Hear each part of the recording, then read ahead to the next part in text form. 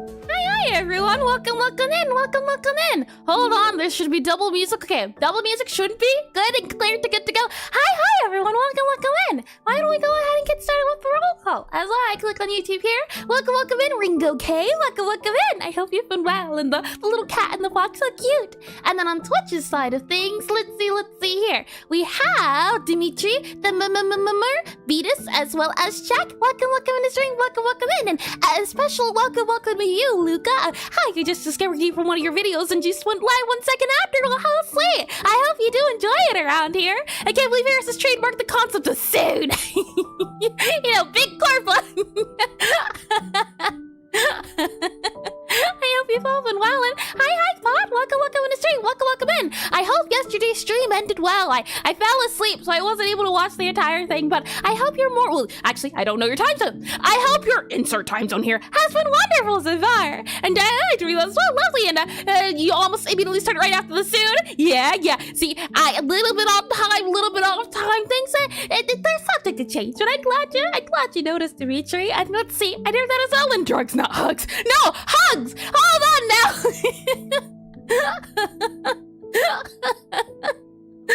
The sentence. We are law-abiding, legally citizens. That doesn't sound very legal, Beatus. I just want you to know. Oh my, I'm excited for today. Unfortunately, I wasn't able to get any dev work done during the week. I tried, however, currently, I'm in, yes, bite the law. I am the law. You don't want to bite me, poisonous. And too fast, I only understood half of it. I hope your insert time zone here was wonderful, Pod, and it is okay. Hello, Air/chat. Hi, it's Voltic Ace. Welcome in the stream. Welcome in. And don't worry, Airs, I fell asleep when you were streaming. My family member woke me up to shut the computers and turn off the lights due to extraneous electricity bills came in. I have been there before. Hopefully, you are able to find a job soon, Demetrius. Yeah, once you do, you still have to spend time doing training, and then you still have to wait. So even once you land a job, it's a month out until you actually get paid, and so the purpleness is from the poison. I will not say what it's from. And I did read that in the National Water Service, no laws. Oh my. Getting with a crime like that, how dare you? And I did read that as lovely. Yes, so this week, I wasn't able to touch the game, so we'll be going back, or we'll be continuing from where we last left off. I spent most of the week programming the website. I didn't realize I'd have to do that. And I'm not even 50% done. I'm not 25% done. I'd say I'm probably 10% done, and there's still so much I have to do, so it's painful, but it's fun. I've been having so much fun because it's programming. How can I complain? And hi, Napa. Welcome in the stream. Welcome in, and welcome back. I hope you've been well, and howdy, and welcome. That timer's done, so let's go ahead and get started into things, shall we? As I click on this button here, click on a little bit of that button there we are, and click on that button there. And web dev? Yeah, web dev. I was Googling so much on how to do certain things. I probably spent a good solid 8 hours figuring out how to do a search query and figuring out how to do, what's it called? I don't even remember it hasn't sunk in yet, but it was a long time, I can say that. And speaking of my job hunting, the company who was very close to hiring me put me on hold and told me to contact the person by the end of September. Oof. And yeah, oh boy. And wait, you had to work on a project, you said, Auntie T? Yeah, but the thing is, the website's a project, the game's a project. They're both programming. It's kind of hard to do both in the same day. And Darius is becoming a spooter without a web dev. Platform unlocked. That said, you can see here what we'll be doing for today. There is a pitch we'll do, then we'll do a recap of what we did last week, and then we'll get right into the tutorial because we have a lot of work to do, and we'll be doing this today and tomorrow. So hopefully the tutorial will be done soon. TM, we'll see. That said, I'm sure you all know what time it is. Get all nice and comfy. Just stay right where you are. And I'm in the industry, they call it context switching. Probably the biggest catalyst. Catalyst is burnout. Do you mean with web dev, Fetus? Saying that, you all stay right there.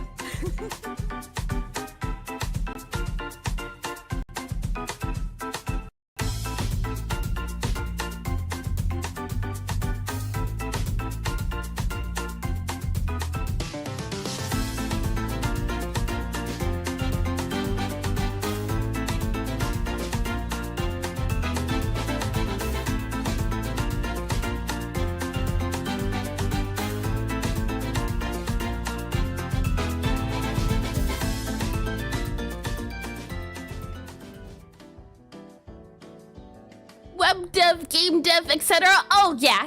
And any program switching between projects? Yeah, and probably the biggest catalyst is burnout? Really? Huh, I've been having a lot of fun, I can say.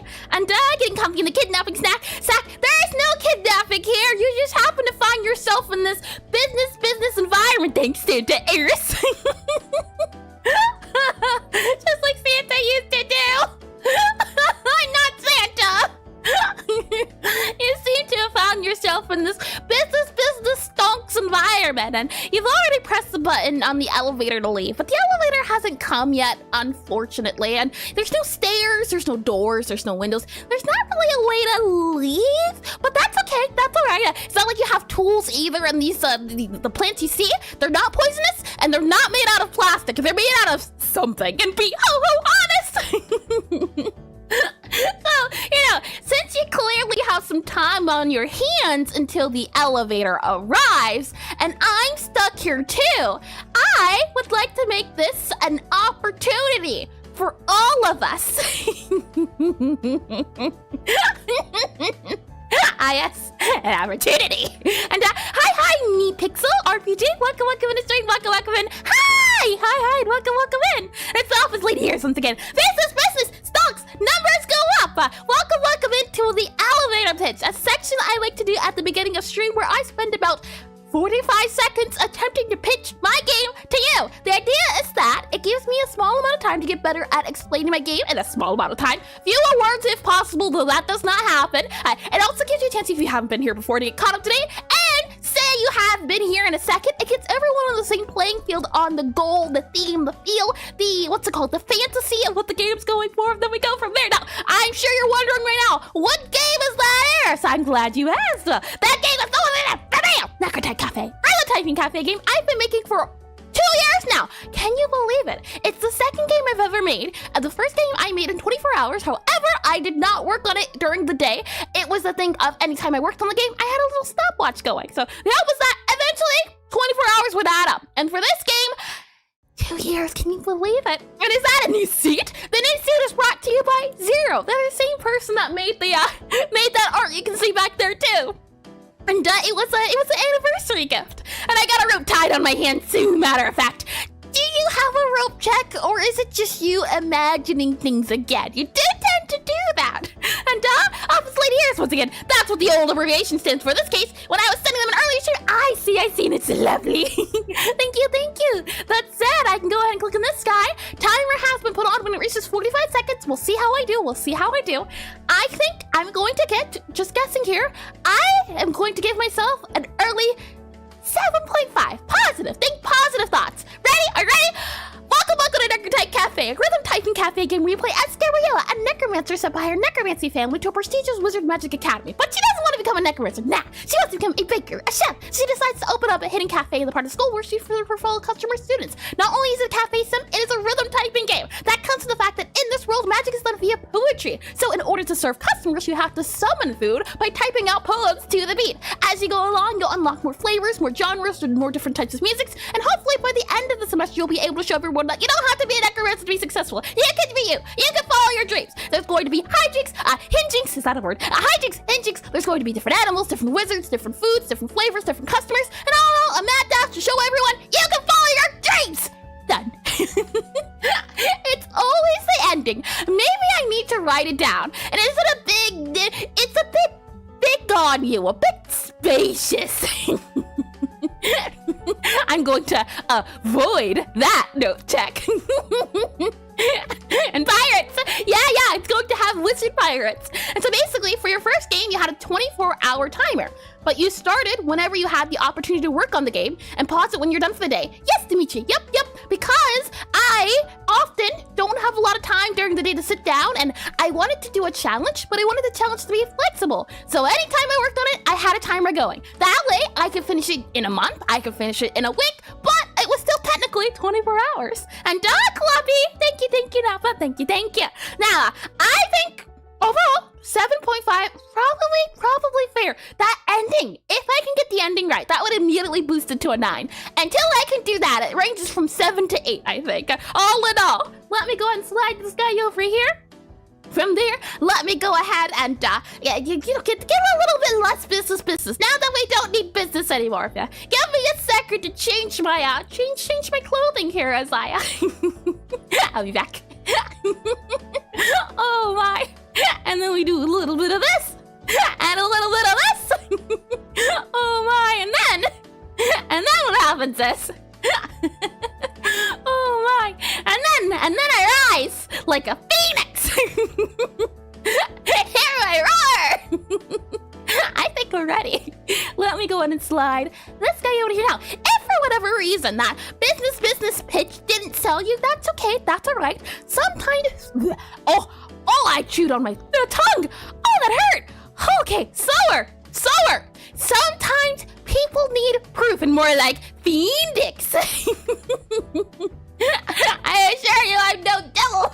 If for whatever reason you need a little bit more proof of the concept, that's okay, that's all right. I can show you the current public prototype, and then I can show you what we've been working on in Godot that hasn't been published yet. As I do here, exclamation NECROTYPA, like that. And then if I click on this guy here, click on this guy right here, you should see this bit here. And then what I can do is click on you here, and this will bring you to the itch page if you do happen to click that link. And then once the music starts up, you should be able to hear the music. You can. Let me then go ahead and hide this guy, show this guy, make this guy bigger, and now it is full screen. Take a look at that. Alrighty then. The music's good, audio's good, you can hear me loudly. Well, let's go ahead and get started with the calibration. As I click calibration here, anytime the white skulls reach this circle here, I press space. So let's see how well I do on my throat. Give me 1 second. Okay, I'm good. Right, you click on start here, and let's see. Wait, hit, hit. I think because maybe you had to tab in that I didn't want to do it. Wait, hit, this is totally not me making excuses for my game. Hit, wait, hit. There's a known bug that happens a little bit that spams everything, but we haven't run into it since hit, wait, hit, since working on it, and that doesn't seem right. That's a little scary that it's 0, but I'm sure it's fine. Let's go ahead and click on levels here and go into the tutorial. And what you'll see is that we start in the cafe here. I can use the little arrow keys to, hold on, do I have to click into the game? Arrow keys to move around. So I have to click into the game here. Aha! Yes, I'm not selecting things apparently. Arrow keys to move around here, and then a customer arrives. And what we can do is go to customer with E and to have the customer seated. The customer will look through their book, think about what they want to order, then wave their little arm around to say that they're ready and prepared. So we can go ahead and take their order. And what you'll notice is that if I hold down space, you'll see a few things pop up. As I mentioned before, there's different flavors, different combinations, different foods, different music. The idea is that this world represents different things. For example here, Gabby is a necromancer, so her color is purple and her flavor is bitter. And whenever you make a food that has the flavor of bitter in it, it's going to be super duper fancy. And you can see that there's the flavor of sweet. I have a custom wizard class called Medimancers. They're going to be healer wizards. And Medimancers, they're the color pink. And whenever you have something that has a flavor of sweet, it's super duper easy. So something that's sweet and bitter is going to be fancy and easy. And more wizards will come along. For example, pyromancers will be added to the game and they'll either be yellow or orange. And when they're added, they'll have the flavor of spicy. And when something has the spicy flavor, it'll be super duper fast. So something that's spicy sweet will be super fast, super easy. And something that's spicy bitter will be something that is fast and fancy. So the hope is that you'll be able to grab all different 10 combinations of the 10 different flavors, and it'll be fun and hopefully a controlled chaotic mess. As we slide over here, follow this little skull to behind desk, and you can see we need sweet. So I'll grab a sweet. We have a bitter, and hi flying beast. Welcome in the stream, welcome in, and welcome back to you as well, Jack. And our necromancers associated with disco music, not in this world. And necromancers here, and I see what we did there. 2 crits of the necromancer. It didn't cross my mind, or it did cross my mind, I mean, it didn't, I got the reference, I'm picking up what you're putting down. Oh my, we can then go here, hold hold down Q, and what you'll see is the tutorial as a slideshow. This is one of the reasons why I wanted to update the tutorial. Right now, everything that you see here is placeholder. You'll even realize when we go into the current build of the game that's in Godot, that's not public, you'll see there's a lot of things have already changed. Right now, we're in the prototype. We're working on the MVP, the minimum viable product. What that means is that I'm not worried about the looks of the games too much. I'm not worried about the music, the sound effects, those things. Not too worried. We're working on the minimum viable product. What makes this game the game? What's the core idea? It is a rhythm game, it's a typing game, and a cafe game. I need to make sure all three of those mechanics work, and once I do, then I can start to add a little bit of game juice and pizzazz. But right now, we're working on mechanics, and I thought it was a Plant vs. Zombie reference. I can see that too, the disco zombie. Oh my. What we can then do is you'll see once the letters hit the white circle here, you press the button, and it's not letting me do the thing again. When this guy fills up, congratulations, you have completed the spell. And when this guy fills up, you have failed. This is your tongue-tied meter. You don't want that guy to fill up. That's very bad for you. If I click enter here, is that going to? Interesting. We click close here. Let's see how well I can do. BEWARE space THE space MY space SON space THE space JAWS space THA T space BITE comma space THE space CLAW. One more. We have S. Oh, that was way too early. I got an 86. I think that's my highest score so far. Maybe I just need to keep calibration at 0. Take a look at all those purples for perfects. I don't know if I've ever gotten 90, but 86? I'll take it. Thanks for that. All right, we'll go ahead and grab our dish, then we'll go to the customer here, and we will serve the customer here. Eat it. Enjoy it. They'll eat it, enjoy it, type their little mouth, we'll take their payment, and then they're on their way. There's more to the game. You can see there that it says go serve. They're going to act like customers, but they're going to be more of an antagonist in the sense of they have AoE stuff that they'll affect the customers with, so you have to serve the customers and the ghosts in order to get across the levels. So we'll go ahead, go to main menu here, and with that said, let me go ahead and show you the current build that is on Godot that has not been published yet. As I do this guy here, lower down the music here, we can then go ahead and hide this guy here, show this guy here, then go ahead and meet this guy here, then go to Godot here, and then I can go ahead and click on programming here, and if I click on play here, we should be good. It should load eventually, and then you'll hear the music and everything. There has been so many different things that have been modified and updated. Unfortunately, I can't publish it because of the fact that if I do, a lot of people aren't going to know what's going on because there's no tutorial. So while I could publish the update, most people aren't going to know what they're looking at, which is why I've been holding off on updating it until the tutorial has been completed. It's been, I think, around 5 months maybe of working on this tutorial. I mean, well, not working on the tutorial. Hold on. I mean, and I can check too, since the last update of the game. The last update of the game was in September. Okay, it's almost been a year. Ignore that! Oh no, don't even. And you should note that devs have always been plagued by becoming skilled at their own game before balancing the game and turning it way too hard for normal players. Well, the good news is that I have not practiced the game. I play it on and off for testing and bug purposes, and I'll be excited to start playing it for fun when I can find other things to add to game juice. But that's interesting, Check. I've heard the opposite, where some some game devs are not very good players, but they like testing it they like getting people to test it. It's like League of Legends, where the devs aren't actually pro players, and the pro players decide, yeah, this thing's balanced, this thing's not balanced. We have here calibration and a new screen and gives. Oh my, the calibration has been updated. Now you can customize your calibration. There's also a reset button here too, so now hopefully it gives a little bit more flexibility. Along with that, if I click on the levels here and I click onto the tutorial, actually not the tutorial just yet, if I click here, you'll notice right away that the game has changed by a whole lot. I'm wondering, audio-wise, the game sounds pretty quiet. I don't know about you. Interesting. Well, But okay and fine. What you'll notice right away is that there are a lot of changes. First off, the cafe is a lot smaller. Now there's 4 things. Now 4 desks. Not only that, but there's also flowers and candles, and Gabby also looks different. Very different, mind you. And I did realize, oh, lovely, lovely. And thank you for the follow, Luca. I don't know if I ever said it, but thank you. And that's exactly what makes you skilled. This is usually related to mechanical skill. Games with large space of strategy have the opposite problem. The player base will always figure out a better way.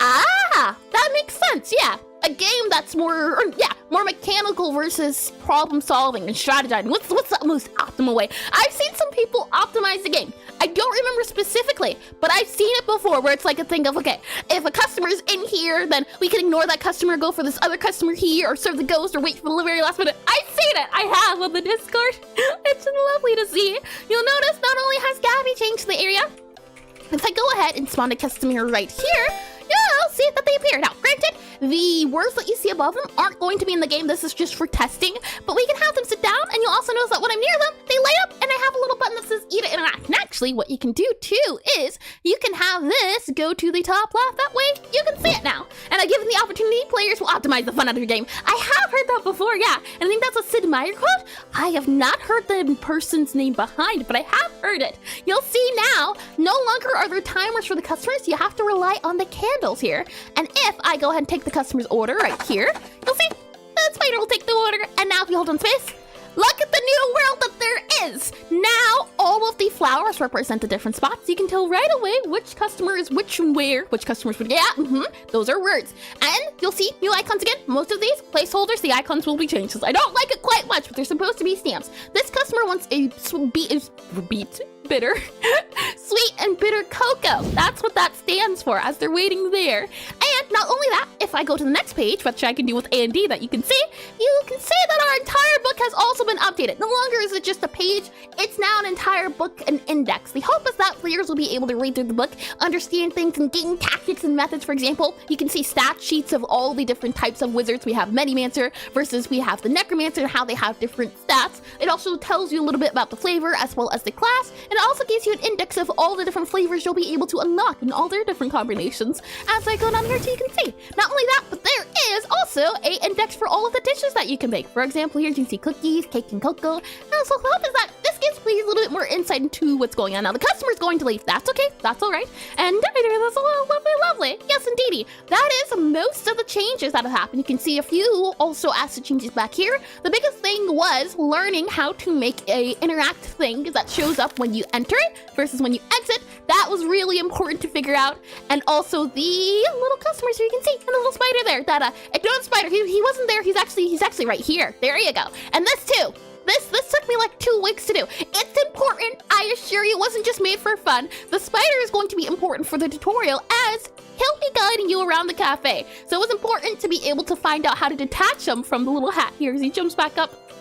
To be able to detach him, as if we go back into the main menu here, what you should be able to notice is that in a tutorial now, the game starts off with a little dialogue. There we are, dialogue, yes, where Gabby talks back and forth between the spider. The tutorial's goal is to show you how to do, at least right now what we're working on, is to show the player how to make a dish. After that, then we'll move on to showing the player how to do the cafe portion. But right now, we're focused on dish, how to make the dish. And to help with that, we've added a dialogue system for Gabby and her familiar, and the familiar will start off on not actually on her hat and on the desk so that they can talk back and forth. And the hope is that the spider will be able to guide you through it. What's going to happen, you can see, and the words here aren't actually going to be what it is, and that brown box, not going to be there too. That's for bug testing. And you can see too that no longer does it tell you what to do. There's icons above your head that show you. And I'm wondering as well, probably we want this thing above her head to show up after the dialogue is done, so we can definitely do that, as I can. So we'll see. We are working on the tutorial, so this is what we're doing. And you'll see once they're finished talking, the idea is that you see the arrow key point to where you need to go. So you'll go here, and now you have to hold Q. So no longer do you have to grab the ingredients first. Now the player has to do calibration immediately when they start up the game. This way, if players haven't done calibration yet, they still get a chance to. Not only that, but the icons have also been changed to little space bars so that it's easily understandable. And again, with the calibration here, it's got new buttons. So hopefully the player will be able to customize it a little bit more. And if I click on continue here, next Next up, the player will be guided to go to the bookshelf, which you can see with the arrow key there. We'll have the spider move over to the bookshelf to also emphasize this. I also think we're going to add a dialogue here too, and we'll do that today, I think. So you'll go here, and it'll then tell you to open the bookshelf, which you'll do. And once you open the bookshelf, I believe this is the last of everything we've done through. And this guy here tells you F for select, so I can go ahead and select on here. And then this is where you'll have to combine all the dishes. So that is it. And no worries at all, Flying Priest, no worries at all. I'm gonna go to sleep now. Tomorrow's a big day, so gotta wake up early. See y'all tomorrow. Best of luck tomorrow, Flying Priest, and I hope you're able to get all the sleep you need and the well-deserved sleep as well. Get some rest. And I was about to say feel better soon. I mean, not being well-rested is a cause for concern. But thanks for stopping by and chatting for a little bit as well. And with that said, yes, so I think starting off, let's move the arrow keys to appear after we finish the quest. And hi, Eska, welcome in the stream, welcome in. Not only do I want the arrows to appear after the dialogue is finished, I want to be able to add a way to talk to the spider. As the hope is that if the player's having troubles and needs to understand something, the spider will be able to go over to, or you'll be able to go to the spider, interact with them, and then a dialogue system will pop up. So that's two things I want to get done. If I go here to our taskbar, I should be able to add that. And I click on this guy here, there we are, and I go ahead and do a little clear here. So if I do this guy, and I do tilde, and then we do clear, that should clear the task list. And then let me write down what we need to do. So let's see here. We need to look, oh yes, that is something I was able to fix, was that in here, when you're holding down space, it would open up the bookshelf. I have fixed it. No longer can you open it up with space. And there's also the select button that I also made sure to fix. So I did get stuff done. I just didn't get everything done. And hi, Amanda. Maybe. Welcome back in the stream. Welcome back in. Please correct me again. And hello. I hope everyone's having a good day. I am indeed. And I hope you can say the same for you too. Let me click on this guy right here. Oh, if it lets me. There we are. Okay, so the book has been finished. We need to guide the player with the spider. We need to make a task. Add spider, INTERICTION. One task is to make the spider interactable. That's one thing. I also want to do it to where, let's see. We need to move controls, you want 2 arrows to end of DIALOGUE. Move controls to end of dialogue. And I can go ahead and just do a little bit of this guy here. And then I can also do a little bit of this guy here, and now we have the task on screen. So I think we should start off with one I think it will be easier, which is making sure that the controls appear after the dialogue. What I mean by that, just to those of you that have not seen it, as I can do hopefully reset here. Oh, I just want to reset, Oh, because I'm near the thing. Interesting one. I soft locked myself due to cheats. Because I opened up the bookshelf, the player can't move around anymore. That's okay. When you open up the tutorial, you can see that a dialogue plays. The control keys we don't want to appear, and we don't want the arrow to appear until after the dialogue is finished. That's what I mean. So we can go ahead and close this guy here, and let's start off by doing that first, I think. So I'll go ahead and click on music here so that you can hear music in the background. You aren't left with silence. And with that said, how to get started. I think the biggest thing is that if we go here to our cafe, there is a function for starting the tutorial, I believe. You can see here, set up tutorial. And this is where we add everything to. And what I'm thinking is at least that we're going to have to move a few things. You can see that it turns off the hat, it teleports the spider to the desk. We then move the player to the tutorial position. We add the highlights for the player. We also allow them to see the hints for controls. We also hide their indicator and also disable the spawn. So my guess is that what we're going to have to do, and not level data is tutorial. I see, hold on. If the level is not the tutorial, I got ya. Okay, never mind.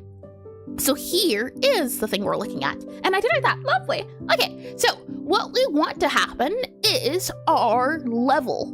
Does our arrow show when it is in a tutorial? That's what I want to know first. Along with that, where are we setting our player controls at? The keys that appear. They're called the button direction controls. These guys here, I don't know if you can see them because they're behind. Where is this guy being called at? I don't want to remove that. No, I just want to go to it. never mind. I guess we can't go to it. I'll just do it here then. How do we find you in script? There we are. Button direction controls. I want to go to the player's button direction controls specifically. And let's see. Hi, Wally Tomlins. That name does sound familiar. So maybe welcome back in. Welcome back in. Or maybe welcome for the first time. And please correct me if I'm wrong with the name as well. I do tend to butcher it. But hi, and welcome in. As I scroll down to here. So we're looking for specifically our button direction controls. This guy, where do we use it at? We use it, as I do Control F, enable player control hints, disable player control hints. This is where we're using it at. And if we go back to our cafe, oh, there's so many things here actually. Close you, don't need you, don't need you, don't need you, don't need you, don't need you, don't need any of you, or you, don't need you, can go ahead and close you. There's so many things that I don't need and that are messing everything up. Animation player, nope, don't need canvas item, nope. Color rectangle, vector, any of those guys, nope, don't need you. Don't need ghost manager, we haven't even touched ghost recently. Close the ghost here, go ahead and close game over screen. I'm just going to close everything. I think that's what I'm going to do, and you can do that by clicking on the middle click button. It closes everything. And now butchering all sorts of things is a common thing here. Not true at all, Jack. I don't know anything about butchering. No, I don't know what you're on about, butchering. Definitely don't do that here. Well, then click on this guy, and what we can see is, for our player at least, there is the toggle. So the toggle button direction controls. Go back up here super duper quickly because I lost it. We have you here, and we go back to here. So where are we using disable player control buttons? We're using it here in the cafe. This guy right here. So what we need to do is actually something a little bit different. We need to call these guys once our task or once the dialogue has finished. I think that's what we'll have to do.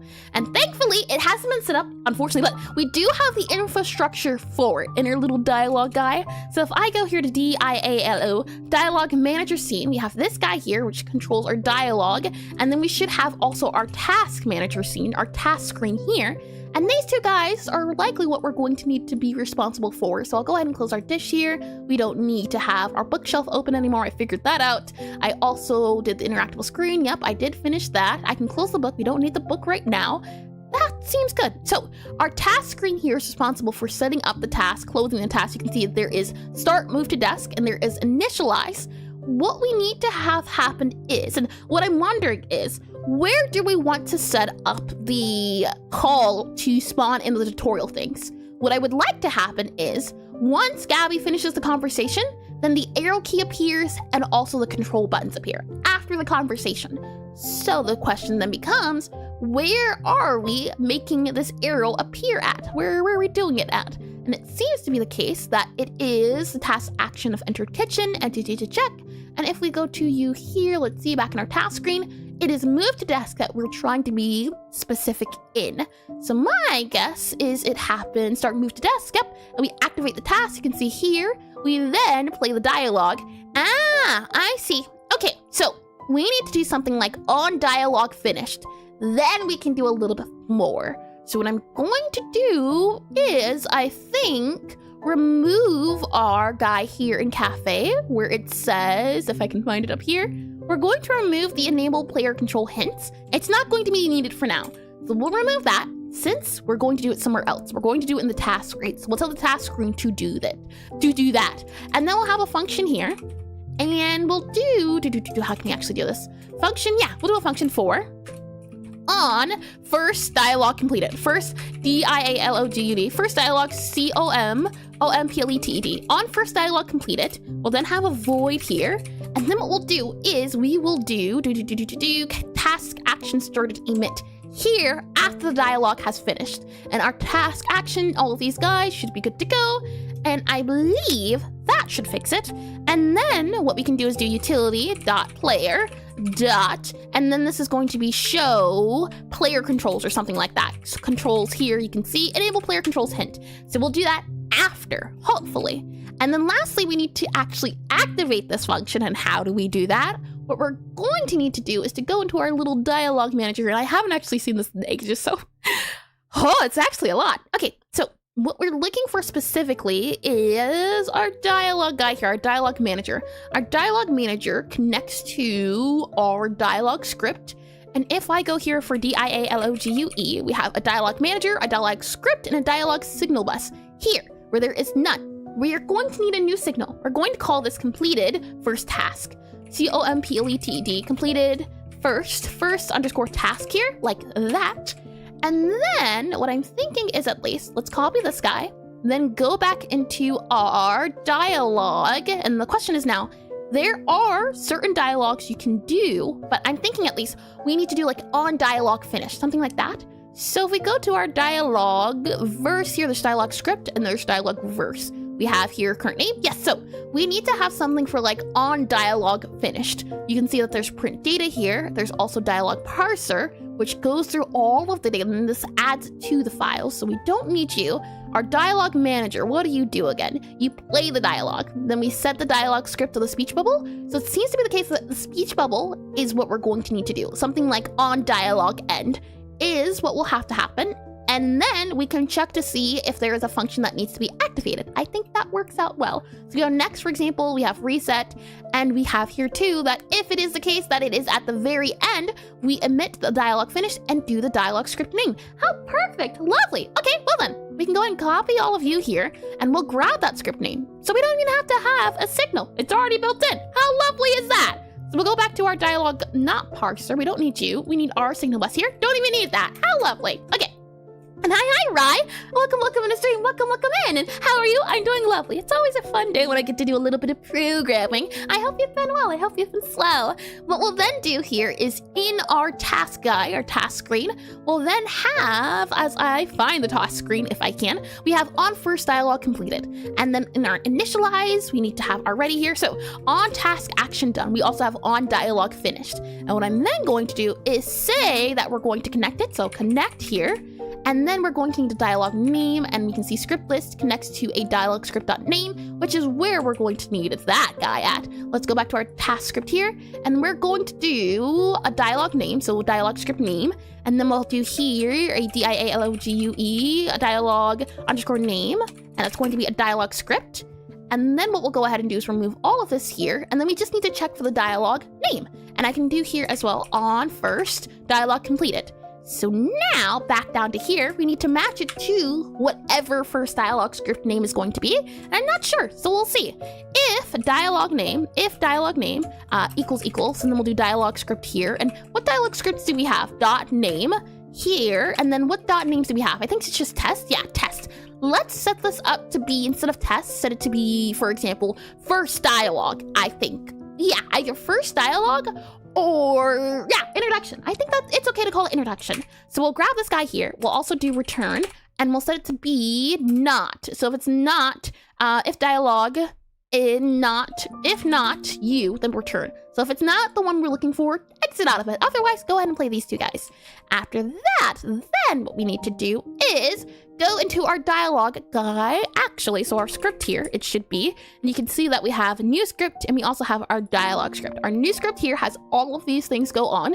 Let's go ahead and just copy this guy super duper quickly to make it not hard on us, actually, and I'm going to duplicate it. Yeah, and we're going to call this introduction introduction script is what we'll name it as. And then it should be, where's our introduction script? Oh, I see. Introduction, we need to do introduction underscore script. So let me rename that guy here and do underscore script, introduction script. There we are. And then we can go ahead and go back to this guy here.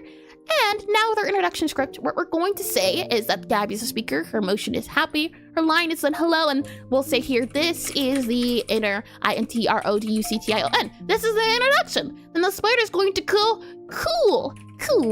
And then the spider will then go, as I'm going to just copy this here, and we'll do, what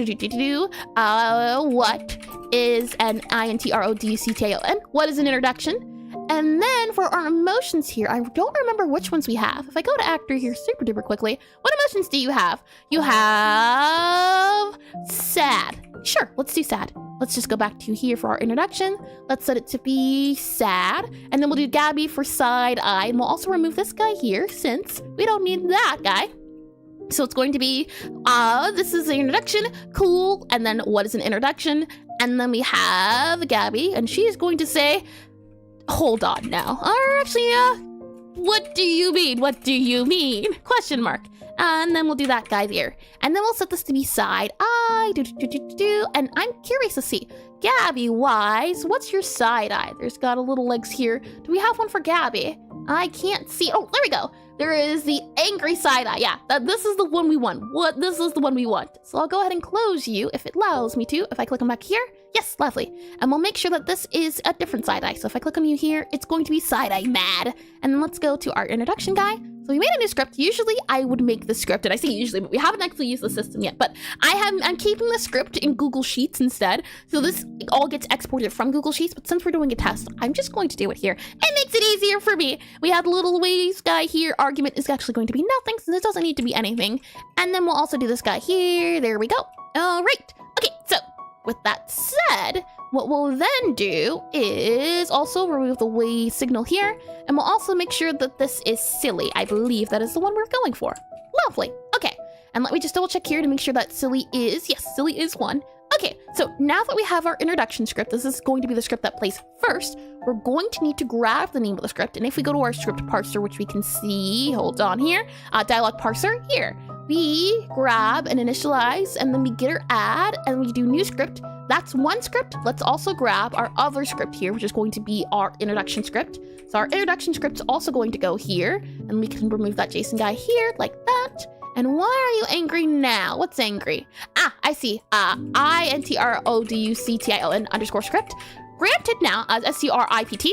The hope is that the game will just be able to look into this folder of all of my scripts, so I won't have to add them individually, but for testing, and also because I ran into an issue where I was uploading it to itch, it didn't like looking through the files of the game since they weren't, I think, local files. I don't remember how to say it, but because it couldn't access it because it was a downloaded game, it didn't like grabbing that information, so I had to make a whole array. It was something, I can't say that much. We have script here, and then we have script and current name. We can set the name to test here. So what I'm going to do is actually do a guy here, and we'll do how can we do this? Function for, and then INITNAIZE, initialize script, SCRIPT, and then we'll take a script or whatever script, new underscore SCRIPT, and then since I don't know what it is, we'll just keep it as that, and then we'll go ahead and do void here, and then we'll just paste all of this into here. And then we'll also add in here to the script name. So we'll grab this guy here and copy you to here. And we'll do here, comma, new script name, SCRIPT, script name here. And then we'll make sure that this is a dialog script. So dialog script dot name here. And then what we can do, hopefully, is grab, as we remove the script data here, we then just grab you here and remove you to here, or add you to there rather. And then initialize script, initialize script there. I see, got you. Okay, let's then, I guess, do for you and you there and do you and there return. Okay, got you. In that case, we need to initialize file. Let's just do that for now. That way it doesn't get angry. Initialize file here. And then we have the script here. We'll then also grab our script name here where it says script name test. So we can go ahead and just remove that guy here, remove this guy here, and also remove this guy here. That way it sets everything up. And the hope is that now I don't have to do too much. I just have to do here, for example, initialize file, set this to be script data, and then we copy this here, make it dialog script. So dialog script dot name dot test. That way it's not as confusing, and we can just remove that. That's why I did that. And then we can copy this guy here and also add a new name. This is going to be a name of introduction. So introduction, and I don't think we have it as a name yet, which is okay. We're also going to make this INTRODUCTION, introduction data. And then we'll set this to be introduction script.data here. We'll then double check here on name. We don't have one, so let's go ahead and do INTRODUCTION here. Also add a comma, and then let's go back to our dialog parser after saving it to make sure that it does update. Then we'll set this to be introduction here. So introduction. So we have an introduction script and now also a test script too. With that said, what we can see about doing is going to the player here, save that guy. We now need to check to see what script is called and what script is updated to. So I'm wondering, in our dialog manager at least, where do we load our script up at? You can see here, there is play dialog and connect to play dialog. So where are we calling play dialog at? I can do that with Control Shift and F. And hi, Luca, welcome back. I was having dinner.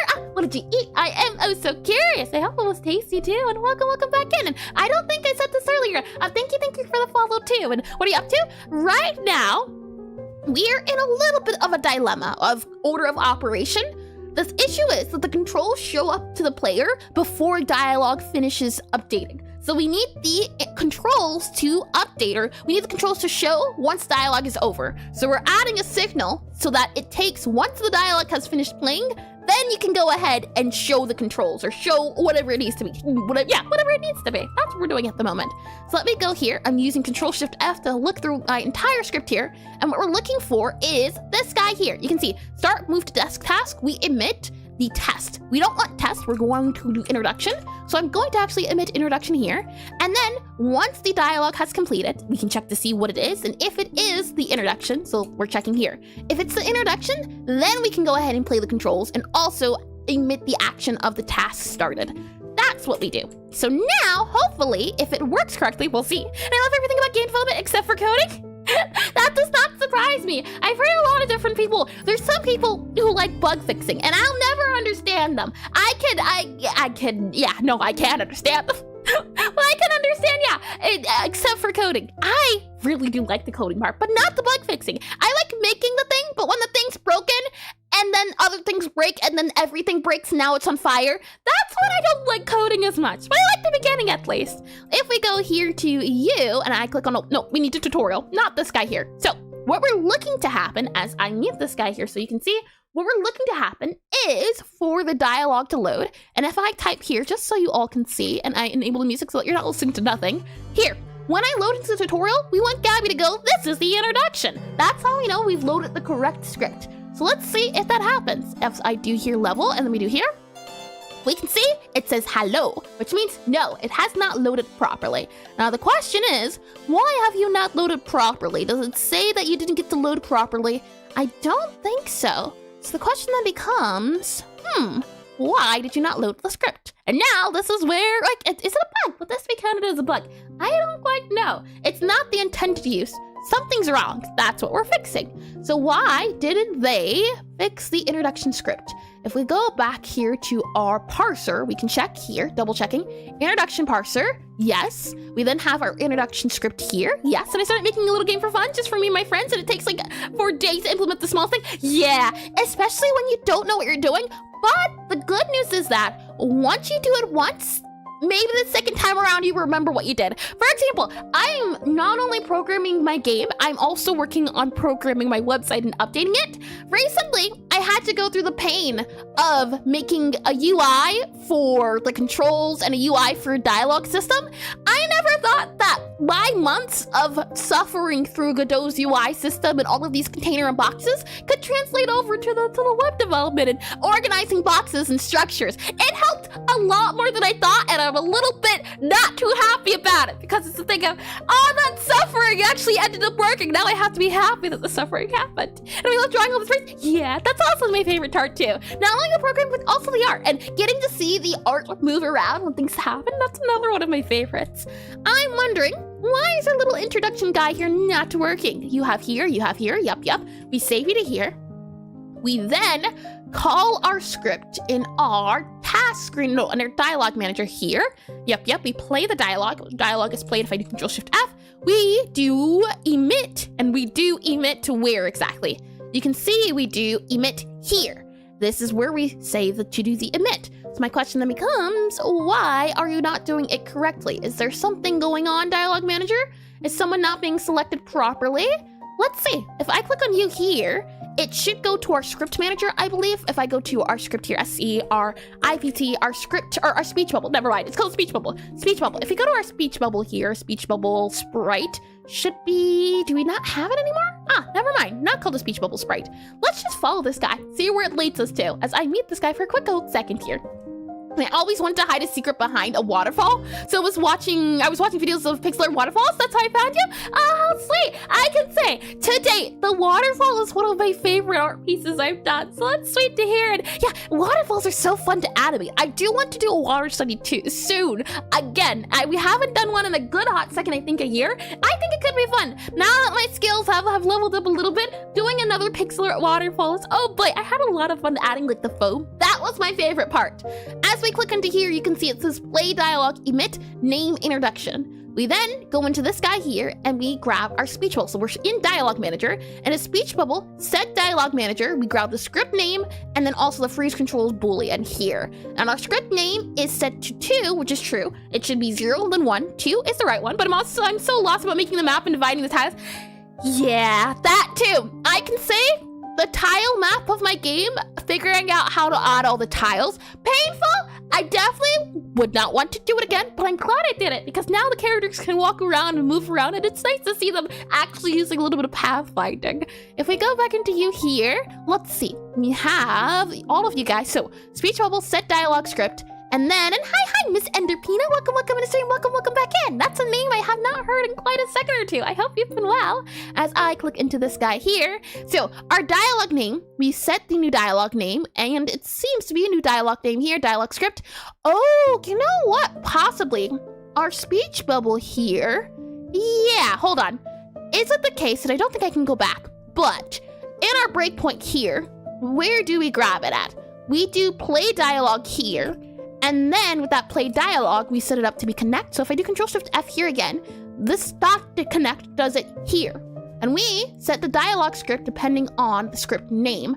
And my question is, where do we call the script name at? We really don't. In the sense of our dialogue parser is where we hold the scripts. We actually need to grab the script. You can see here our script list. So what we actually need to do, I think, is in our emit here where we're doing script name, then we have to grab our speech bubble here, and it's actually going to be, as you can see here, set dialogue script. We grab the script name, a dialogue name. Yeah,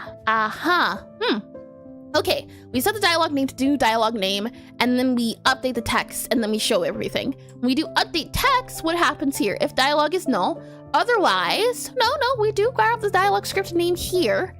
Interesting. Okay, well, let me go ahead and click on this guy here. We'll take a look at what this guy's doing. And while that's happening, let me get a little bit of coffee, as I do have a little bit today.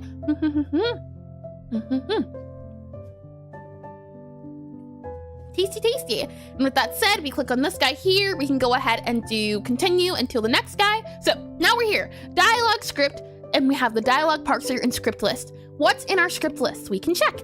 In our script list here, we have, let's see. Script list. We have stat list, so script. Dialogue script is empty, and if we continue, it should grab it. Now we have the dialogue script. What is in our dialogue script? It says we have verses here, and what's in this verse here? It says, hello. Interesting. So it isn't loading the correct script, maybe because we haven't set the name of the script, possibly? If we go back to you here and do, let's see where we at. This is called, as I do here, hold on, script, script, script here. We do new script. New script is this guy here. Then we have our introduction script, which is this guy here. And then we have our parser. So if I go back to our parser here, we go for our dialogue parser here. Just double checking and making sure all of these guys are good to go. We have our script name here. We grab the name here, here, and here. And this is where we add it to our list here, our script list. I want to see, and I want to double check that it is the case. Where do we do initialize script at? We do initialize script too. Okay, well, ad break's about to start, so let's do the thing.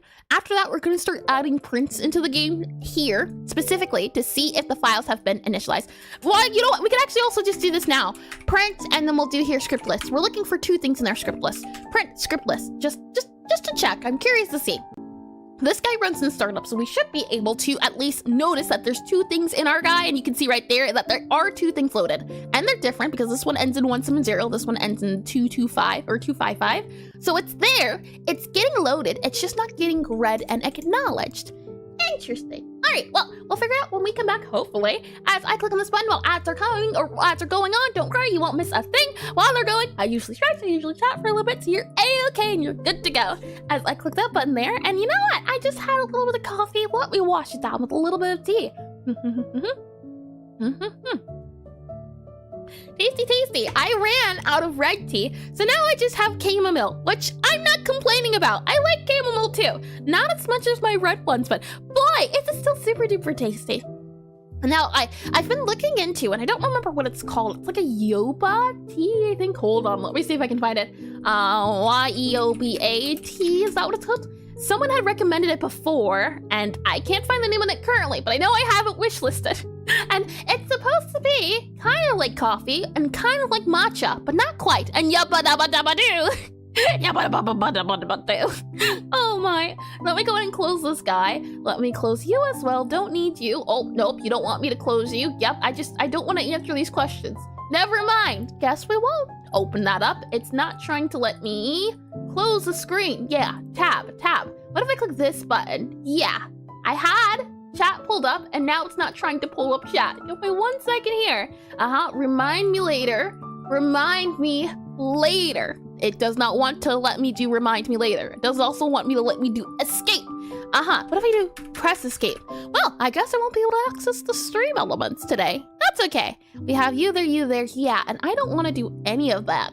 Okay, that's okay. I can kind of see it, and I can also refresh the page, I think, too, so we're all good. We're A-okay and good to go. Let me get a little bit more watch air here, and then we'll do some stretching if we have time. Teasy. That's sad. Let's do some neck stretches. I don't think we've done that. We've done back stretches, but not many neck ones. So what you want to do is start off by going to the left here slowly but surely. If anything cracks, breaks, necks, or pops, or splinters, or dislocates, or emits, or shatters, I'd call a doctor, call a lawyer. Don't call me. I should not be liable about anything that happens to you at your own discretion. I am not a professional. Let me go here just a little bit to the left. And then we'll want to go a little bit to the right here. And then we'll want to go to the... I didn't realize how flowy my hair was. Oh, that's so nice. Let's go to the left here a little bit.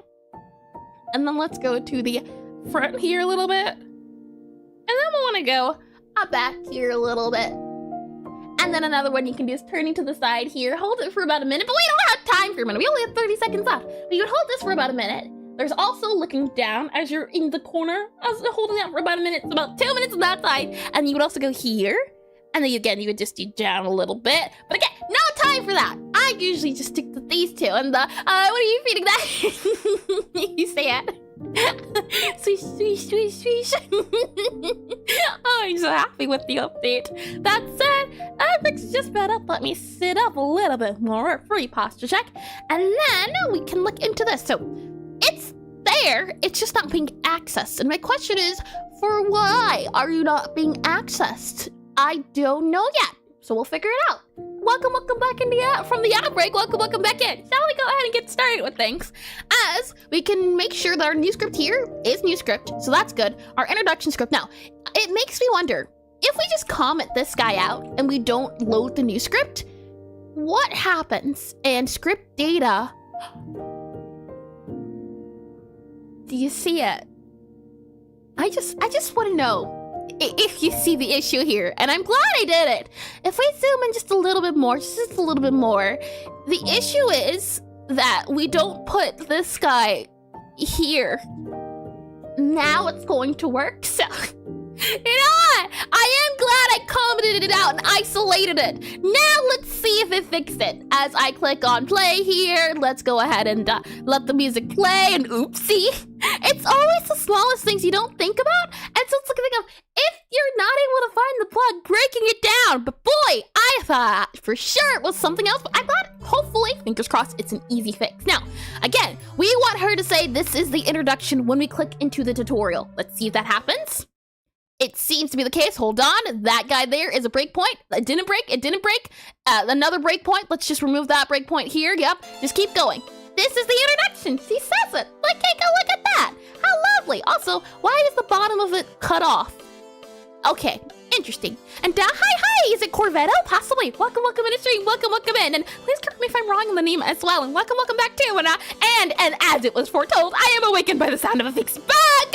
And as she said the thing. What thing did I say? Huh? Oh, yes, you did say the thing. Isn't that lovely? So now what we're looking to happen is that at the end of the introduction, then we want the icons and the arrow to appear. You can see the icons haven't appeared above her head, and the arrow is not behind the desk yet. The last introduction, or the last, I think, speech, is her giving the spider the side eye. Let's see if she does that. So, this is the introduction. Then the spider says, cool.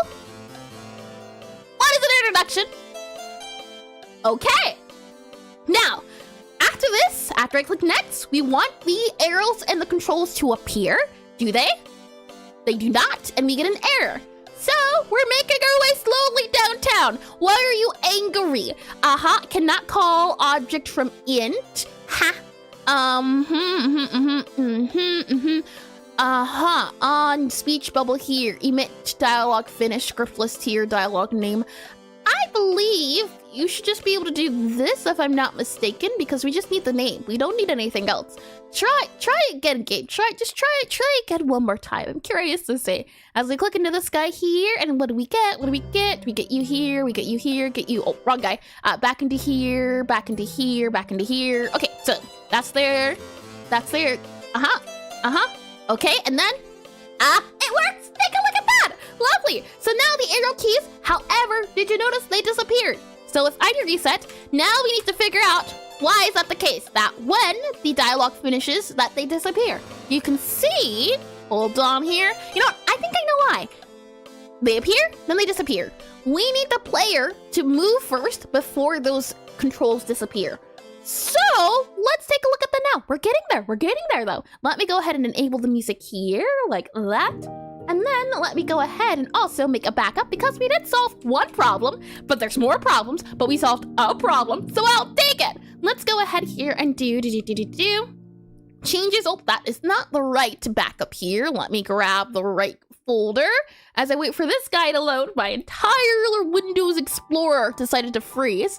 Let's then go here to Godot Games, go into this guy here. I right click you, open with code, and it should allow me to add a backup, fingers crossed. Do you do it, game? It should, or not even game. Visual Studio Code is the reason why it's a holdup. And it seems to be the case that, yes, lovely. Okay, so we'll go ahead and click on this guy here. We'll then go ahead and say, removed, REMOVED, removed, or rather tweaked, TODKD, tweaked intro dialogue, DIALOGUE. There we are. Okay, tweaked intro dialogue. We'll go ahead and commit and push. So now going forward, if we make any changes and everything starts burning on fire, we can go back in time. Always important. And with that said, and hi, the Alpha Yak. Welcome in the stream. Welcome in, and welcome back. And good afternoon, Emerson chat. Good afternoon, and welcome in. I hope your day's been wonderful so far. That said, yes indeed. Okay, so now we need to figure out why the player controls get hidden. I believe it's because I have a timer that you can see, hint expire timer. I believe this timer is started the moment the player, or the moment the game is finished, or the moment it's, I believe it started the moment the player not moves, but does something else. So I'm wondering, at least, if we go to you here for player, yep, where are we seeing that hint timer at? We can see, hint timer here.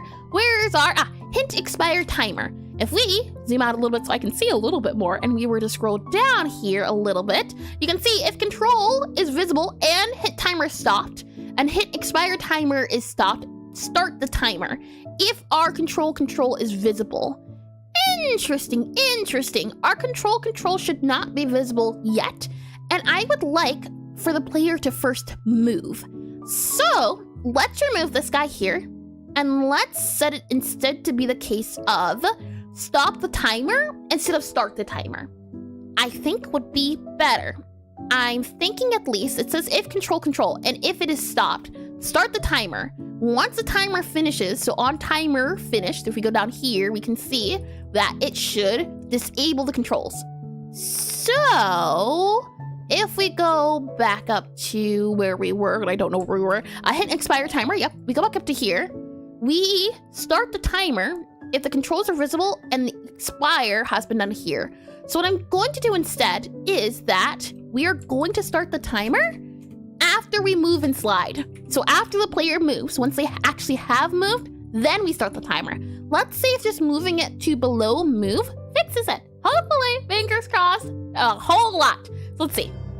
Wait it out, then go to levels here, then we can go and meet this guy here. We don't need it anymore. We then have the tutorial. We go past the tutorial, all of these guys here. Yep. Now, I haven't moved, but it still counts it. So,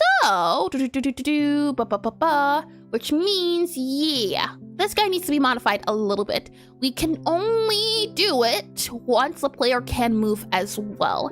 So we have up here, at least, that it has current game player can move. If it can't, if she can't move, then it returns. So the player can move. If the player has moved, but I don't think the player has moved. So how can we check? Because here at least it gets the direction and the velocity.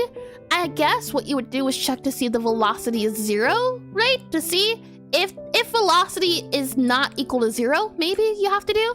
I don't know much about physics, so I'm not too sure, but let's just try. If velocity is not equal to 0, possibly. If it's not equal to 0, then maybe something like that. And vector 0, vector 2.0. There we go. Okay, something like that, maybe. And also, we're checking to see if it's visible and the hint timer expired is stopped. Yeah, then we start the timer up. We only want to start the timer once the player moves. That's what we're trying to accomplish right now. And the hope is by checking the velocity, we can do that. So if we wait this guy out here, if the velocity is not 0 is what we're looking for. So the player has to be moving in order to start the timer. Hopefully, we have here, and here. You kind of do move after the tutorial finishes. So I guess maybe we just want the expire timer to be longer. That is an option as well.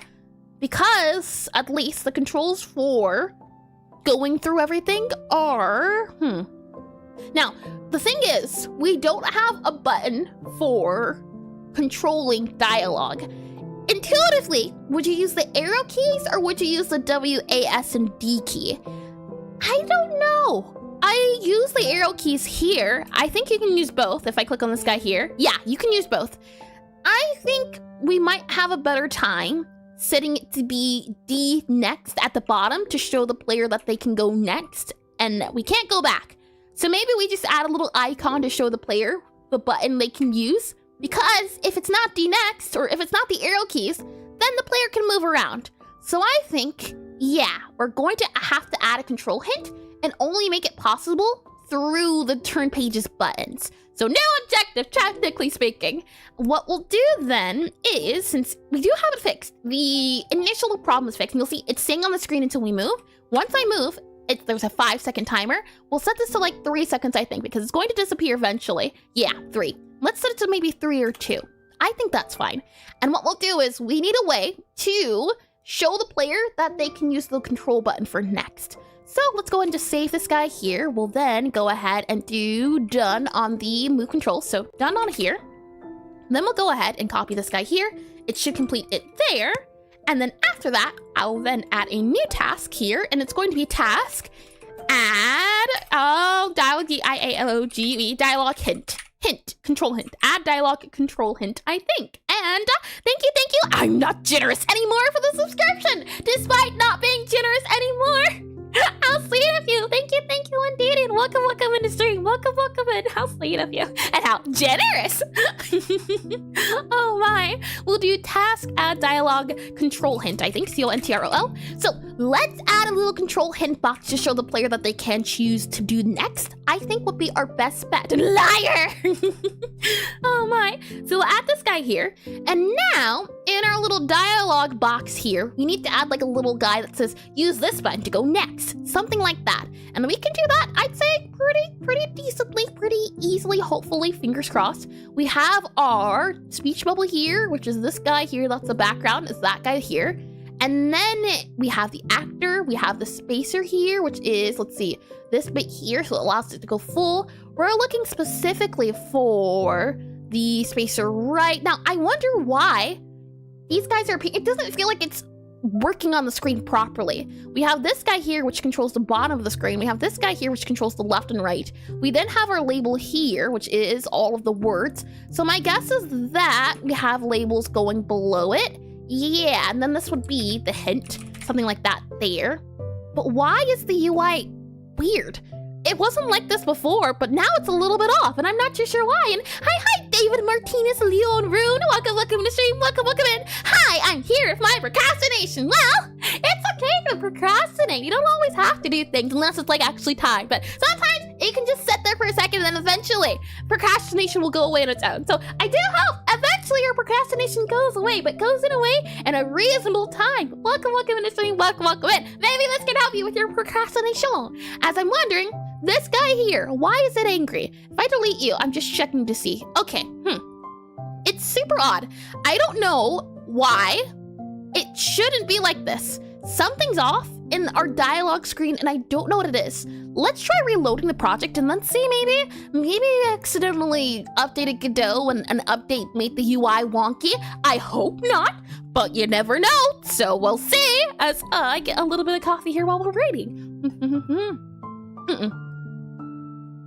That unfortunately did not fix it, which is not good. I'm wondering, our task screen here, no, that's not what I'm looking for. Our control screen hub, I also can't look at you there. Never mind. And then this guy here, that's set properly. So I guess we have to just fix it. I don't want to, but I think that's what we're going to have to do. For example, here we have our dialogue guy. If we set you to, you are set to expand. Wow. Yeah, you're set to be expand, you're set to be size, reset size here. And that's this guy here, but why is the anchor? What? Custom minimum size. We have this guy here. Something's off, and I don't know what broke. And why our boxes are now like this here. You can kind of see it's off, and I don't know what I did. I truthfully don't. And if there is a way to fix it, we have... Nurse, what did you do to the box? I did nothing! I was thinking inside the box, thank you very much, and now it's decided to die on me. We have our portrait here. We have our spacer here for the other side. I'm okay with leaving that. Then we have our box here, which does... Yeah, it's a V box. So my guess is going to be that we need to add another label here. But the question is, how do we do that? I'm not too sure. What I'm going to do is I'm going to change the type and we're going to make this into an H box to start off and see if we could just work with this guy here and the box can hold your thoughts. And so it seems it couldn't handle the thoughts, the thinking. It was overloaded, possibly. We have your theme. We have theme overrides constant separation. That doesn't do anything. My then wondering is a separation here. If we reset the separation, And you were thinking inside the box, but your brain is too big! Oh boy, if we reset this guy here, we reset the stretch ratio here, something is just so off. Okay, my attempt is going to be, maybe if we change... I have no idea. Hold on, is this the latest version of Godot? Hold your horses here. I think something broke during an update or something. Godot 4 latest version, VERSION, and I didn't even update it on purpose. I think it just updated on its own. Yeah, I think that's what happened. Or maybe, possibly, we haven't touched the dialogue in a second. It was last updated on the 18th, so I'm guessing it broke, and okay, it's fine. It's all right. And to load the backup and check, there's not a way to quite load up the backup because I've already committed to this version, or at least I'd have to go to an early version and then mess around with version control, which is, I do have the older version, but I'm still not too versed with Git and check out and check in, and to try to do it on stream, I'm not too sure about because I get confused very quickly. I think I truthfully might just be better off redoing it. Maybe, might be our best bet here. Our dialogue space, yeah, our spacers are just off. They're offset. And it's only this guy here, it seems like. So we have a V-box. The V-box fits the entire screen. Then after that V-box, we have a spacer for the top, so it pushes it down. Then we have a spacer for the bottom, so it pushes it up. And then we have our H-box here for our dialogue box. That makes sense. That makes some sense. We have here separation, and that doesn't do anything. What about this guy here? If we do theme override here, constant separation, that brings this guy up. You know, I was wondering why this speech box looked a little bit different. It felt different. Let's set this to 25. That way it's not at the bottom of the screen. So it's going to be something with our H box. It makes me wonder, can I just duplicate you possibly? No, that won't work. Okay, that's okay. In our H-box, at least, we do have a few things that, or not even a few, a lot of things, so maybe we can't modify it, actually. Okay. And hi, ADN! Welcome to the stream! Welcome in! Hello! Hello, and welcome in! And the power of Bobby compels you! Oh my! I could maybe get an earlier version of the dialogue box, possibly, but I haven't touched it, is my thing. The scale here, if I reset the scale... everything fits. Okay. Okay! Okay! And now if I change your scale back to being bigger? Interesting. Well, I think it's fixed. We go back to this guy here, and the labels are not quite working, but they're now fitting where they should. So, a stretch ratio goes there, separation needs to go down a little bit here. Yeah, so that needs to be fixed, that's okay. How do we change the scale of this guy then? I had hoped this, but you can see, no. Maybe we grab our speech bubble here, and we can't change the scale. What if we do offset transform and change the scale here? No. How can we scale this guy up? I don't know. What if we do the offset transform here? No. How do you make that guy bigger without it going outside of the box? Is my question, and I'm not too sure. Let's not worry about it right now. That seems like a future problem. Let's just fix the box and add the button to show you what control to use. I think that's what we'll do for the moment. So we'll go down here, and this is our problem children here. You there, and then we have another new guy. I am wondering if we're going to do, and let's just also add this now. Hbox, Hbox, control hint, control control hint here is what we'll do. And then we'll also have inside this guy here, we'll add, so let's see. Add child, we'll do a rich text label here, and we're going to call it the control hint label, so label control hint. Press next, and then I think you do something like this here for X, and then that goes there, something like that. We can also make sure to expand this guy, because expanding is usually what you do.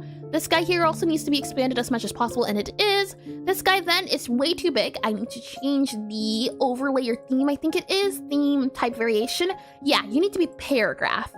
You need to be even smaller, truth be told. That's bigger, the title's bigger. You need to be tiny, it seems like. So let's go to your font sizes. Let's make your normal font. I think an 8 probably is best. This is 10. What is an 8? Let's see, what about a 5? I think that's too small. Let's do like 6 possibly is our best bet here. And then what we can say is our horizontal angle. We set it to center, and then we set this guy to be center. It goes down there. And then what I would want to do is add a spacer. So I would add a child node. We call it a control node here. And this is going to be a spacer for left. So we'll say, this is our hint spacer. So spacer hint left. Yes, left. Left is right. We put it on the left then. Then we set this guy to be expand down here. And the hope is that this will create an area where we can add a button. And hi, Elsie the mushroom. Hi, and hello. Welcome in the stream. Welcome to UI Pain. And making me remember, yeah, actually, I don't like UI. It's painful, but it's fun. I can say that at the very least. Let's go ahead. And what I want to do here is I want to lower our container sizing and lower the stretch ratio to about, I'd say, probably, hold on. Hold on. If we said it's a 1, what if we said it's a 0.5 here? What if we said it's a 0.25 here? That works. That definitely works. And I don't think there's going to be a case where we need more speech than that. After that, next then, we're going to do our spacer. We're going to grab our little spacer guy here. And we're going to make the container sizing. And we're going to stretch it. And by stretching it, it slides it over to where we need it to be, about over here. And then lastly, we need to figure out, as I think 5.5, probably a little bit better, 5.5, just to make it sound nicer. We need to add a way for the player to know that they can press said button. And then the question becomes, how can we do that? To start off, let's go ahead and make sure our controls are correct. In the sense of, for our dialogue manager, for our speech bubble, how are we controlling our speech bubble? We need to make sure it's page turn left and right that we're checking for when the player presses the button. So you can see here, during unhandled input, there is menu right, UI right, and there's also the move left button. We don't want move left, we don't want move right, so I'm going to remove you there. There we go, as that's not a button we want the player to be able to use. We only want them to be able to use W and D key, and that right now I believe is menu left. So let's see, that's there, and there's UI. So we're going to also remove that there. So it's not going to be UI, right? It's only going to be menu. So we have if input is just pressed, and if it is the menu right, as that's the control we're going to use. So just these guys here. And I already watched a lot of your VODs, but it's my first time in live. I like to listen to you while programming, so thanks for coming in, and thank you for watching the lives too as well, watching the VODs. I don't know, a lot of people tend to do that. They tend to enjoy it live, so it's sweet to see, and it's nice to hear that VODs are enjoyed, and welcome into stream as well. And I hope you have a very productive programming session too while you're at it. But welcome it all over again. Oh, saying also, if I am butchering it, please let me know. I don't like to, but it is an odd and bad habit. We'll go ahead and save this guy. And now that it is only input just action press, we need to make sure that this guy gets updated. What we can say and what we can do, as this was a bug I think that I never fixed or figured out, and you know, that's a bug for a future problem. For now, this here at least is a very quick fix in the sense of, if we go here to our control screen, should be like a game control, something like that there. There should be game control screen, options. Let's just go to options. Options is probably better. Options, we go to our options menu here, options menu screen. This is our options menu, and we need to get to controls, and in our controls, you can see that it is the controls menu. This is our input settings, and our input settings happens here. You can see that there's ready, create action list. This is where everything is updated. And what we're looking for specifically is on reset button press, we're looking for when the game says, hey, the player has updated the button to be this button instead. So let's see. Where do we allow the player to update the button? There's create action list here. Then there is on input button pressed, which adds the button, and then it remaps the button here. So then, remap button equals, yep. And I think that's it. Is there a function for buttons or controls have been updated? Here we are. Controls updated emit, and there's also control updated here. So on controls updated, we'll go ahead and grab the new control. So hopefully the control also stays updated. So what we'll do now is with this controls update emitted, we'll go back to our dialogue, or not our dialogue guy. We need to go to our script guy, actually. Not our script, our speech bubble. Our speech bubble is this guy here. Yep. And then this guy here is going to be called our rich text label. Rich text or text, so label. It's going to be hint. Label next hint. Next button hint. Next button button hint. There we are. Label next button hint. That said, what we'll then do is go to our dialogue manager here, and since it is the case that we have a few of these guys going on, I'll just go ahead and do access this unique name here. No, actually, never mind. Let's go instead to our speech bubble here, and I'm just wondering, that's our speech bubble. Gotcha. Okay, yeah, our speech bubble needs to know about it because it's part of the speech bubble. So we'll go ahead and grab this guy here. I'll then right-click you, so you to access this unique name, and then I'll hold down control here and drag and drop it in so that it can be updated. And then already what we're going to do is do utility.controls.updated, not emit, but .connect. And then what we'll also want to do here is do a function. So we'll do this guy here, function, and we're going to call this function here update hint control, next hint button control, next hint button underscore button, button button underscore control, update control, update next hit button control. We'll set this to then be void, like so. Set it to be passed for now. That way we can just copy this guy and paste this guy in here, like that. And actually, you're an exercise for my English. It was pretty difficult at the beginning. As for my programming skills, I've heard that, and I've also been told I'm the final boss.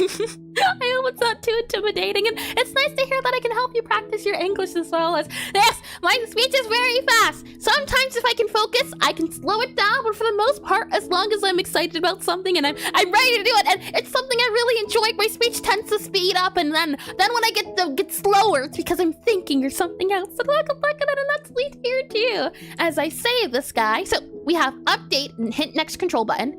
What we need to then do is go here to our label next button hint. We'll then copy you here, and this is where we'll have a var called hint text. So we'll call this hint underscore text here.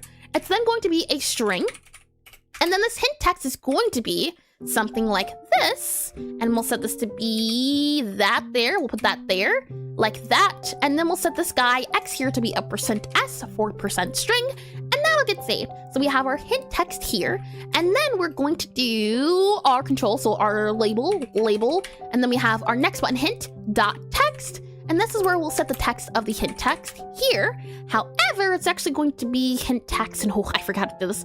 Hint text, I've used this before, this %s. I just can't remember exactly how to do it. It's been a second. Godot for And then let's see this guy here. Should I pay you or C for the rapid brain expansion? I believe, I work. This is free 99 right here. Don't you worry. It's all good. And let's see, print message. Yep, var name.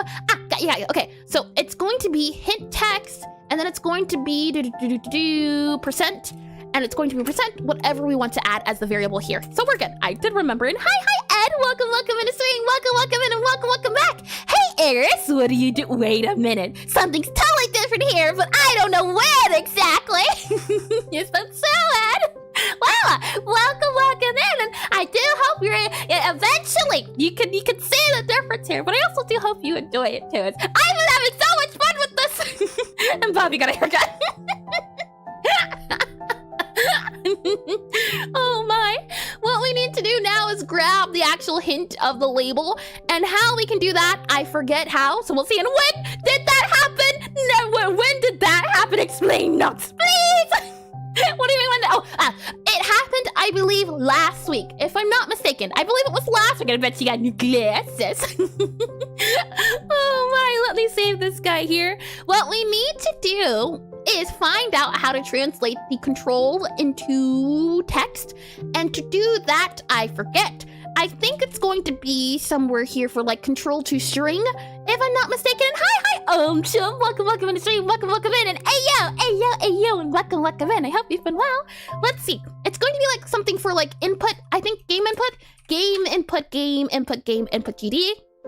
Something here, I think, possibly. And glasses toggle! As I do here, clock on here, grab this guy here. Maybe I should have like a Bobby toggle. But I don't know if I want him to go away. We'll do this guy here. There we are. And glasses has been toggled off. Thank you for that. I can see clearly now. Surely I won't make any more mistakes. I'm wondering, we have button to action, button to string, action to button. And where do we do action to button here? I'm looking specifically for the name of the button. We can see here it says current button, then we set the button here. We then get the button to string, and this gets the action name. This is for create action list. I would like to get the button as a string. This gets the key name as a string, but I specifically need to get the button that we use as a string, and I don't remember how to do that. I think it's going to be in task screen, possibly in our task list, maybe, and then it's going to be like a translation here.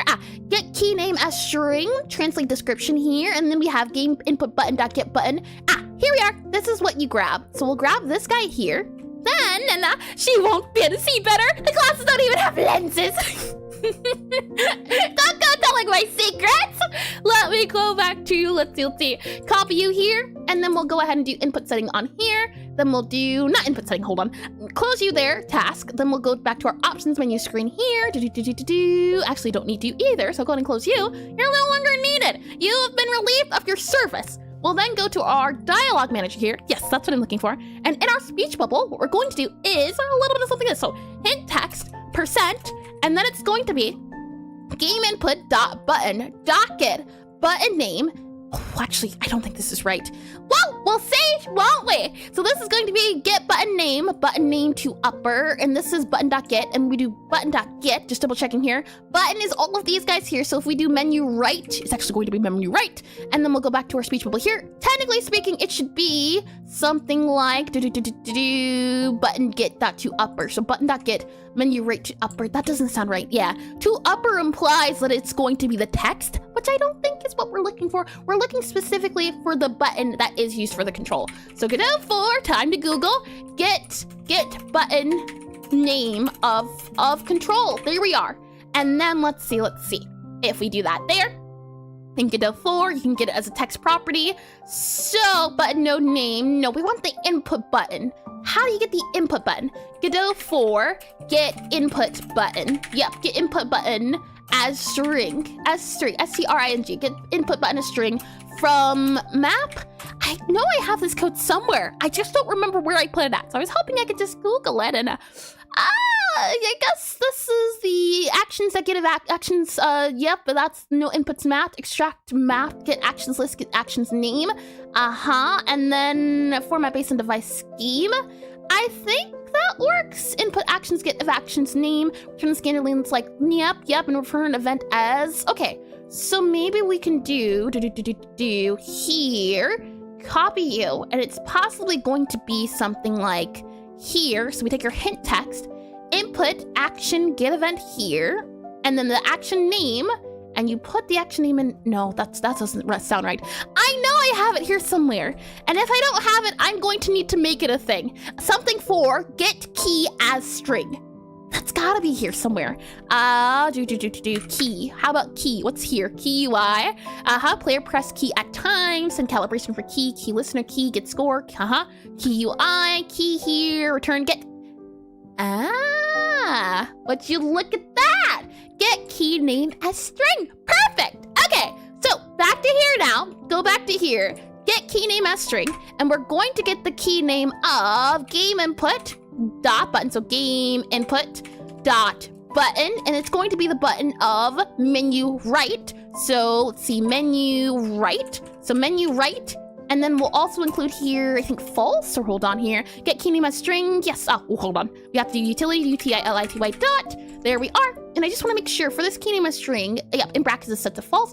Perfect. Okay, so this should set our new key depending on what button is pressed. And then what we'll also do here is, upon doing ready, we're also going to do this guy here. So hopefully now, when we start up the game, at the very bottom of our UI, instead of saying next or instead of saying X, it should say D.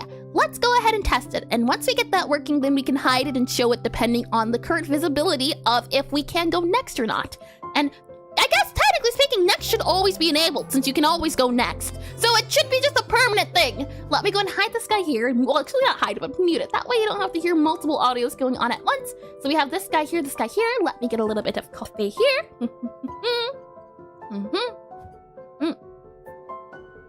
Tasty, you know, what a deal. And Atheat, my apologies. I did not see what you put down. I didn't see it until now. I'm glad I figured it out, but also thank you for putting it down too. And I did read that too. Okay, good, we're caught up. Let me go back to here, So, oh, that's so tiny. Okay, well, we know it's working, right? That's good. We just need this guy here to not be as wide of a spacer, so maybe we go for 5, just as a check to see 5, maybe 4.5. I'm feeling generous here. I'm feeling pretty generous. This guy here, you are stretched out as far as you can go. Yeah, you're stretched out as far as you can go. Fit content. Well, let's see. There. We have text selection, text display. We're looking for theme override. No. I wanted to get your stretch. That is this guy here where it says container sizing. Possibly is that your container sizing. I'm just going to type it here. Sizing. Let's set this to 2. There we go. Give it a little bit of space. Just want to make sure. And I just don't know about the scale feature. I liked the scale, but it broke. And my wondering is, do I just have to add to myself like, hey, remember that this is this thing. So if you do that, remember that you have to do this thing here too. I think that that just might have to be what it is. Otherwise, I don't know how to scale it. There is the scale. Hold on, if I do this. Yes, so we can do, technically speaking, this, but it makes everything bigger than the actual box, which was what I had a problem with. So I'm thinking we'll probably just do here dialogue manager, and then we'll just do here to do, and then we'll do figure out how to change size properly. We'll do speech bubble, change speech, SPEECH BUBBLE SIZE SCALE PROPERLY.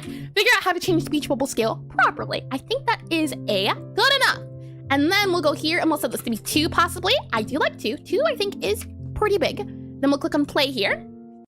And then let's see. This should let the player know what button it should be. That way they don't have to worry about it. So when they go in here, when they're going in the tutorial game here, I guess we could also, or do we want to have the hint? I think it's fine. Something like this, D for next. This is the introduction. And then you click on D next, cool. I also can't use our left and right keys anymore. It is only D. And hopefully, if I did this correctly, if we go to controls here and we go for menu, so we can see here menu right. If I change this to be instead 9, you can see at the bottom, it changed to 9 here. So now 9 is the button. So it does update automatically if the person decides to use that control. So we're good there. Now it's D next, yep, D next. And then we have D next. So that appears as well. So now the player knows that to control the, to control dialogue, that is there. Okay, so that fixes that. Our control UI pops up and then vanishes the moment player starts moving around. I think we're good. I think we're good. So I'm going to close you here, save you here, and we can say that the UI has been tweaked a little bit to add the dialogue control hint, just so that the player knows what button to use. Again, we have to go into this thinking that the player doesn't know what it is. So I'll click on done here, and that should be done, like that. Alrighty, now we move on to the spider interaction. And let me go ahead and make a backup here as I save this guy. Then we'll go ahead and do here, add a dialogue control hint, so ADDED, DIALOGUE, CONTROLS, HANT, add a dialogue controls hint, as I think that's important. That way, again, we make sure the player has all the information they information, oh, that just doesn't sound right. Information, has all the information they could possibly need. Okay, we're good, lovely. And with that said, do we want to do that first? Actually, before that, just as a thing, that way I don't have to do it later, let's fix a bug that I already know exists, and then we'll do the spider. And the task is update on screen, SCREEN, so let's see, SCREEN screen controls, update on screen controls, when settings change, SCTINGS change. I don't know if this is going to work because of how long it is, but we'll see. And fermentation. Oh boy, we'll have this guy here. Update on screen controls, something ... Yeah, let's do that really quickly. What I mean by that, and it was a bug I saw before, and one, I think we could just, let's say it's easy to change. I don't know, but it's the thing where, again, we had the on-screen controls. So here, I can hold down, you see it says A and D for flip chapters. If I click on escape here, and I were to change our A and D to, for example, here, A and D, instead of A and D, it's now A and T. If I go back and, oh, glasses, I can go ahead and get my glasses back. If I hold down space now, you can see it still says A and D. I don't want it to say A and D when it gets updated, so we're going to need to do something to change the images when it is tweaked. So we can close this guy here. How can we do that? Well, like what we did for our task screen, or not a task screen, our dialogue manager here, we're going to have to take the function of our speech bubble here, and when it does, our control button, so when our controls get updated, that's what we need to check. And we also need to check here, you can see we have our controls hint hub here. This is all of our control hint panel here, so I can go into control hint panel. Control hint panel then has our button directions, our game input, all of these guys here. It should change label, our button guys here. So we have game input button. That's still fine, that's good. Let's go here for game input button. Now let's see, BUTTON. Game input button is what we're looking for specifically. So we can see here, button icon, button direction, input button. Here we are, input button, which is one of these guys. Nope, that's not it. Level button, nope. Main menu button, button icon, button direction, no. We're looking for a game input button. I should have one of you guys, I just don't remember what you're called. Add-ons, closer add-ons here. We have control button, possibly is what it's called. Level button, main menu button. No, none of those guys. We have button, button icon. Here we are, button icon. This is what we need to change.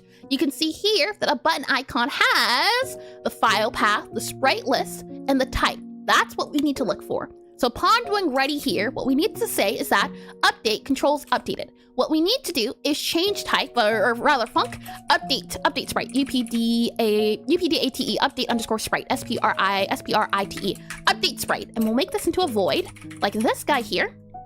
And that way the buttons will automatically update should the player update them in the controls. And how do we do that now? What we have to do here, as you can see, it says set sprite, and then we have new type button, game input button. So what I'm going to see about doing, and what I'm wondering is there a way we can check to see our current button and our old button? That way we can kind of modify it.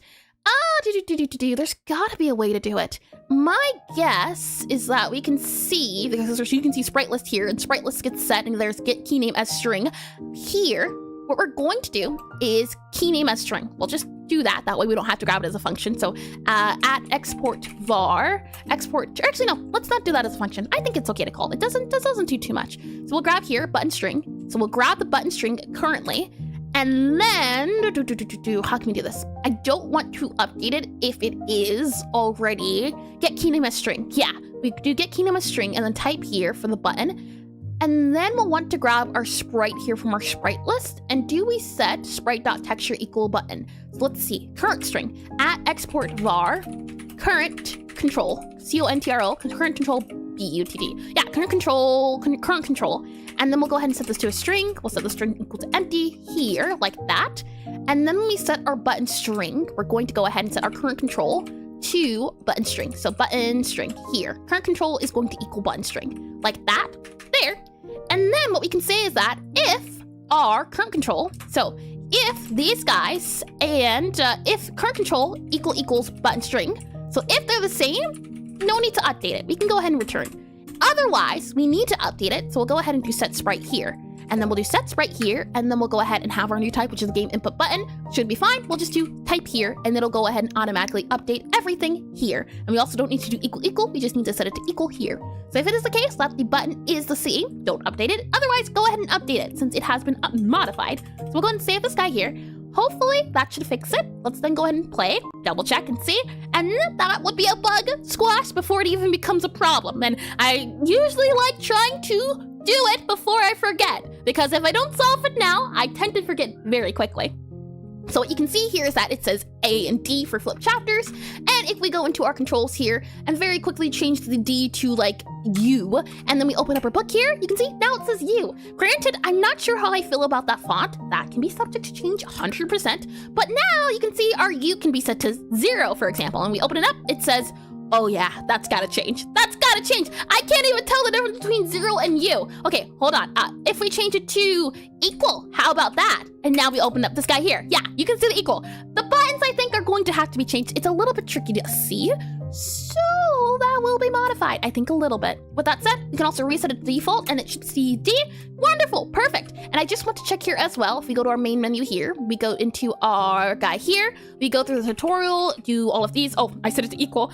Equal, and equal. You can see player controls are arrow keys, and the hope is that if for whatever reason you wanted to change the player controls, like move up, and I wanted to change it to a P, then when I click on escape, P has been updated to move up, and I can also reset.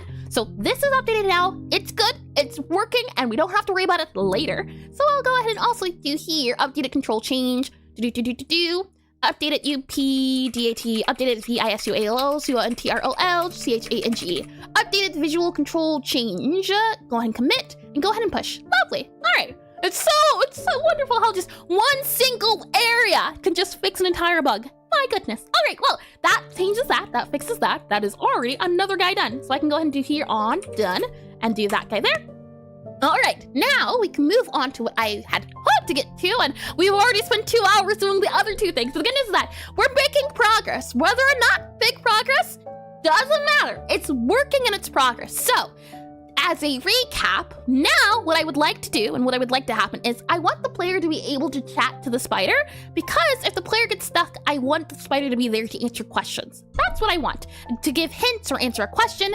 And what I want to know already, and I think, unfortunately, I'm going to have an issue, is that in our spider, so if I do SPIDR, our spider sprite, I'm hoping, and fingers crossed, I don't have to modify the UI.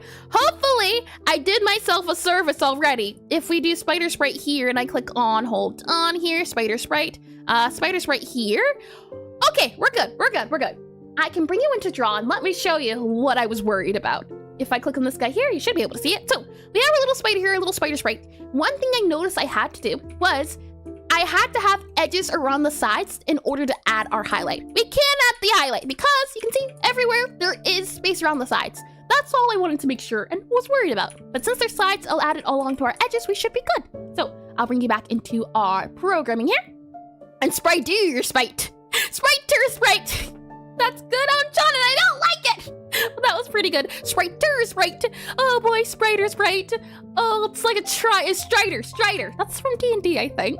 So we'll go back into here, go back into gear.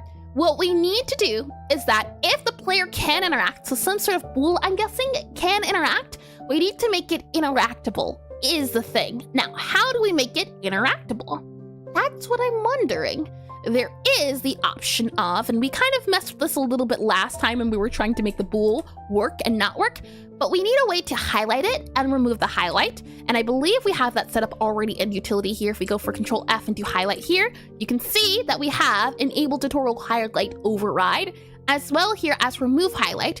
And we do here all of these guys. So we add highlights and instance parameter, and we also do the object. Doesn't matter what the object is. Let's go back to our spider here. We can go ahead and add a shader, hopefully, to our sprite here. If I go to sprite, we should then be able to do shader somewhere here. Texture, material, and then do here highlight, HIGH, Let's see, shader, There we are, edge, fade, outline shader is what I'm looking for.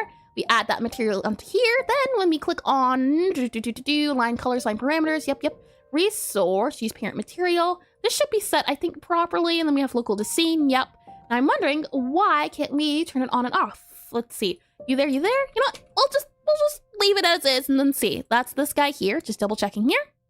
We have canvas light in here, there's add highlight and all of these guys. So we should be fine. This should work right off the box.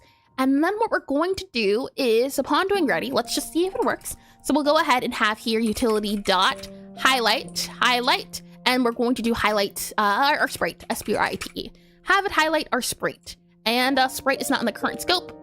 How do you not know what your sprite is? We'll go ahead and right click you, I guess, and do access as unique name, and then do you here, and do spider here, and sprite, copy you here, and then let's go and just use highlight sprite. I just want to see if it does actually highlight the spider. So I click on play here, we'll let it load, and then we also need to figure out a way to add all of the dialogue for the spider. Now, there's a few things I can think of. Maybe having like an array of hint to dialogue, I think could be a good idea to do, and it'll allow the player to have a little bit of a hint. Just let's see, you there, have you go here, then have you go here, and there we go. So we have levels here, and then we have in R, we can just go here, and then spider, it can't be highlighted. Yes, look at it, it can't be highlighted. Perfect. So now we need to figure out how to highlight it when Gabby gets close to it. So we can have here our player. So let's go into player here, player scenes, player's right, and in here we have if object is interactable, highlight. If object is game object, highlight. And what I'm wondering is, how exactly can we do this? I'm thinking at least we can make either the spider an interactable. Right now the spider is currently, I believe, an entity. You should be an entity. And an entity can be highlighted, I believe. Yes, it can be. You can see, or no, you can't see it here, but a customer is an entity, so I'm going to assume.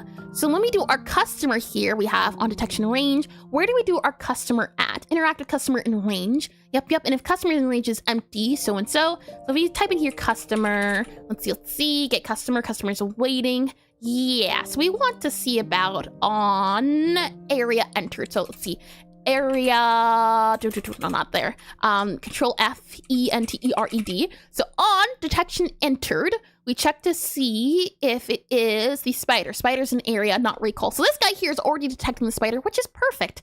And what we'll say as well is that since this guy detects to mount the spider to you or to dismount the spider, you can see here it says spider mount player. So what we're going to do actually is if the spider in area equals true, what we're also then going to say is that spider mount player as that is on spider area entered. Yep. And then if not recall spider, otherwise go ahead and do that. So what I'm thinking is at least spider area true here. We can also do this mount guy here, and we're going to have here to not highlight the spider anymore. So we'll go here and do utility.recall spider. Spider.remove highlight. Should the player know about the spider? I don't think the player knows about the spider. We could make the player know about the spider. That way you can just use spider dot. But do we want the spider to be controllable from the player?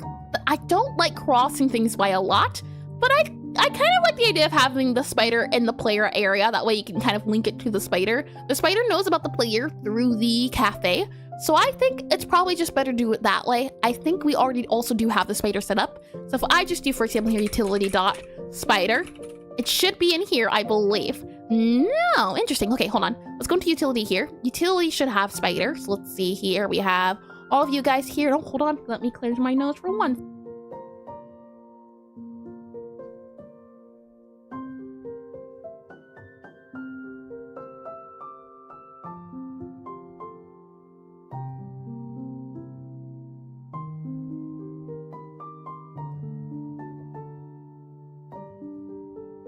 all good. For a second, I didn't think I was gonna sneeze, but no, I did end up sneezing, so we're all good. And hi. Ooh, how do you say that, Callies? Callies? I'm probably butchering it. Please correct me if I'm wrong. Welcome in and welcome back. I hope you've been well, and your insert time zone here has been wonderful so far. That said, for our player, where do we type player? Player goes here. Yep, player, and put all of you guys here. We're looking for the player. You can see there's cafe, there's player. I believe, does the cafe have the spider? Let's see, cafe, do you own the spider? I type into here, you control F. Yes, cafe does own the spider. Let's do it that way. I like that a little bit better. So we'll do utility.cafe.spider, cafe.spider. That way it doesn't have too many. And just Callie works. I see. Well, welcome in, Callie, and hope you're well too. I am wonderful and swell. It's always a fun day when I get to do a little bit of programming, and we're not even getting close to the end of the tutorial, but we're doing the tutorial. We're making it, so I can say accomplishments done. We have utility.cafe.spider, and is this still for the bouncing spider? This bouncing spider has been added, and hi, Tixie. Well, possibly. Welcome back in. The spider now bounces. What we're doing is, now that bouncing has been figured out, is I want the player to be able to go up to the spider to ask for hints if they're stuck on the tutorial. So right now what we're trying to do is add a highlight for when the player gets near the spider, and then we also want to add a true and false for the spider to be interactable. So if you can interact with the spider, have the spider highlight, and then if the player uses the interact key on the spider, then the dialog screen should pop up depending on if there is a dialogue scene going on. So we can go ahead and click on back in this guy. That's where we're here. Spider mount player, we want the cafe spider, and in our spider specifically, what I also want to do is have a bool for can interact with. So we'll do here at export var. And can be interacted with. Interactable. You know what? Let's just do that. interactable. Interactable, BLE. We'll set this to be a bool. Set it to be false by default. And we'll set you to be there. Ads already. My goodness. And good evening. I don't know if I said that to you as well, Tixie. Good evening. Let's go ahead and save you here. And then from our player, what we're going to do is we're going to do utility.cafe.spider. And we're going to do this interact or remove interaction. Yeah, remove interaction dot remove interaction interact. Remove interact, and then we'll do that there, I think, possibly. Oh man, where did my bouncing ball go? I sure hope nobody ate it. Oh no, we have player, dismount player here, and then we have you there. Let's then do you here. Oh my, I do at some point want to have a scenario where Gabby just walks in on the spider bouncing around. I do think that would be cute. We have here for on spider area detection entered. I also want to have here SPIDER. Actually, no, not spider. Do this here. Utility.cafe.spider. And what I want to do is not remove interact, but check for interaction. So check for CHECK. Check for, actually before that too, let's go back to the spooder here and let's go for remove interact. So what I can do is go here, all of these guys down here. Let's just go ahead and remove that to that there. Let's then do this here, and we'll have a function for remove interact.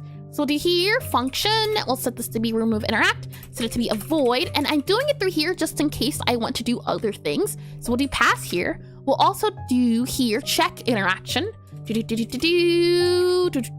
So set interaction, so enable interact, possibly as a function, enable, ENABLE, enable interact as a function.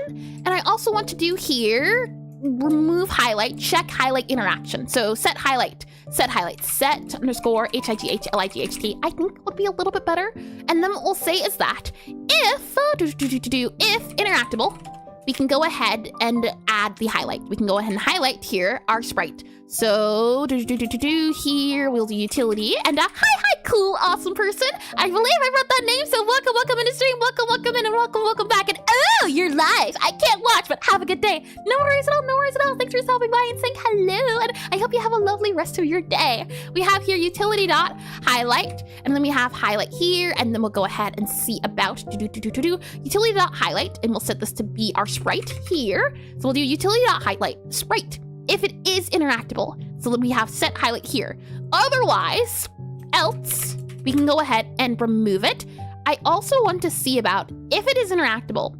Okay, so we need to highlight it when the player enters the area, but we only want to highlight it. We only want to highlight it if interactable is set. So if it's interactable, highlight it.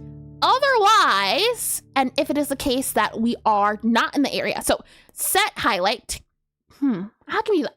Ads are about to start, so we'll figure out the logic afterwards, and while ads are going, don't worry, we won't do anything.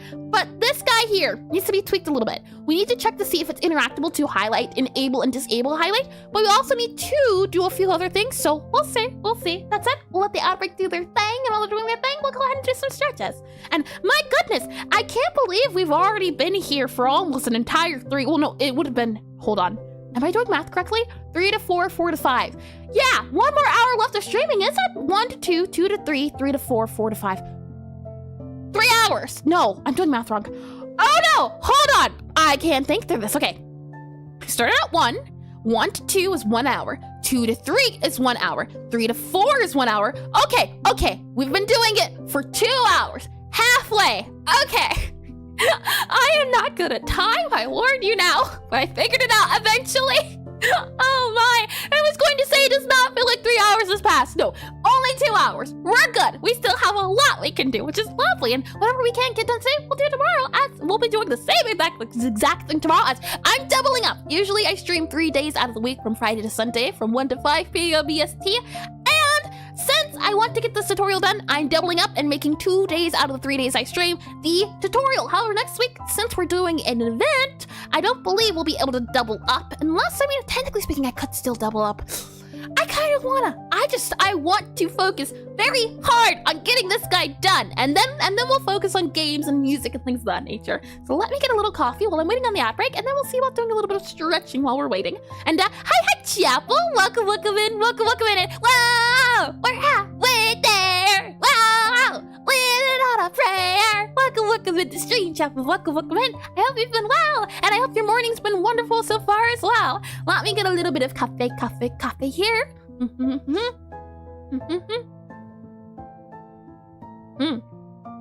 Tasty, the autumn lock incoming. Whoa. Oh, you know what? I just realized as well. So, you know what we can talk about, and I completely forgot about this fact too. Hold on, let me pull this up, as it surprised me, and the fact that we're still not done with this also surprised me. Let me just pull this up, just so we're all on the same page here of why I'm so surprised. And I can say at the very least, I'm happy with how far we've come. We didn't do any sort of anniversary, and it kind of crept up on me before it even happened. And let's see, yeah, where's the programming playlist here? And hi Eris, hi Jack, how's y'all doing? Doing lovely. It's always a wonderful day when I get to do a little bit of programming. I found it. Copy you here. Yeah, I just want to really show this off while we're waiting on the ad breaks. And the ad breaks should be back soon, so I'll be able to show all the people that are here for the ad breaks too. If I click on you here and I click onto you here, let's see, that's the wrong screen. We're looking for the browser screen. Which one's that one? That is this one. Transition here. And I'll wait for about a few more seconds while we're waiting on the ad break, so give it a second here. And we have, hold on, welcome back from the ad break. Welcome back in, yes. So, speaking of doubling up, I'd like you to notice something. We started, you can see, streamed 2 years ago. This was the first time the game was streamed. And if I just scroll down past all of the last times you streamed, you'll notice, and I completely forgot about this too, today marks the 100th time I've streamed this game, making the game, developing. I completely forgot. Today marks number 100 stream, and I went from the quietest stream to the Eris. You know what? For old time's sake, I'm curious. Hold on. Hold your horses here. I just want to see. This is 2 years ago. I just want to. Gonna just That's tricky. Oh yeah. If we just do this. So quiet. Can you believe it? 2 years ago. And what a fun number. Yeah. Super fun number. So quiet here. Yeah, I get the thing. For example, if my goodness, so much has changed. Let me go ahead and enable the audio here and so reserved. Indeed, it was camera shyness, but now I have no fear. So you deal with me with no fear. Let me go back into programming here, and let me click on you here and click on you here. So, speaking of the spider, I think it might need to be drawn out in a rare non-yap. Yeah. The thing was, I wasn't sure how to speak or what to do, so it became a thing of just mumble, thinking about things, trying to understand things, and maybe think through it. And now, there's no thinking. And then she was going easy on us. I had to warm up. I had to do some stretches. Let me slide you back up to here. And we already have a little spider sprite. How perfect. I'm going to yoink you now. Thank you. And we'll go to here. So, if we have the spider here, and then we also need a little bit of a teeny tiny Gabby here. Gabby, how can we draw you? We can kind of do, I guess, let's see, just do a little head here, yep, and then we'll do a little body here, yep, and it's very important that Gabby has the sad eyes here. We do a little sad eye here, and then do a little eye here, and do a little eye here. Yep, you're looking like Gabby already. Do that there, and add a little ear, add a little ear here, and then add a little hat, and it's not a little hat, is it? Hold on, add a little hat here and do that there. All right, perfect. There we go. That's Gabby. She's beautiful. So, we want it to be the case that the spider is able to give hints to the player if they need hints. And we only want to enable it for certain bits, and we only want to enable it, when we do enable it, we want to check to see what part of the tutorial, what part of what, where, who, when, how, why is going on. So, first thing we need to do is that if the spider is in the area, so if Gabby enters, we first need to check to see, hey, can we highlight you? Are you interactable? If it is the case that it is interactable, we need to turn the highlight on. And if it is the case that even if it's not interactable, when you leave the area, should just turn the highlight off automatically. So let's start there. When you enter the area, turn the highlight on if interactable. And when you leave the area, turn the highlight off no matter what. Let's start there. Let me go back into programming here and let's see. So we can see here, set highlight if interactable. And then what we can also say is enable highlight. So let's go ahead and do here, set highlight, if interactable, you there. Otherwise, we'll go ahead and remove the highlight. So we'll just do this here, utility.remove highlight. It should be remove highlight here, with our sprite here. And then what we can also say is to do function for remove highlight. Function for remove highlight. So REMOVE_HIGHLIGHT, remove highlight, and we'll set this to be void here. And then we'll set this to be just remove highlight here. So regardless of if we actually do add the highlight or not, doesn't matter. Anytime we leave, remove the highlight. And with that said, now let's go back into the player here. And what we can see and do is that if it is the case that you have entered the area, let's go ahead and check the highlight, or rather set highlight. So let's do set highlight. Otherwise, if the player leaves, so spider clean, now you can see here and as well that there, we can go ahead and say you here, we want to remove the highlight. So remove highlight here, remove highlight. And we also want to remove the highlight should the spider get on the player. So let's go back to here. And what we can say is that remove interact. Yep, remove interact. And actually, I don't think we should do that. Remove interact. Probably not right now. We're not even worried about interacting. We're just worried about the spider being in the area. So we can go ahead and save this guy here, and going back to the spider, let's do a test to see. We are only looking at least right now for highlight. Removing the highlight, adding the highlight, if it is interactable. What I can then do is if I save this guy here, where is it at export var, interactable, bool, false? Yup. But I don't see you here. Value, what's value? Never seen you in my life. What does the value do? I don't know. Huh. Interesting. Oh no, type. I know what you do. Never mind, I take it back. Animation here. Now, question is, why isn't our spider working? Oh, I know why. There you go. There you are. So let's set it to be interactable to true. And what we're looking for is the spider to enter and exit. And if we click on play here, we wait for it to load as I get a little bit of coffee here. Oh, you know what I can't do as well as doing that? Let me also link the playlist here to those of you that are curious, as I know a lot of you don't know about YouTube. So let me also paste this here. If you're curious on seeing the playlist of all of the previous, Necrotype Cafe deving, let me go ahead and then click on this guy here, click on this guy here. Then we can go and click on you here, click on you here. Lovely. Okay, so now that we're here, go into levels, and what we're looking for specifically is if we enter the area, the spider should be highlighted. And we need to enable a bigger range. The player shouldn't have to go all the way up to the spider, I think, in water. Water can be done. Do you think that should be a thing? Should the player have to get that close? And hi, Cat. Welcome, industry. Welcome back in. I hope you've been well in water. Can do. And I dare somebody to binge locked at 2x speed. Well, technically speaking, right? If 100 episodes have been done, and the average is about 4 hours per episode, then that means 400 100 hours, and there's only 24 hours in a day. And if we just round it up to 25, 25 times 4 equals 100, which means that, hold on, 4, 5, 20. Oh no, math. Okay, hold on. I can do this. So 25 goes into 100 4 times, which means 4 times 4, which gives you 16, which would mean you'd need 16 full days to be able to watch all 100 episodes. If I did the math right, though. I probably would need to write it down. Let me get that water, though. And why you round up the hours in a day? Because 25 is a nice number compared to 24. Easier to do. And then you can kind of go back and subtract each episode, I guess would be the hour-wise. But I rounded it up just to make it easier. And 24, no. I rounded it up just to make it easier on my mind. Let me go ahead and get a little bit of water here. Tasty. And then I can say about around 16 days, probably 15 days if I had to guess. Let me go back to down here. And with that said, do we want the spider to be that close that you have to go to? I think, you know what? It's okay. You have to kind of be super close to the spider. I would say maybe you go there, and now, but the 25 hours isn't real. Otherwise, I would get more stuff done. It would be nice if there was 1 extra hour in the day. I can agree to that. I'm wondering, what if we move the spider to sit here, not on that area? What if we move the spider to the desk here? So let's see. Spider, desk target here, and I'm going to move the spider to this area here. I'm thinking maybe we can put the spider here, possibly, to allow the player to see the spider, and then if we go ahead and just move the spider to here, it would move about here-ish, possibly. There, maybe. Would allow the player to interact with the spider, and now we'd all sleep through that hour, let's be honest.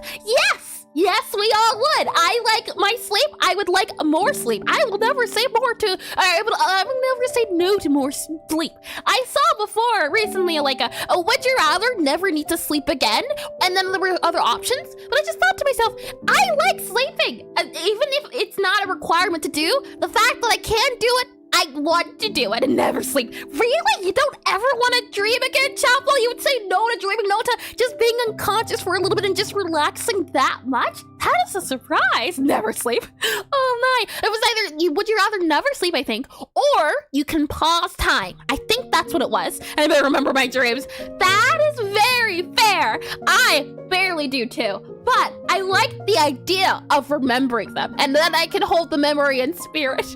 Oh my, we can go into here, and then, well, it was never sleep or never need to sleep. And wait, pause time. And 1 more hour in a day would be horrible? I guess it can't be pause time, because then you could get all the sleep you'd ever need. I don't think that was the would you rather. That would be very obvious then. Can't you just, yeah. I don't think that was the would you rather. Definitely, because that would be obvious then. 1 more hour in a day would be horrible. It loses all the good properties of numbers divided by 2, 4, and 6. It would ruin communication and make segments of time so unclean. No! That's also very fair, Eska. What if it was 25 from the start, though? And because if I pause time, I can get to anywhere I need an instant. Okay, nerd! And I can do this all lovely. I'm thinking possibly this is okay. You go to the spider, but you can't. Oh, yeah. Okay, we need a way to check for spider interactability, I think. Yep, we need an area to detect the spider possible to interact. You should be able to go up here and be able to interact with the spooter. So what we're going to do, I think, is set the spider to have. Now the spider, unfortunately, and I know this isn't right, but it's okay. Spider already has 3 areas to detect. It has the area to detect in this guy here. This is its body.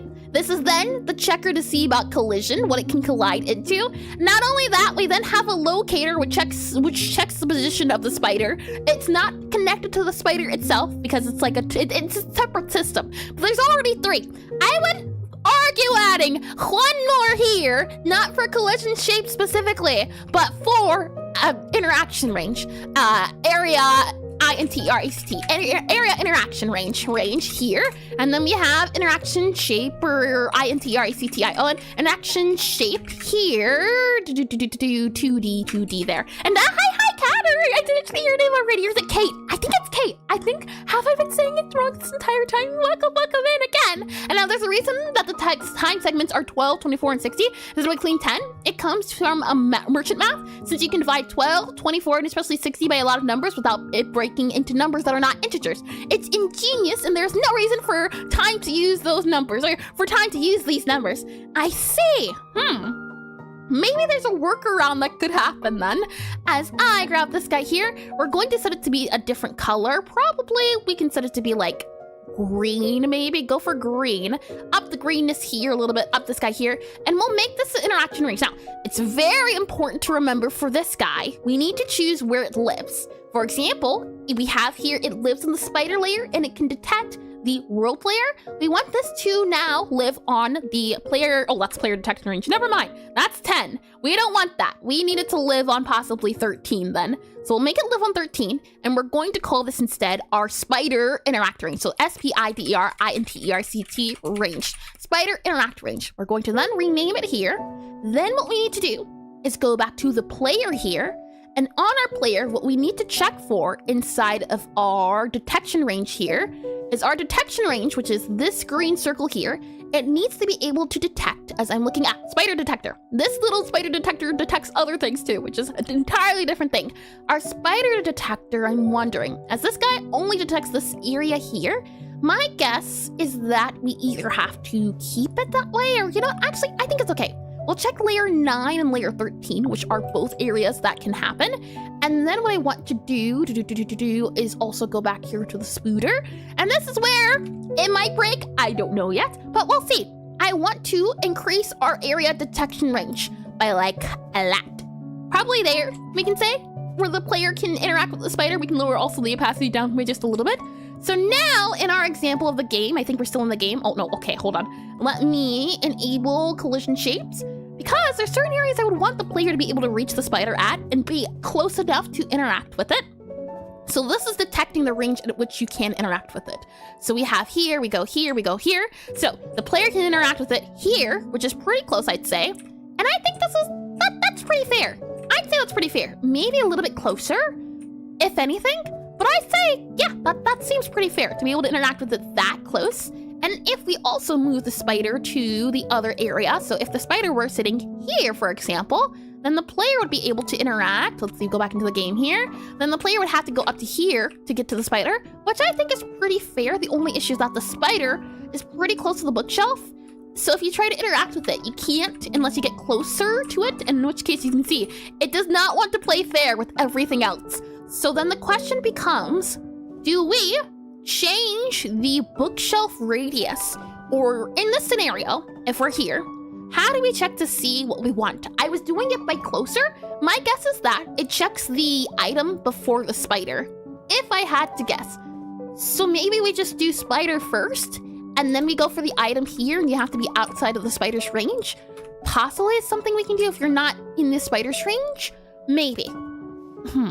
So what I'm thinking is at least, and this is where I suppose only having priority on one highlight comes as a good idea to do instead of having things that you can highlight everywhere.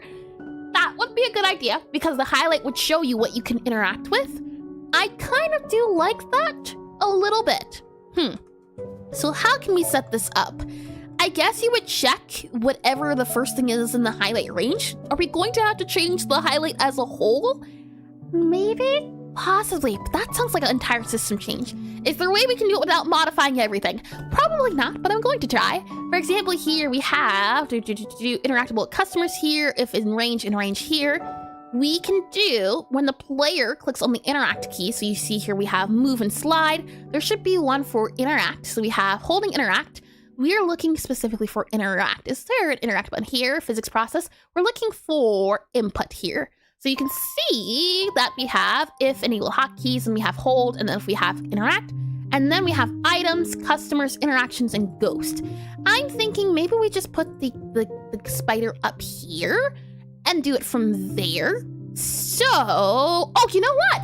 Never mind. We haven't added the spider interaction, so of course it doesn't go off. You know, that would, that would be useful to add the interaction. We just made it enabled and disabled. Of course it's not going to work. Okay, you know, we have our moments. I bet you didn't notice it either, Jack. Oh my, so now that the player can enter and exit the range properly, what we need to figure out, as I can go ahead and remove our visual collision shapes, we need to do interact with spider. So INTERACT, interact with spider, WITH with spider here. There we go.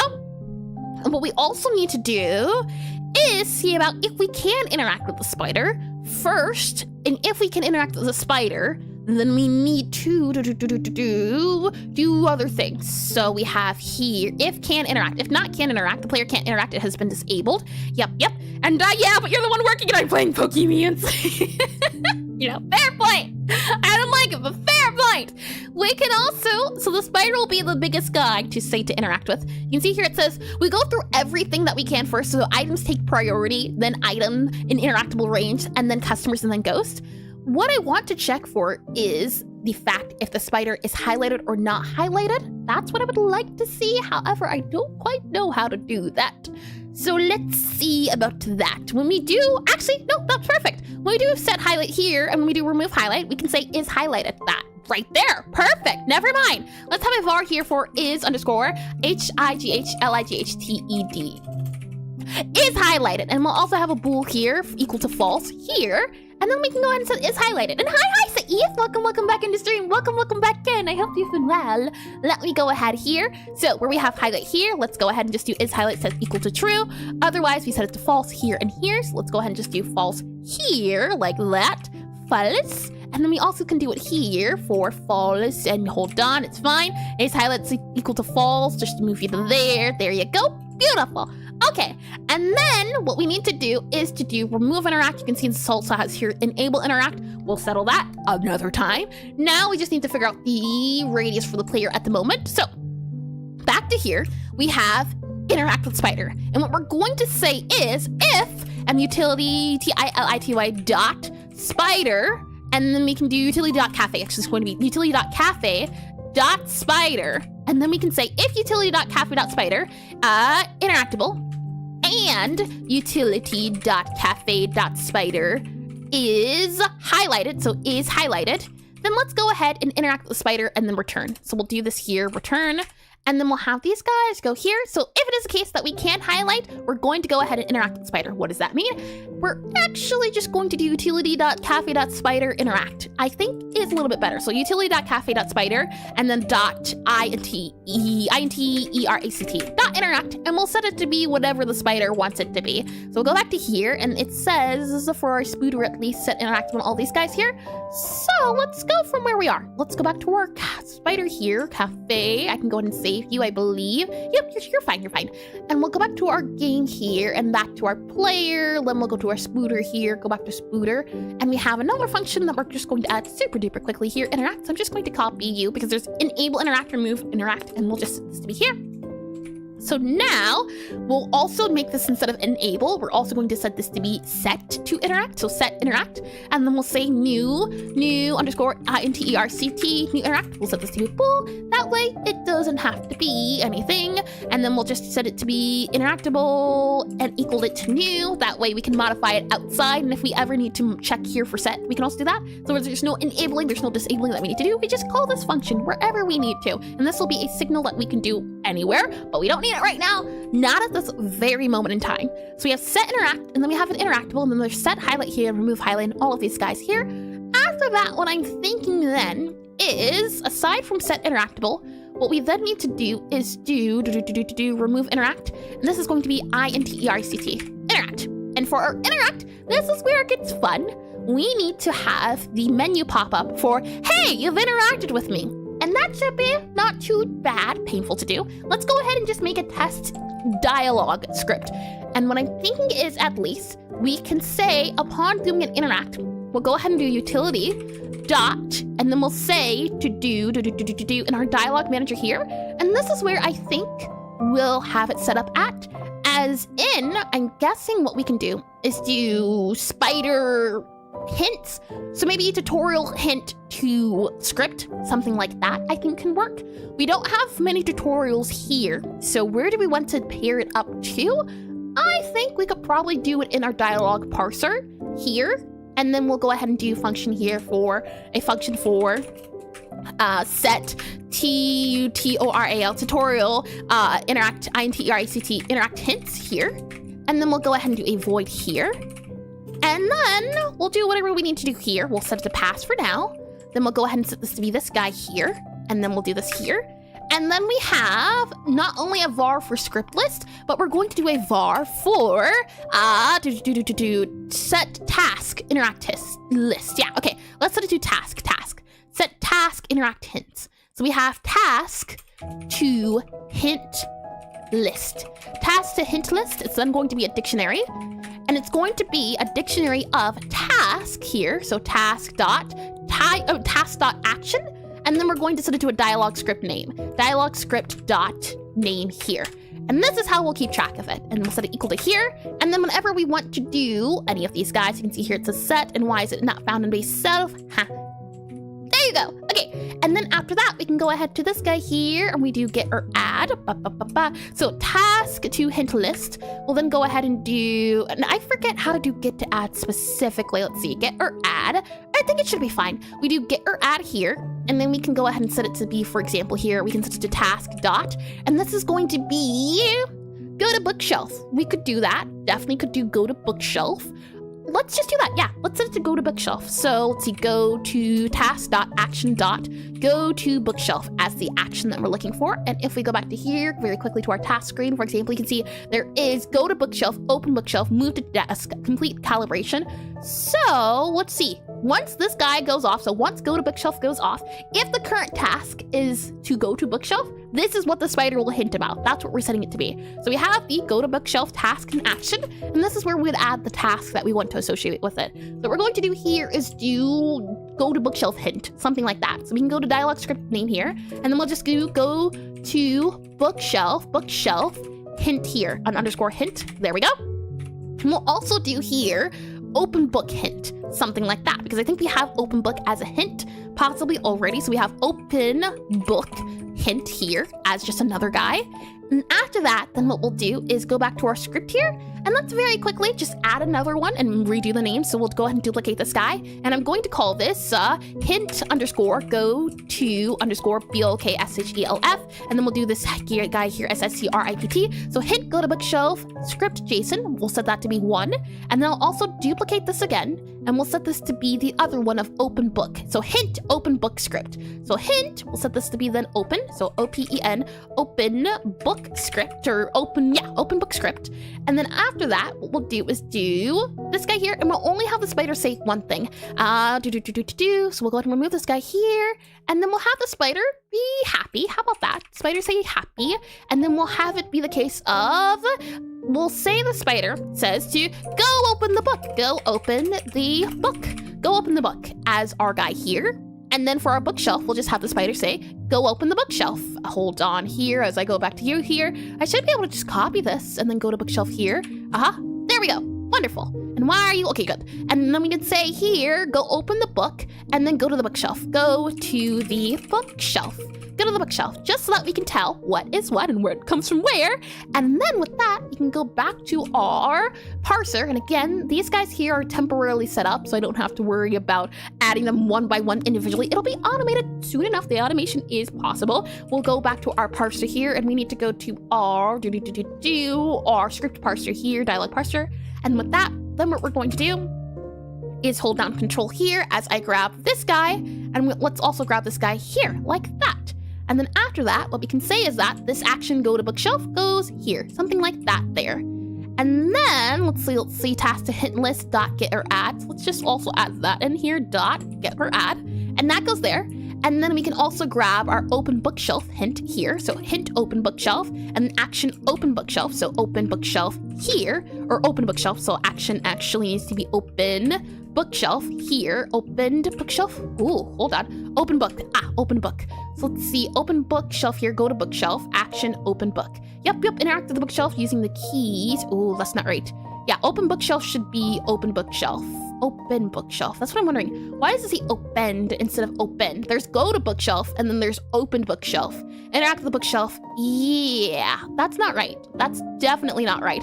Let's go ahead and modify that just to make sure we don't, a lot of these guys are dead. I'm keeping them around. Let's just go ahead and do Control F or Control Shift F and then replace it. And I want to replace open bookshelf. Hold on, Control Shift F, whole word match case, find anywhere we've used it at. And we've only actually used it here. Interesting. Only ever here. And I just want to also check to see match case, find. Yeah, we've only used it here. We're going to do OPEN, open BOOKSHELF, just to keep it similar. Open bookshelf is the action I want. And now, hi, Nyality. Welcome, Minister. Welcome, and welcome back. And the fact that merchants decided which clock to use is not necessarily good in any context, but it's true. That was a big factor that he did. Oh my, and I did realize so lovely. So we have open bookshelf, and then there is open book. And this task is nothing at the moment. So we can go ahead and do previous task, next task. Let's just do open book here. And then this open book as well can be previous task is open book here. And let's also set this open book to be opened book. It should be open book. So let's see open bookshelf. This should be open book.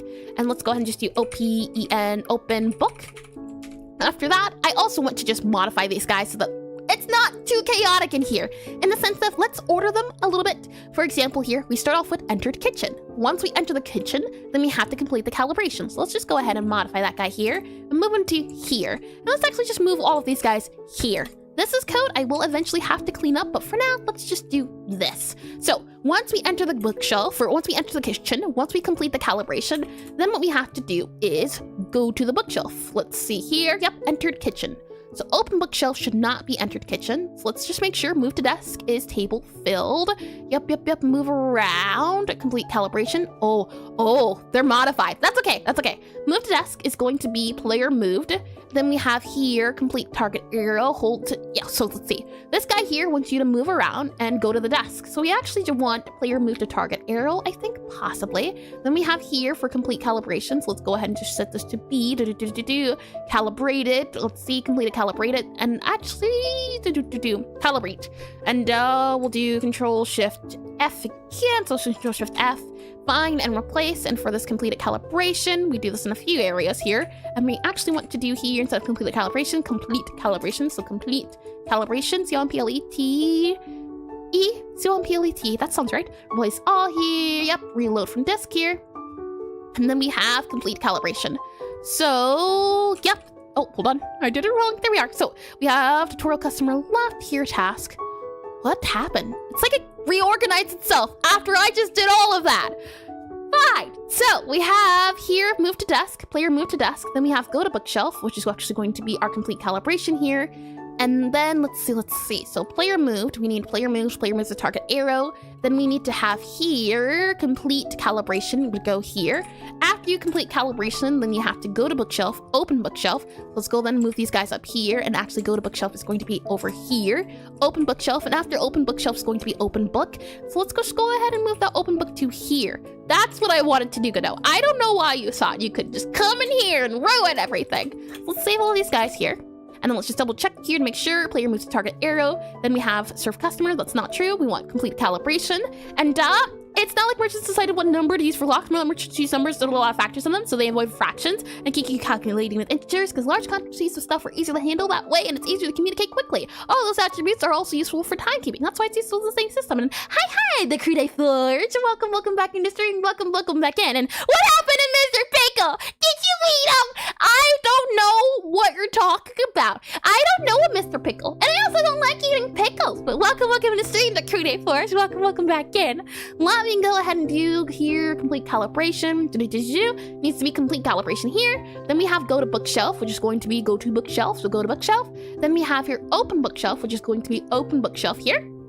She ate him! I did no such thing, I'll have you know. We also have here open book, which is correct. All right, so let's go ahead and save this guy now. And with these guys, what we need to do, oh, hold on. I'm thinking about pickles, how disgusting they are. What were we doing? Let's close you here, and he's 3D now. He's moving around. He is no longer a PNG. Isn't it beautiful? Okay, because we can't do that, can I? I don't know if it's going to work, but can I just, Aha! Look at me rotate!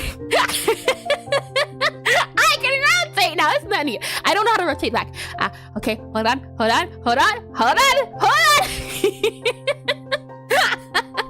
There we are. Rotation's now possible. Oh my, and that's it. Oh! Let me go ahead and save this guy here now too. And we should be able to go back to our speech bubble now, possibly our script parser, new script JSON here. We can go ahead and close you here, input settings, don't need you anymore. And then we can go ahead and click on you here. We don't need our hint book for now. We have our hint book for this guy here too. And I suppose there is multi-reason why an octopus is better to hold. He is adorable. That's the reason why he's good to hold. That's the only reason I need. As I get a little bit of tea here. Tasty indeedy. So with that said, now we have utility. Don't need utility at the moment. I think our spider here. Yes. So for our interact, what we're then going to do here is we need to say, hey, utility.speechBubble. So speechBubble, update speechBubble, something like that. If we go back to our speechBubble super duper quickly, we can see that there is utility.controls updated. Nope. We want to do our dialogue manager here. And what we want to do is play dialogue. Play the specific dialogue. So utility.play dialogue. And that 1 hour of air is rotating in a funky town. The thing is, rotation, there's no like scroll key. You have to use the mouse. And there's no reset, there's no undo. So I can't undo rotation. I just have to guesstimate of how I was before rotation. We have freeze controls equals true. We'll go ahead and copy this guy here. And then what we'll do here for the player is, not player, actually, we need to do spider here, so spooter on here. So when the spooter is interacted with, we have utility.playdialog.emit. And then, emit, emit. And then 1 hour, I drew that so lovely. And, oh boy, hold on. I don't know. I'm going to leave that one. I did see the comment, the grade A force, but that's a little... What an interesting fun fact. I can say that much, now that I read it. My goodness. Let me click on play dialogue here. And let's see. Utility, play dialogue, emit, and then I need to know. No, you don't need to know. No. Alright. Utility, play dialogue, emit, and then we need to emit the current task. Whatever current task is going on. Sorry, I'll behave now and let you cook. I do appreciate it. Again, I do like fun facts, right? Nah.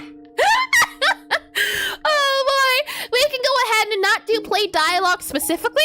What we're going to do is do play hint dialogue. So actually we can just do here signal, and then we'll do play underscore hint, and then dialogue. Play hint dialogue. We don't need to do any of those guys here. Then we'll go ahead and copy you here, go back to our spooter here, and let's just do play hint dialogue.emit. From there, we're going to copy you and do what's up? Hi, Mr. Mash and Gash. Welcome back in the stream. Welcome back in. I hope you've been well. And PM if you really want. Oh my. Let me go and save this guy here. And then, let's go back to our dialogue manager here. Go back to you here. So instead of play dialogue, what we're going to do is then do this guy here. We have play dialogue, play hint dialogue, and then we'll go ahead and play funk and do play hint, dialogue, play hint dialogue, and then we'll do this guy here. And I've been well. Hope you've done a lot of progress since last time I was here. We've done progress. I don't know if you gauge it as a lot. We are moving in the right direction a little bit at a time. So you know what? I do call that a lot of progress. We're still working on the tutorial. It's been a good 5 months, I'd say. But we're doing things. The safe octopus fact. Octopus will sometimes smack fish for no reason. I have heard that before. Sometimes octopi will just have it out for a fish and just smack them. I have seen that one. It's adorable, but it's not adorable for the fish. But it's cute for the octopus. We'll do void here, and then do pass. Hold on, pass here. And then we'll do this guy here, and then do this guy here. So to do play hint dialogue, what we're going to do is grab the current task, and we should be able to see what that is. Let's see. Utility dot current task. Current task. Wonderful. wonderful. So we grab the current task, and there's a few things we need to do. So we need to do play dialogue here, and we're going to do play dialogue, and then we'll say dialogue script, so dialogue parser actually. Dialogue, D-I-A-L-O-G-U-E, dialogue parser. Oh, how do you spell it? D-A-L-O-G-U-E, dialogue, and happy to hear. I've been learning shaders on Godot and made a lot of anime showcase style. I said, how fun! I do eventually want to learn shaders, and I've been having to use it here and there, but it's so nice to hear you're making something like anime inspired. That's so nice, neat to hear. We have here dialogue parser. Where's my parser at? Let's see, P-A-R, and when are the game gonna be? No clue. I can let you know now, the Creative Forge. I thought I could do this game in 6 months. It's been 2 years. So I have no clue. The good news is that we're slowly getting through the MVP, the minimum viable product, in the sense of once I make the tutorial, there's a few other things we need to do, and then we can start fleshing the game out, start adding content to it, but we're still working on the bare basics. For example, the tutorial. And boy, has the tutorial been painful. But I can say at the very least that we've we've added a lot of quality of life changes as well as UI fixes. So once it comes out, it'll definitely be a big update. Will it be a big update? Indeed, as it'll be a year since the game has been updated, technically speaking, since the last update was in September, surprisingly. So you know what? Let's hope that the tutorial can come out before September. Well, now you got 10 eyes to work faster. I have the ability for multiple things now. It's so neat. Let's see, parser, we have dialogue parser here. And a game idea fully formed in my head while I was grabbing my food, but I should not describe it because it would fill the chat with text. If you'd like to, I don't know if you're in the Discord at the moment, Malady. Since I'm working on this, it's a little bit hard to interact with ideas. Okay, ideas. Oh my goodness. Dialogue parser dot, and then we need to do task to hint list here. And then from our task to hint list, what we then do is do this guy here, and we grab utility dot current task. So we play the current task that is available. There we are. And we have here invalid index of type. We have here dialogue script dot name. Now, why are you angry? We have current task here, task to list. We have task action, and then dialogue script name here. Oh, why are you angry? Open book. Open book. Hold on. Open book. Book. Open book. There we are. Save that there. Now, are you okay, dialogue manager? You should be. Let's see. You have utility.current task is a current task, which is a task.action. Hold on here, .action here. Since last time I was here, I already released 5 games in Roblox. Oh, congratulations. I've not yet played the game, but I have heard a lot about it. We have here task.action. There, lovely. I don't see you, dude. Let me go ahead and save that guy there. Okay, so let me get a little bit of coffee, and then we can give this a try and hope for the best. Oh, actually, I'm almost out of coffee. Oh, well, I'll finish it off then. Okay, all done. No more coffee, unfortunately, but it's okay. I have water still, and I also have a little bit of tea. So if we save this here, click on play here, then let's see. What we're hoping for is to be able to interact with the spider depending... Oh, that's not good. Never mind. Attempted addition. Yup. And why are you angry? I cannot do value add, returning value true. Okay, well then, I think what we have to do is possibly do you here null, and then do you here, and then do task to hint list here, and then just set you to be task.action.go to bookshelf here, then set you equal to this guy here. Maybe that'll fix you. So we'll go ahead and copy you here, and why is it angry? Oh! Hold on. This guy here does action, and then we have the dialogue script name, which is not going to be... Oh, that's why. I got ya. Okay, never mind. It's actually going to be do something else entirely. Didn't realize we have the hint book go to bookshelf script. Oh, okay. I figured it out. We actually need to do a few things. First off, we need to initialize the hints. So let's go ahead and just do that first. Let's copy you here. This is going to be introduction data. This is also going to be the hint. So we can go ahead and do here, you here, and then we'll do hint. So this is going to be, for example, here, hint. And then it's going to be to do. We know we have to do book. I'll just type here shelf. And then we have, let's see. This is going to be open or go to here. Go to book. Go to bookshelf data, and then this is going to be hint open book. So open here, and where to hear a piano version of the song? I have or hold on, if I actually do here, I can do exclamation music. It should bring you, oh no, it's not exclamation, hold on. Exclamation MUSIC, there we are. And all the music you hear is by Game Chops. They're remixes of, well, not even remixes, they're just songs, versions of, well, piano versions of different video game music. There, I have Sonic on here. I think this is Sonic. It is! Oh, how lovely! Sonic, Mario, Legends of Zelda, and also Pokemon. And now, to beat their Mongolian throat singing. Oh my, we have go to bookshelf. We also have here open book here, and that's quite the fact. Check! I told you!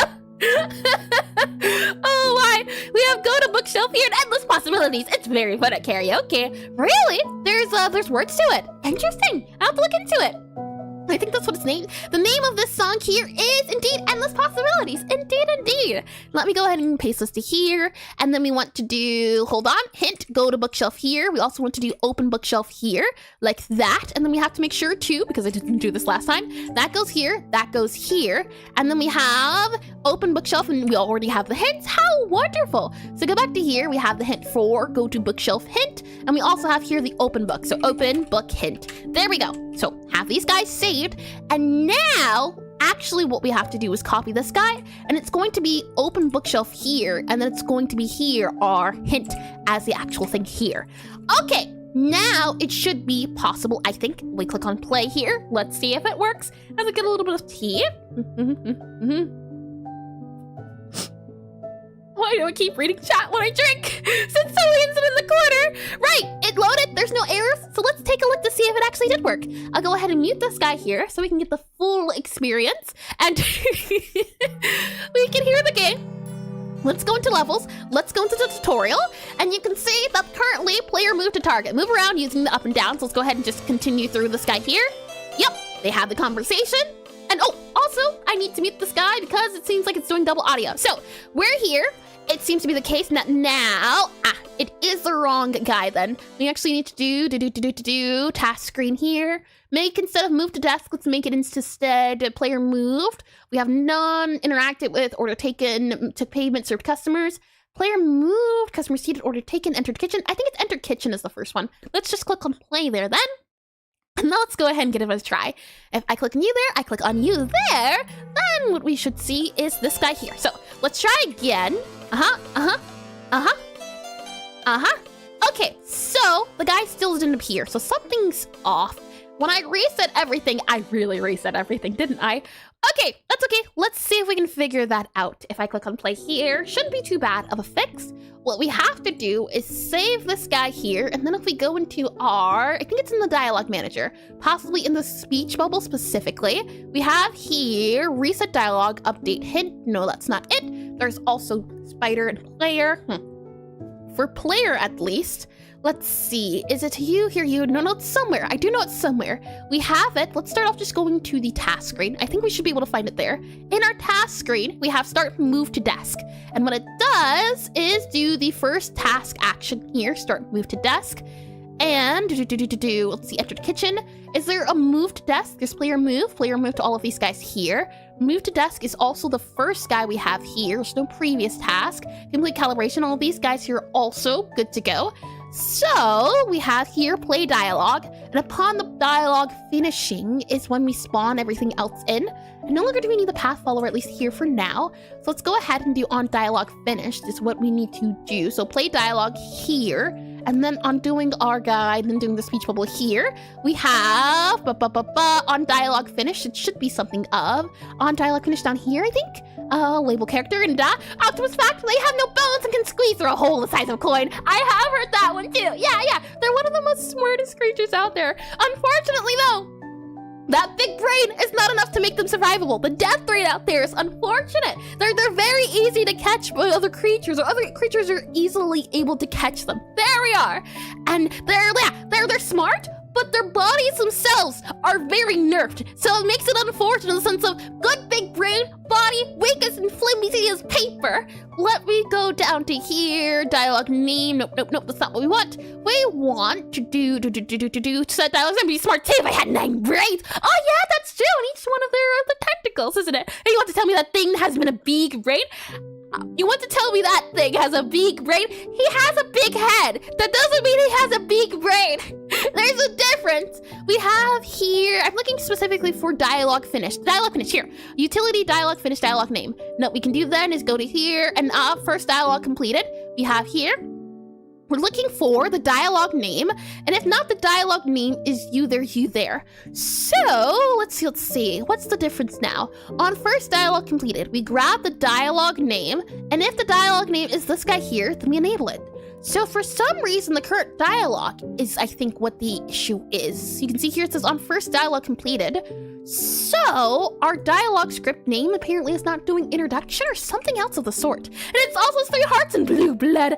Ah, that is neat indeed. And the thing is, animal effects are so fun and freaking aliens it is. I mean, they are creatures from the sea. Can you expect that much, or can you not expect that much to be a little bit on the alien side? It makes perfect sense to be a little bit eldritch. Let me see why play dialogue is working. You're working there. Wait, first play the first gate. So, okay, let's just do a pause at our speech bubble here.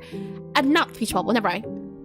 Task screen. Let's pause here at task screen and see where we're getting. And it's a creature of the cosmos, I tell you. And then it landed on Earth and it infested the waters with its adorableness. I can believe it. Let me go to you here. Let's then go ahead and skip the dialogue here. So skip, skip, skip, skip, skip, skip, skip. All right, so our dialogue name is 2. Our dialogue name introduction. So this should continue. And does it? It does continue. So then we enable our hints. We do you guys here, and then we do task action started, first task dot action. So then our first task dot action, if not completed task action, activate. What is the arrow's completed task action? Let's close here, open you here, arrow. We have arrow go to desk as entered kitchen, which is the completed task action, and then there's go to bookshelf. So that should be right. And our current completed task action is set to 10. And just taking a look here, we click on you here, you're set to 10. So it's 0, 1, 2, 3, 4, 5, 6, 7, 8, 9, 10. So it's true. It is correct, at least right now. If we go back to where it was taking us to, I believe here. So this guy here, it should bring us to return. And then one more, because we have 2 arrows, it should continue, but it doesn't. How odd. Completed task action is entered kitchen. Let's go back here very quickly to our task screen. Move to desk should be entered kitchen. Yeah, that's true. And it is entered kitchen. And then our arrow here is entered kitchen. Or hold on, arrow here, which is going to be entered kitchen, which is the task.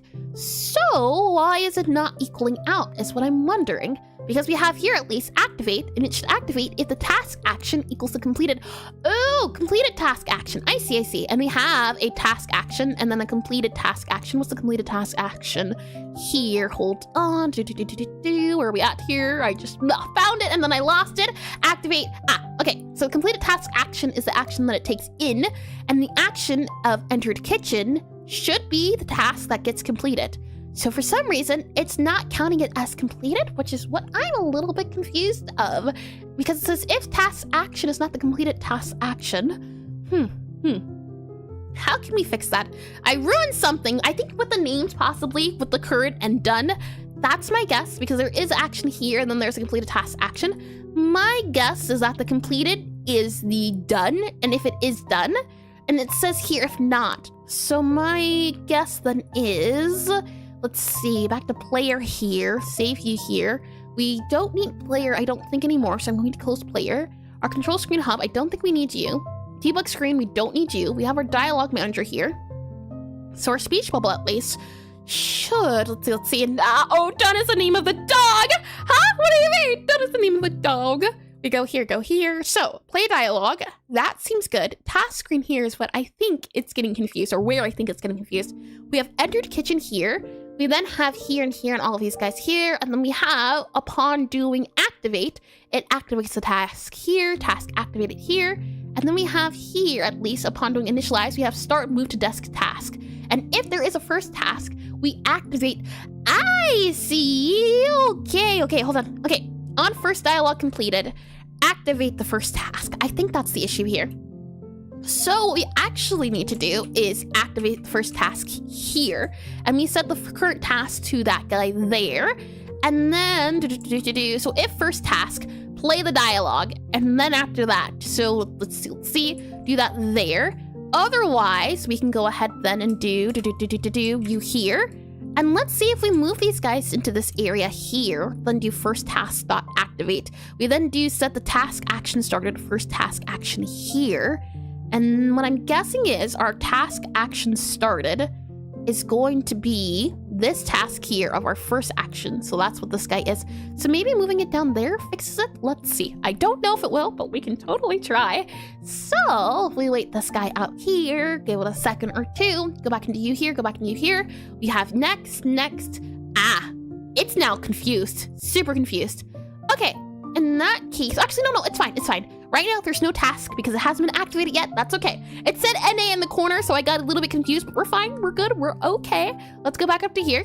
It should update automatically. So let's see. We have this here. Yep. And then now it updates. So the arrow keys are working. Now the arrow down here, you can't even see me pointing, but the entered kitchen, the task up there is not getting activated. So we need to do you here. So task action started dot emit, and we need to go through here and check for this guy here. So let's click on play again and see about that. At least the arrow keys are now working as intended, so that's good. We just need to figure out why this, and this. Yep. Okay, let me go into here. So our first task dot action is a total of, if we go back to here, first task dot action is, go next here. So our completed task action is 10. This task action is set to be 0. Current value is, so completed task action here. And our task action is 16 on this one. And then we go again. And our task action on this one is set to 7. So 10 and 7. 10 and 7. Okay. And what I'm also going to do, just as a double check, is we're actually just going to make it print. That's easier to do. So we're going to do here utility.print. And I'm going to do print here. And we're going to print a few things. How can we do this? I do have a special print, I'm pretty sure. So let's just go to utility here super duper quickly. There's print debug message, print directory, print string in brackets. There should be one specifically I'm thinking of.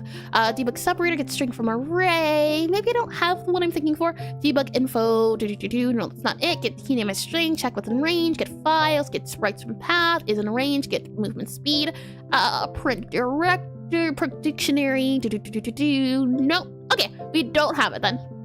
Let's go back to our task screen then.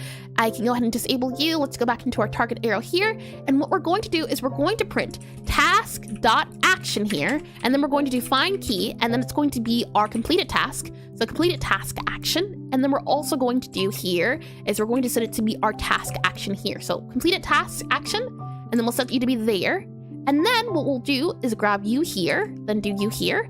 And we're going to do that there. And then we're going to grab the utility and plus here, and then do utility dot get get key. There's like a symbol one, I think, symbol, get string from array, symbol dot symbols, yep, dot symbols dot, and it's going to be to do arrow, and it's get to turn symbols to string, I'm pretty sure. So we'll utility copy you here, and then we have here super duper quickly 2 strings. Let's see, symbols 2 string, and then just do this guy here, grab that guy there. Okay, and then we can do here as well a plus, and then we'll just set this to be space. I just want to make this legible, that's why I'm doing all of this. And then we'll do here a plus on you here as well. So we'll do you here, and do you plus there. There we go. Okay, and then from here, we're going to also do utility.print. That should be fine, I believe. So we'll go ahead and save it here. Click on play. This should now give us what it looks like and what they're actually grabbing, the task action arrows. Oh, you know what? Actually, let's also grab the arrow name here too. So we'll also do here plus, like that here, and then we'll set it to be arrow, and add the arrow name. Actually, let's just do something like this. And then we'll set this to be that, and then we'll set it to name, and then we'll do plus here, like that. That way we also get the name of the arrow too. Okay, so now hopefully we'll have some really handy debug, guys. And once we take a look at the debug, then we'll go ahead and do the ad break. So I'll click on you here, click on you here, click on you here for tutorial, and it should allow us to see at least all of our arrows. So when we do the actual arrow text, so we'll go in here, go in here, go in here, do all of these guys here. Now we're getting an angry guy because we don't have invalid call. Ah, hold on, I know why. Print, we actually just need to do print rich text, so hold on here. Print underscore rich text. Print rich, like that, there. Okay, now give it a try. Give it a good old go. A good go. Let me click on you here, and then we'll go ahead and wait that out. Then we'll click on you. Oh, wrong guy. Actually need to do this guy here, this guy here, this guy here. Click on all of you. Yup. Okay, so it says entered kitchen to tutorial customer left, and then there's enter kitchen and customer seated. Huh. That's entirely wrong. We have 2 minutes. I'm going to see if I can fix this. So our arrow, go to bookshelf, and then this guy here, customer seated. When did these guys change? Now they're updated all of a sudden. That's okay. We have go to bookshelf here. We also have this guy here, which is go to desk. So we'll do go to desk here. Go to desk. This is go to desk, which is going to be enter kitchen. Let's go ahead and click on play here. I do need to rename that, as enter kitchen was an old one because you didn't start in the kitchen. So it's going to need to be changed to go to desk. That can definitely be changed, and we will, most likely. So next. It's working! Take a look at that! Lovely. Okay, well, ad breaks are about to start, and after the ad breaks, we'll see if the interaction works out of the box. And what we'll actually do is that we'll do here a slash poll, and then we'll do here poll, actually no, slash predict. How about that? Predict here, predict. Here, prediction, and and now, woo! Now the name is ready for release. It's not ready quite yet. Not yet. Oh boy, is it not ready yet. Start prediction here. And we're going to say, is the hint dialogue, dialogue, going to work? Question mark here, and then we'll have yes and no. Okay, so I will add a prediction for if the hint dialogue will work or not. I'll set it to be 5 minutes. And I need to get up to grab some tissues, so we'll have the prediction running. While the ads are running, that'll be 3 minutes. I should be back before it. We'll go to the BRB screen, but I know you'll choose the right option. I believe in all of you, right? I'll be right back in a second. Oh my.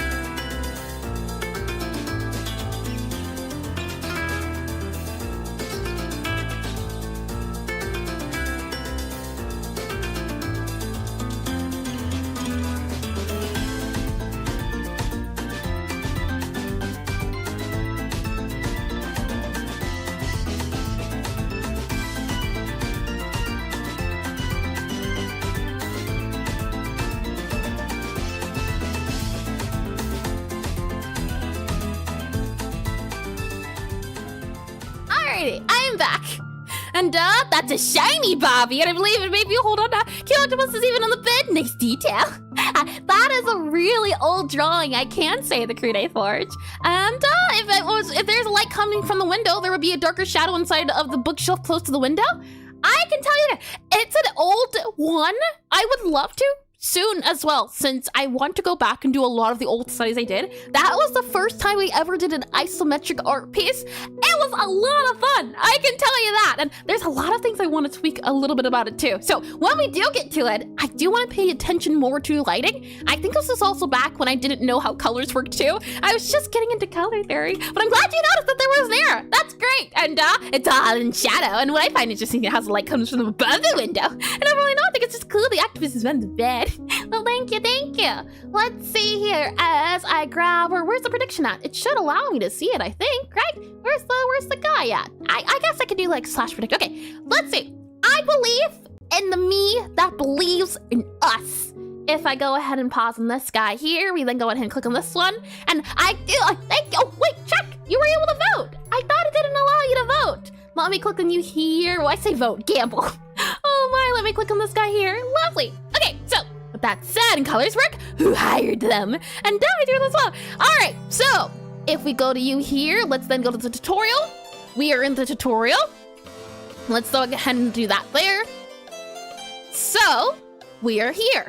We are in entered kitchen. The spider should not have something we can interact with. So if I go to the spider here, we can't interact with the spider. The spider player can interact, it has been disabled.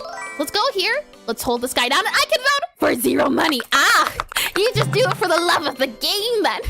Oh my, let me click on reset. Now the tip is go to bookshelf and my goodness. Thank you, the Crude Forge. Hold on, for the 10 gifted subs. How kind of you and how sweet of you. Though, happy release day, hold on now. You can't just doing that and then give me a 2 for doubting me. You doubt my skills, but I do appreciate the gifted subs. Thank you, and sweet all over again. And that is not the gambling button. Oh my, let's see. All right, so the spider should have an interaction for go to bookshelf. We go here. Ha. It worked! Okay, look at it! Take a look at it! Oh, that's so neat! Now granted, you could interact with it over and over, that wasn't the point, but it worked and it's not refined! Oh no! And then if we go to the bookshelf here, now it says to open the bookshelf, so we should be able to go back over to the scooter. Ah! So it kind of sort of didn't work. What do you do? I mean, it didn't work 100%, so I guess we don't count it. I guess it definitely didn't work. In which case, you were correct, the Crude Forge, but I just want you to know, you should believe in me. I totally won't make you lose all your money. Oh my, let me go ahead and do here for predict, and I should be able to give you your prediction points. And yay, good job, we're 48%. Oh hell! Thank you all over again. And he's correct, but he's not right. Exactly. Correct, but not right. And let's see here. Is hint dialogue going to work? No, it did not work. Unfortunately. That's okay though. I got it partially. Now the question becomes, why work halfway? We have here, out of bounds, get index 5. Oh, you know what I think? And hi, Snowy Tiger. Welcome in the stream. Welcome in, and thank you for the follow. Thank you. I think it is because the current task here, it does not exist in the index. If it does not exist, then how are we able to grab it? What we need to do is some sort of function to make sure that this doesn't happen so that we can say, error 404. We could not grab what you needed to get. So I'm actually going to do here dialogue parser, and give me 4.5 chat points so I can make you voice talk like Wookie. And remember when you triple scanned poor sweet innocent Penelope? I did not tell the scam if I didn't know it. That doesn't count. It was a mistake that I couldn't refund, I don't think. But you know, mistakes are made. And since then, I've read it 3 times over and over again. Get hint from task. Hint from task here. And then we're going to put the current task.action. So we'll go and copy you here. And then what we'll say is that a dialogue will also play if there is none.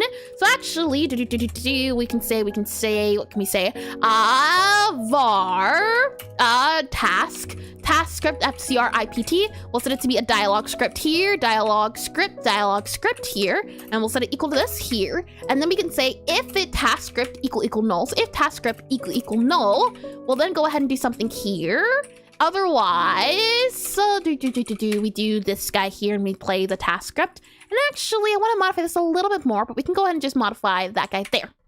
And remember when you, yes, that counts? I don't, scam just sounds malicious. And have I ever had malicious attempts, murderous attempts, chaotic attempts? No, not that I know of, at the very least, and that have been filmed and proven. I don't think so. You killed Mr. Pickle. That's not murder. I don't even know who this Mr. Pickle is you speak of. That sounds like news to me. Like, it's just news to me, I say. We do utility also current task here. There we go. And, yeah, that's good, I think. And, I do know, that's all lovely. So why are you angry? Task action is dialogue script name. I see, okay. Dialogue script dot name here. And then we can go ahead now. Okay, that's good. So now we go here and we're going to do get hit from task. We'll grab that guy here. And then we can go ahead and do here a function. And we'll do a function here for get hit from task. Then we'll set this to be you here, do that there, set that to void. Or actually, no, it's going to return task.action, action here. There we go. And that's what a person with murderous intent would say. No, that's what an innocent person would say. We have 2 years worth of VODs. I'm sure that there's something that can be found. So you don't have proof is what you're saying, Check. You're just going on a guesstimation. Sounds to me like you're making assumptions, and you know what they say about people who make assumptions. It's not good for your health. Let me go ahead and go back to our, let's see, go back down here. Our dialogue manager guy, Boyle here. Yep. We actually need to go to our task screen, I think. So we go to the task screen here. Nope, not task screen. I take it back. Task? No, not task. Speech bubble? No, not speech bubble. Let me go to you here, dialog parser. So get hit from task. This is going to be in parser. Entity, I don't know why you opened up. Game input, don't need you anymore. We have you. Signal bus, don't need you at the moment. Player, don't need you. Spooter, don't need you, at least that I know of. Target arrow, don't need you. Dialog parser, we definitely do need you. We'll come back to you. We can close task screen, I think. We can then close dialog manager here. Yeah, no, this is what we're looking for. Okay, so we have you here, and then we enter the current task.action. So we give it a task action. So we go here to our dialog parser. We're going to get a task action. So it's going to be task_action, which is going to be a task action, task.action here. And then we're going to get a true or false, I guess. Hint in task list. Hint is in task list. His hint is in list. Hint is in list, actually. I like that better. And let's return a bool instead. So we'll return a bool here like that. And then we'll go ahead and do here if the task to hint list dot has task action. And we'll also return that. So we should just be able to do return you here. And then we should be able to do. I kind of like the action or the idea of doing, instead of bool here, doing the dialog script name. I think that's a little bit better. So actually get dialog script name. Hint is in list. Let's do maybe get an automatic message. It's Danish and are supposed to be sounding like a train. I see. I can never be sure with these types of things. Danish for tut or foot, like a choo. I see. Is it like checka? If I had to guess, then let's see here. Get task hint. Get task hint. There we go. Get task hint. And then what we can do is if you there, so if you have that there, if you, then we can go ahead and return. and then we can go ahead and do task to hint list, and then we do the action, so task action here, like that. Otherwise, and this is where we return task action, actually, no, we're returning the dialogue script name. Never mind, we're returning the dialogue script name. So we return that guy there. Otherwise, we're going to return dialogue script name dot none, null. There we are, dialogue script name dot null. That way we get the task hint. And Americans don't know what trains sound like. I have not been on a train before, at least that I can remember. It's been a second. I used to be big into trains, but I haven't actually seen many. I was big into Thomas the Tank Engine, though. Let me go ahead and copy you. Had a whole train set and everything. Let me go ahead and do you here, you here. And now we need to go to our dialogue manager here. And what we need to do is do dialogue script name. And if the task script equals dialogue script name dialogue script dot name dot name dot null, then we know that it doesn't exist.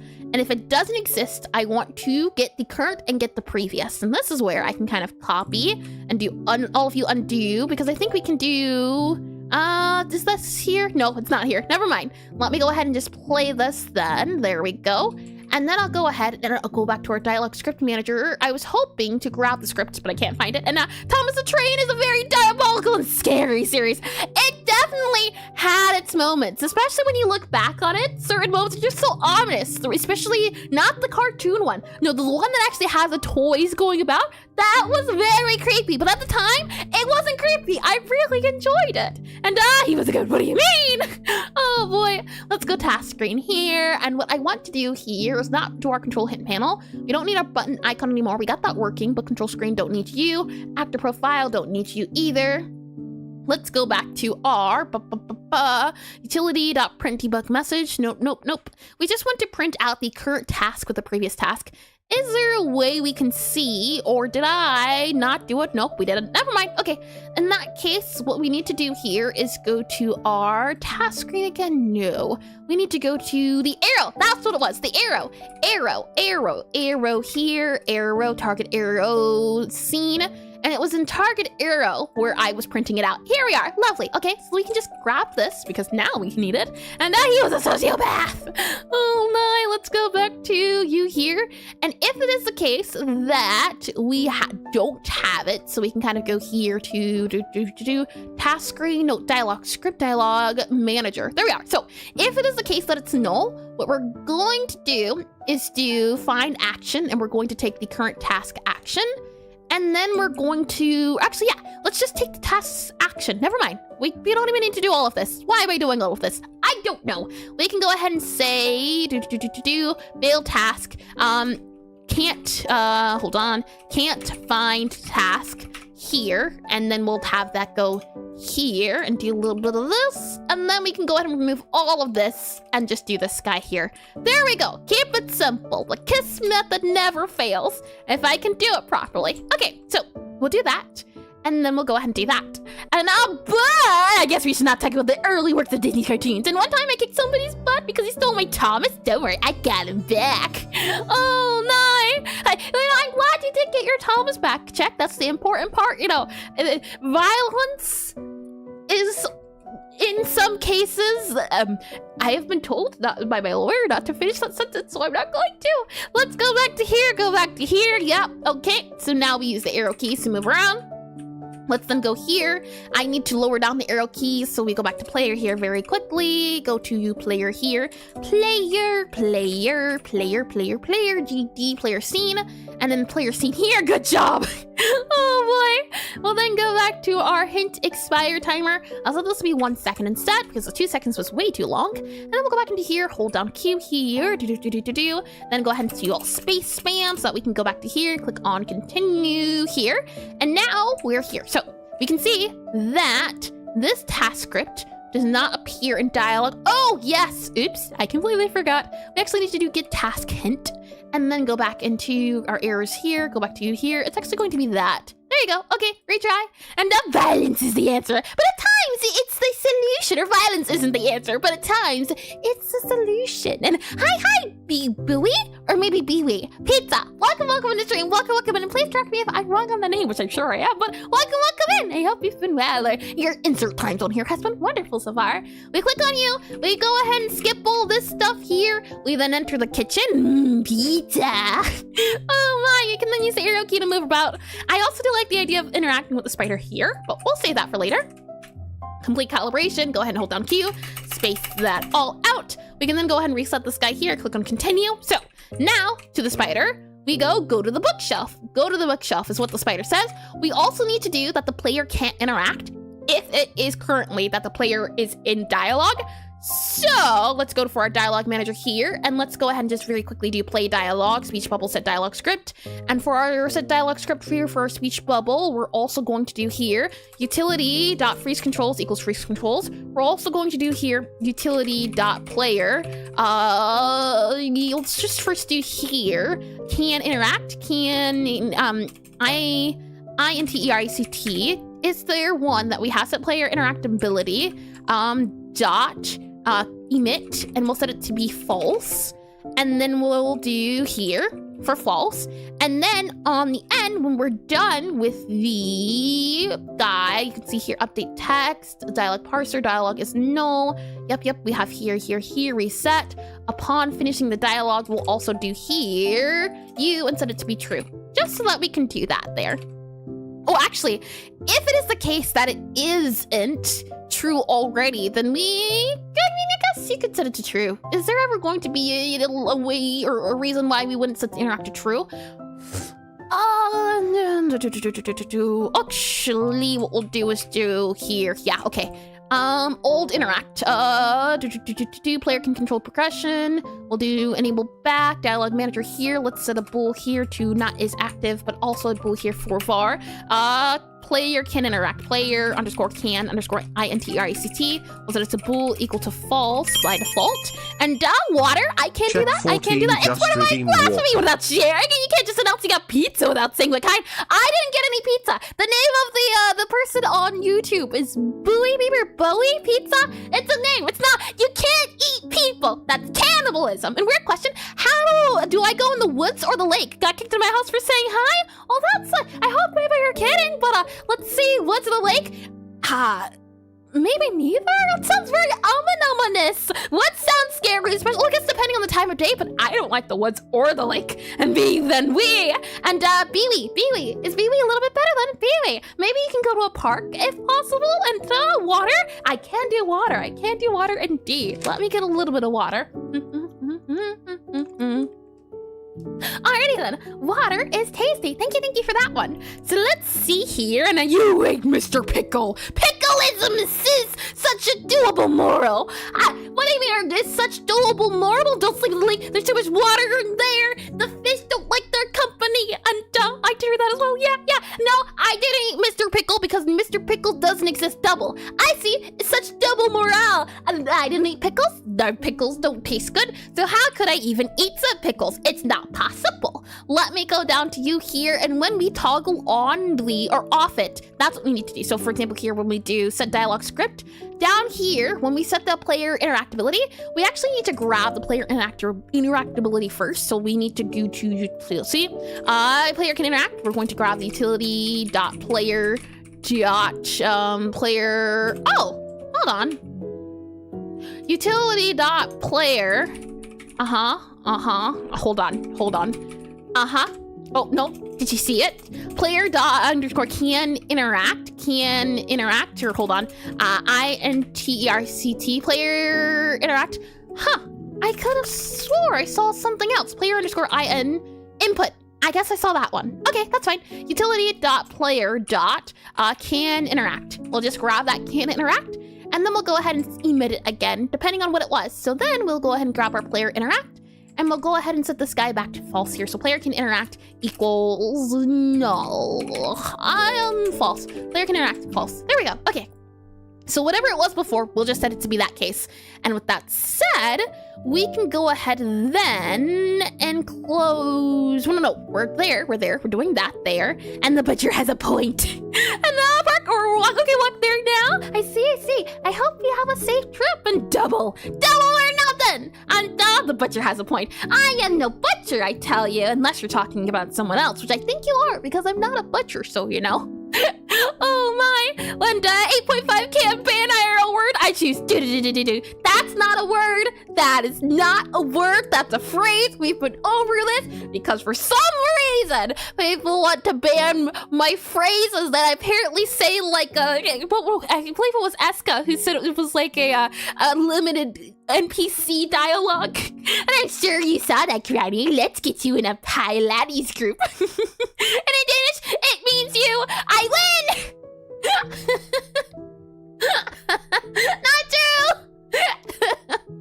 Oh my. Let's go back into our tutorial here. Let's skip all these guys here. Yep, introduction guy up here. We then go to here. Hold down Q for here. Let's then go ahead and skip all of this guy here. Let's then do reset. Go ahead and click on continue. Now I can go up to the spooter here. I can't interact with it again because it has been disabled. So we go to the bookshelf next. Now we can interact because it has not been disabled. So it gets enabled. Okay, but this isn't a real language. Oh boy. So go to bookshelf works. Then we go to the bookshelf. Now it's open bookshelf. And now we go back to the spooter here. And it says can't find task open bookshelf. So now we can go back into our script here. And let's double check. If we go to our parser, our dialogue script parser. So this guy here, we need to make sure that this guy here is open book. It is open book hint. So, yeah, I see. Okay, open bookshelf hint. This guy here is open book. So, we actually do... That's correct. That's actually correct. Never mind. I need to refund you. That's what I need to do. It actually isn't the one. It's open bookshelf. We didn't set that. There was go to bookshelf and open book. So it did work as intended. It just crashed because it wasn't in the thing. Hold on. I think I actually did it correctly the first time. I just didn't count for the fact that it might not actually be there. Hold on. Also, the player can't interact is such a true 2 as well, so that also needs to be fixed. So you did scam us. I didn't scam it. You think is at the time, like, and looking back on it, and you know, I was right. Now the part comes to scam. You know, you learned lessons, don't you? And now that I understand the problem better, I realize. But hold on. We open the bookshelf using E. We close the bookshelf. And this is where it paused, apparently, as there is no actually, once you open up the bookshelf, now we need to open book. We didn't pair that up. So, technically speaking, there was actually no way for this to be correct because we haven't even added the open book as a task. And I could have released the game by now if you didn't delay on purpose. I'm doing what I can. Let me go ahead and save this guy here and let me do. Let's see. Add you there. And then I'm going to remove you here. Make sure you're safe. And I'm going to call this disabled DSA BLE disabled INTERICT during hint, during chat, during DIALGE. Disabled interact during deluge. I think that is correct. We'll go ahead and sync and save. And then what we'll do is close this guy here. So we actually need to do, once the go to bookshelf is completed, then we need to set the open book task. So what we can do is, and there was no way for the thing to work. Yeah. I'm pretty sure there was no way for the thing to work, and so the game was skewed. It's not like I thought it was skewed. It just it broke on its own without any. It's not like I made it or anything. We have move to desk, and then after you go to the bookshelf, then the task becomes open bookshelf. Once we go to open bookshelf, there is go to bookshelf. Once you interact with open bookshelf, there should be a way to check to see if it's completed. So let's go here to our bookshelf. So bookshelf here, bookshelf scene here, and our bookshelf scene, we can see that, and oh my little emote, we have here open item, player open bookshelf for the first time .emit. If it is the case that the first time open bookshelf is true, then we need to do player open bookshelf for the first time. And this is where we can copy this guy here. And then we can go to our task guy again. So our task screen here. And do we have player open bookshelf for the first time? We don't. So now we're going to go here for utility dot player open bookshelf for the first time. So player underscore open bookshelf for the first time dot connect. And then what we need to see is that, is it the case currently? So on first time, opened bookshelf. There we are. And this is my number one most used emote. I use it now. I nowhere else but here. Oh my.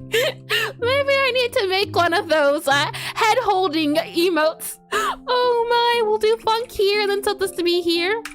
And then we'll go ahead and set it to be void there. And then what we can say is that if the dialogue name, and we're not looking for dialogue here, what we're looking for currently is if this current task is set to open bookshelf. So what we can do here is that if utility dot current task, so current task, and then we can say equal, and then we'll go ahead and do here, current task is current task dot action, current task dot action, hold on. First task, utility dot task. Where are we using that at? Might I ask? We have utility task, current task equals current task dot next. Where are we setting utility dot current task? Utility dot current task equals self. Current task is here. Okay, we set it during these guys. Okay, we're fine. We're okay. It's okay. All right, so if current task, and I believe the task screen has a current task, there's a first task here, and our current task is nowhere in here. Our first task, current task, we set current task. Where do we set current task to be? Where do we use it at? You can see here, there's all the current task here. Current task is task equal to null. Okay, I think we're good. An emoji looks like a dandruff scratching a hobbit. Oh my! I don't even know what that means. It just sounds awful. Let's see. So what we need to do here is do if utility dot current task equal task dot action, and then we need to set it equal to open bookshelf. So open task dot action, and then we set it to open bookshelf. So opened bookshelf. So open bookshelf. Then we can go ahead and do our task dot complete. So we can go ahead and say utility, and I'm gonna just here you can see current task, all of these guys here, current task equal null, all tasks have been completed. Yeah, so update to next task, and we do update to next task. If I go back to here, update to next task, we have, where do we do it at? So we have hide, update screen, initialize, on task complete, task action done. So I believe it should be fine. If we do here, we don't need to do return either, so we can just remove that. We can do current task dot complete, and we can go ahead and just do, or dot, let's see, current task dot, that's not a function. Yeah, is action next task. Hold on here, current task dot action here, action is active. We have print, we also have get description, but there is no activate. I want to do dot complete is the thing. And how do we do that? On task completed, yeah. Where are we using on task completed at? We do it here, task action done, and we do that there. Okay, so on task completed. And what we say is that completed task, if the current task is none, otherwise if the current task dot action. So I guess we do here, not current task dot done, we do on task completed, and then we can go ahead and do our current task. So current task and dot action here. This doesn't sound right, but I think this is going to work. And in that case, once we finish it, if it is open bookshelf, then we're going to complete the task. We do here on task completed. If it is a case that we have no current task equal to null, then we go ahead and do this guy here. Otherwise, we're going to update to the next task. So that should work here, I believe. And it says to do on update to next task. What we do is we go ahead and set the completed to true, all of these guys here. So yes, I believe this will work, and it allows us to do open book. We'll see how well that works. So I'll click on you here, click on you here, and hi, we are Void. Welcome, Minister, welcome in, and welcome back. I hope your insert time zone here has been wonderful so far. And hi, Eris, hi, everyone. How are you all doing? Hope the day's been wonderful. Just popping into lurk. Well, thank you for the lurk, Void. I hope your day, or insert time zone here, has been lovely so far, and it's been going well. We've had a few hiccups, a few scam accusations, but it's okay. You know, that's why you have a good law team. And it looks at we are Void. We are saying wonderful octopus facts. It has been indeed. Oh, how lovely, how lovely. So let's see. We have here the introduction. And then you go up to here, and then you go here, and then you can hold down Q, go ahead and do all of this guy here, space to here. We can then go ahead and do reset, and yep. Also, I'm realizing too that maybe we just make the spider interactable 24/7. That way the player knows, and wonderful. I'm thinking we can make it interactable 24/7. That way the player can interact with it depending on the time. And if there's no current task, then we say something else, I think is better, possibly. So we can go ahead and here and do here. And ooh, what wonderful facts like that be. Like octopus have 9 brains and that they can fit through a penny hole. And that they slap fish for fun. He's being squeedy. Squishy. So we have here, go to bookshelf. There is no, go to the bookshelf here. Okay. So we have go to the bookshelf here. Then we have up here is open bookshelf. The spider does not have an open bookshelf function. So we can go back to here and let's go ahead and open bookshelf. Now that open bookshelf has been completed, the player can close it. And you can see here it says open bookshelf. This guy should be completed. It says player tried to activate the menu. So this guy here should go off. And this guy here cannot find task open bookshelf. So this guy is not getting emitted. Let's see. Let's go back to our bookshelf here. Bookshelf here.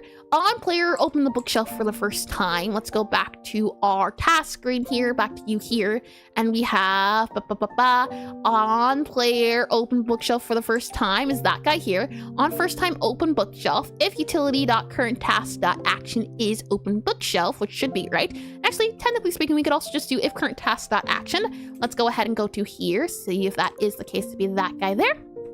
The erasure of that factor, and the fair facts, that's not true. I did no such thing, not at all. And yeah, that gives us more room to be for flavor text. Oh, nice. Let's then go back to here, skip all of this here, and then let's go back to up to here, hold down Q here, and then we have skip all of you here, and then liar, Claude for hire. I agree. Creative force, liar, Claude for hire, 100% almost true. Unless you're calling me a liar. In that case, you're done. And press the button. Jotun just redeemed press the button. Well then, the button has been pressed. I suppose you know what time it is. And hi, Ame. Welcome in the stream. Welcome back. Well done. This next section is brought to you by Ame. Know that. Blame them.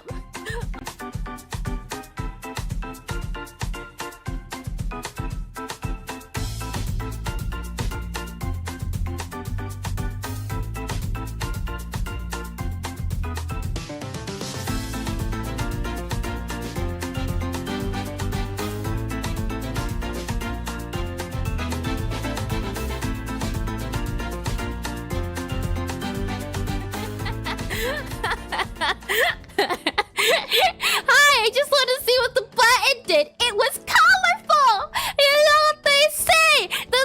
Bad intentions, good deeds, something of the sort. But for whatever reason, Ame just pressed the bright and beautiful business button, and it has all teleported you here to this elevator area. Some people call it a dimension. Some people call it purgatory. I see it as a business opportunity. You've already pressed the elevator. You're waiting on the elevator. There's no doors. There's no windows. There's no stairs. There's not really a way to leave, but that's okay. You know, that's all right. And there doesn't have to be as escape because escape will come eventually.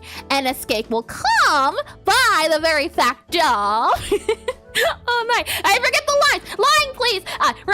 Escape will come soon to you eventually. But you know what? Since you have some time on your hands, clearly that means that I can spend that time wisely. So if I just go ahead and make myself approachable here, if I do a little bit of this, since there's no doors, since there's no stairways, since there's no way to leave. Oh, wrong button, wrong lever. Hold on here. Since there's no way to leave, I might as well make the most of this opportunity that Ame has given me. And I do it again. Hi. Oh boy, millions are dead. Welcome to the elevator pitch, a section I do not only have to be getting a stream, but also when the button gets pressed. It is the idea where it gives me a chance to get better at explaining my game to you in a short amount of time. And if you haven't been here before, get you also up to date. That game you just saw me doing was bam, Necrotype Cafe, a random typing cafe game I've been working on for 2 years now. So, name of the game here is that when this guy reaches 45 seconds, I shall begin. She's been in the gym. No, I just got bigger shoulder pads. That's all. You know what I mean? Shoulder pads make the business person. That's it. 45 seconds almost. Welcome to Necrotype Cafe, a rhythm typing cafe game where you play as Gabrielle, a necromancer sent by her necromancer necromancy family to a prestigious wizard magic academy. But you don't want to be a necromancer. Nah, you want to become a baker, a chef, so you decide to open a hidden cafe in the part of the scroll where you serve your fellow customer wizard students. The idea is that not only is it a cafe sim, it is also a rhythm typing game. That comes from the fact that in this world, magic is done via poetry. So in order to serve customers food, you have to summon the food, and you do this by typing to the beat. In order to create a fun, fast, and flexible game. The idea is that each wizard is connected to different flavors, different colors, and different flavors have different attributes. So, for example, speedy, fast, hot, spicy, bitter, sweet. And then as you go along, you'll be able to combine different flavors, get different effects, such as faster music, slower music, absolutely harder music, easy music, and different songs, different genres, different instruments as well. And all in all, you'll be able to show everyone you don't have to be next to it, so you can be your false dreams. How to do? How to do? We underscore our underscore void just redeemed Hi, green. Suchus? Maybe. Welcome in string. Please correct me if I'm wrong in the name, but welcome in. Breathing? Sure, I suppose. After that, we can do some breathing exercises. Let me go ahead and get off this suit right here. All right. I'll go ahead and take a deep breath in. Hold it. We'll take a deep breath out. Then we'll take a deep breath in. Hold it. Take a deep breath out. One more time. Take a deep breath in. Hold it. Take a deep breath out. There we are. And a 6 trims out of 10. 6? Really? And he was in 9.5. You had to squeeze in the last minute and drop to 8.6. I'll take an 8.6. I think an 8.6 is better than I've been doing. I need to get better at the last part. I would rather squeeze it in. And also, now that we're back to business and business is over, give me 1 second to go grab my partner in non-existent crime here. Non-existent crime and perfect spelling, first person. Oh, how wonderful then. And so you type to the beat and the type beats you. There's no beating going on here. Let me go grab Bob. This button right here. Oh, hold on. Is that should be the button. Why am I not moving? Oh no. Are the elevator buttons broken? I should be able to just, yeah, elevator button. Go, commence. Found the right button. Oh my. And we can do a little bit of this guy here. And then if I do a little bit of this bit here, I should be able to then. Let's see if I do this correctly. Oh my. This wow, here, you fall to the ending. You feel the ending? You didn't have any brakes? Yeah. No brakes! You know what they say? Who needs brakes? Who needs brakes? They say jiggles. Isn't the hair physics so lovely? Look at the little hair. Oh, it's adorable. Let me go back to programming here and then we can continue. So let's see here, and welcome to Elevator Purgatory. There is no purgatory, only happiness and joy. That is all that exists here, and bugs apparently. Bugs exist here too, and me. Oh my, let me click on play here, and we should be good to go. Alrighty then, and I did that as well. Lovely, lovely. Okay, so let's see. On current task first item, what are we getting here? We need to get the name of the item, and is it getting an error? No, it's only getting a breakpoint. Okay, that should be fine then. So our current task on completed, we were going through this here. So let's see. Current task dot action equals task bookshelf. This is what we're looking for. And our current task action is set to be 0. Hold on, we can just check. Current task is this here, and our task action is, oh, I see. Current task is, no, hold on. That's a constant. Never mind. Those are all of our actions. We're looking for our current task, which is here, the action of go to bookshelf. But it should not be go to bookshelf. It should be opened bookshelf as the task. I see where we're going with this. Open bookshelf, go to bookshelf. Those are two different things. Go to bookshelf, open bookshelf, then open book. And it's so cute, you can move from yapping. Isn't it lovely? Look at it go. I love it a lot, especially now. And there's so much fluidity with everything. It feels really bouncy. Let's see. I'm wondering, our go to bookshelf is then connected to our open bookshelf. And then after open bookshelf, we then have open book. So this is correct so far, I believe. So let's go ahead and skip this guy here. I should be able to just skip it. Yep, okay, so now we have go to bookshelf. My goodness! Good Forge! You're so kind and generous, I can say. Thank you for the 11 gifted subs, my. Does that make 21 in total? And happy release day! I wish it was release day! And someday. How are you finding Godot? Have you tried developing in another engine? Godot's the first engine I've ever used, and I'm having a lot of fun with Thank you all over again. Let me go and click on this guy here. Eventually, I'm telling you, soon the tutorial's going to be done, and then it's going to be wonderful. So thank you all over again. You can see here it says go to bookshelf. Let's go to the bookshelf, and I hope I did answer your question correctly, Tixie, in the sense of it's the first ever engine. I'm still very much a beginner game developer. This is the second game I've ever made. The first game I made in 24 hours. It wasn't made in a day. It was just anytime I worked on it, I had a stopwatch going. So since I haven't used any other engines, Godot's the first one, but I have been enjoying it a lot, and thank you all over again. And see what happens when you push an elevator button and they send gifts. The children yearn for the elevator. I always knew as a child I wanted to go to the elevator dimension. Oh my. So we next have here go to bookshelf. You go to bookshelf, and now it is open bookshelf. So this is where it comes in handy. Open bookshelf. We click on E. That should open the bookshelf immediately. What I'm wondering is, are we not, because open bookshelf is here, is it going off when you open up the menu? I don't think so. So what we actually need to do is wait for the player to close the bookshelf. And I'm calling it cause if you ever say it again. And enjoy this stuff. How sweet, I say. We need to go into our bookshelf here again. And now give me 5K for my 5K chat points for absolutely no devious reasons of mine. I don't even think I can gift you chat points. But I am ever so inclined. Depends. What type of deviousness are you trying to do? Oh my. We'll go back to the bookshelf here, and a little face that I'm calling the cops if you ever say that again. Oh my. And I did it was so lovely. We need one for when the bookshelf is closed. So on UI cancel or close item select menu. I clearly said no devious reasons. I don't believe you.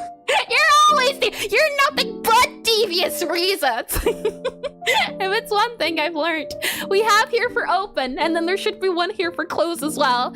I'm wondering, yeah, you can see here on open, if it is, okay, hold on. We need to do here, if it is level tutorial, yep, and let's just go ahead and do this guy here. We actually don't need to make it flavor. It just needs to be, if it is tutorial, let's then go ahead and also go to here and see if it goes through. And I think I can perform deviousness sometimes around the jaw together. If they add to the ground without skipping option, that is devil-like. Hi, Klopik, Klapik, Maki, Mosi, possibly one of those options. Please correct me if I'm wrong. I do tend to butcher things, but welcome in, stream. Welcome in. And Briathero, my goodness, that must have been very annoying, I can say. Unfortunately, I don't know how to control YouTube ads, but I can at least pause for when it comes to Twitch ads. Let me go ahead and click on this guy here. And draw an octopus upside down to confuse her. Don't you dare start drawing things upside down. It already hurts enough to see things right side up. Let's see, tutorial here. We click on you here. Okay, and then we go to here. Go back up to here. Speed running the tutorial, 0% any. To all of you, there we go. Go ahead and do reset on you. Click on continue you. Okay, so we go to the bookshelf. Open up the bookshelf. We are in first time open bookshelf equals false. Then we emit here. And then we do on task completed. Yep. And then we do on task completed here. It is completed. Lovely. Perfect. So it's completed and all, but why is our key down there? Or what did I do?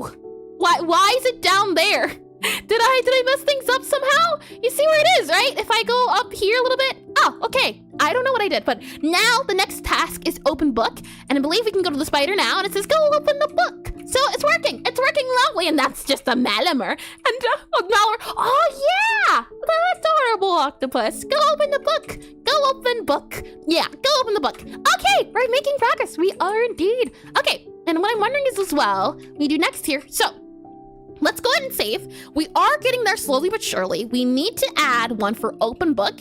After the player opens book, we also need to enable book on open book. So let's go ahead. I'll save this as a backup here. Save. And then we'll go ahead do here and do a backup. And it works. Woohoo! So sales are 50 USD per copy. Hold on now. I haven't even thought of pricing yet. And adorable! You're thinking of its pre-evolution. Hold on. Let me just double check here. Malamar, copy you. Just want to go and grab you here. Yeah, That's adorable. He looks like a little bird. How can you not find that cute? Hold on, just so we're all on the same page. Concepts here, and just drag it over to here. Take a look at this adorable little thing. He's like a little bird. I know it's an octopus, but just look at that face. It reminds me of a bird beak right there. And octopus do have beaks, but it just looks like a really sassy bird. But again, I might be biased because it also reminds me of a cockatiel. Hold on, if I just really quickly do here, a cockatiel head. And if I just do that there, I have a cockatiel. She is albino, but she looks like this. And that reminds me of this. Hence why I call it adorable. Hey, you can't see it. I just think maybe you need glasses, Chuck. And axolotls always winning cuteness. Axolotls are cute too. I can't agree. There's a beak, there's the eyes, and then there's the hair that kind of goes back. I can see it. I just don't think you see it. Let me go and slide this guy back over to here, and let's go into a programming right here. That said, let me grab you here, close you here, and then I should be able to do you here. Yep.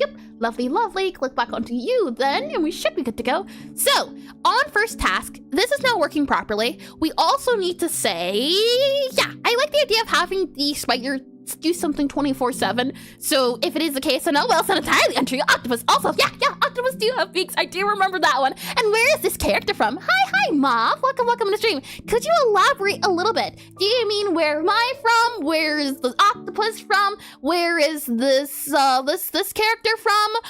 Could you elaborate a little bit, Pokemans? And yeah. What exactly are you talking about? Let's see. So on here, we do current task action, complete the bookshelf guy here. And then we need to do open book as the action. And then we need to go from there. So let's just walk through this again. And some people think cinder blocks are cute too. Hi, Preston. Welcome into stream. I believe you've been here before, so welcome back also if that's the case. And you know what? Anything can be cute if you put googly eyes on it. Why do you think Bobby's so adorable? Oh my. We go into levels here. Let's walk through this as a player would. First, you start off here, right? And you are the player. You sit here. You're talking to the spider back and forth. That is good. Next up, the player is then tasked with going to behind the desk. We'll also have here a way for the player to interact with the spooter. And I do like the idea of the player being able to interact with the spooter. The thing is that we don't want the player to be able to interact with anything else. So how can we do that? How can we say and do that thing? You know what I think? Maybe, right?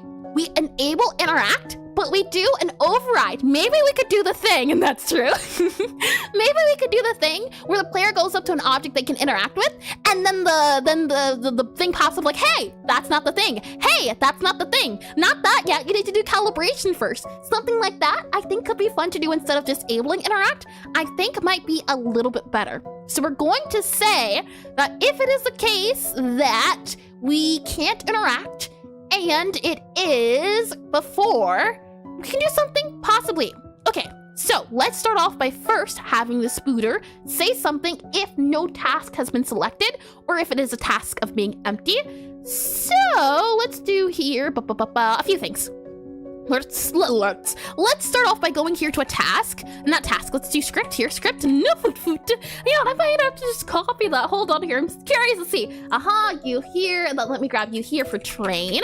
And then train, is it already 4:54? I told you, it does not sound at all. Let's see, fun train ride. I'm not saying anything for it. I just see toot toot and choo choo. And I hope the spider talks in a deep, dark Mongolian throat singing only. Well, he talks in a deep voice. I think it would be very fun to have him talking to deep voice. He's gotta be fancy. So he probably has like a deep narrator, posh British accent, if I had to guess. That could be very fun to do. Though, Mongolian throat singing could be a wizard voice. The thing is, all necromancers are bitter and their music is fancy. So they all have to be fancy. That's the feel of each thing. We'll go ahead and do here on a script. So script here. And we have our new script. And for these guys here, what we're going to do is do stay on task script. How about that? Stay on task underscore SCRIPT. We'll do stay Okay, stay on task or where we'll say, keep focus. Focus Gabby. Focus Gabby. Gabby, there we go. And then we'll make sure to do here angry, A-N-G-R-Y, focus Gabby. Okay, so we got Morgan Freeman, that should be in the budget. And now what are you saying? Mongolian throat singing, it's not fancy?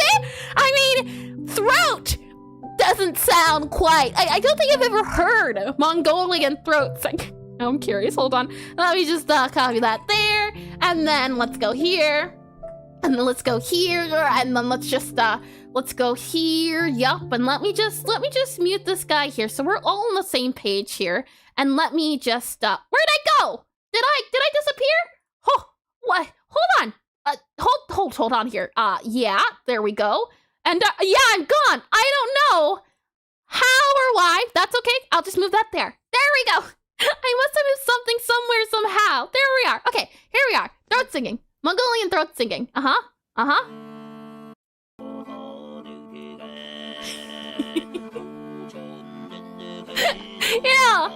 I can see it not being the spider, but like a Viking could work. Let me go ahead and close this guy here and save this guy here and click on this guy here. And it was intentional. It was intentional. And what dark forces are you trying to awaken? And then check a ball of heads and shoulders. Hold on now. That sounds illegal. That's what it sounds like indeed. Let me click on you here. We should be good to go there. All right, so if the spider needs you to stay on task, we'll have here focus Gabby. And that's going to be that there. Also, I need to undo all of this guy here and undo you here. Undo. Yep, and go open the book. And this guy here is going to be stay on task. Stay on task is going to be here, focus Gabby. And it's a shampoo, buddy. Oh my. We also need one for focus Gabby. And I think that's it. I think right now, just if you interact with the spider and it's not a current one, we'll just say focus Gabby. I think would be best. And danger Hobbit, remember. What I'll go ahead and do is book here. We need to see if it is a spider that is interactable. And if it is interactable, so let's go here to player, player scene here, and player in our player here. How can we do this exactly? Even if you can't interact, so there is like a can't interact, what we can say is, at least here, for spider here, spider, how can we do this? Spider should always be interactable, I think. So it's okay. Let's just set the spider highlight somewhere. There's so many spiders here.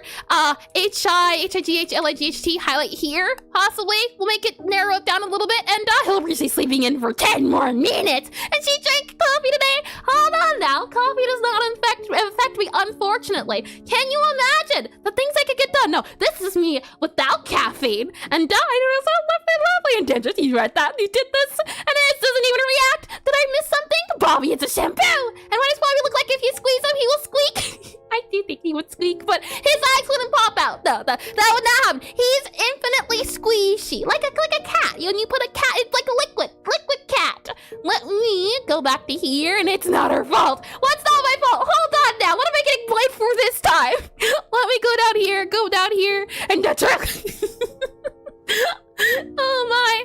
We have here on detection range, body here. Okay, so spider interactable and spider is highlighted. What we actually need to do is if the player can interact, let's go ahead and do this guy here.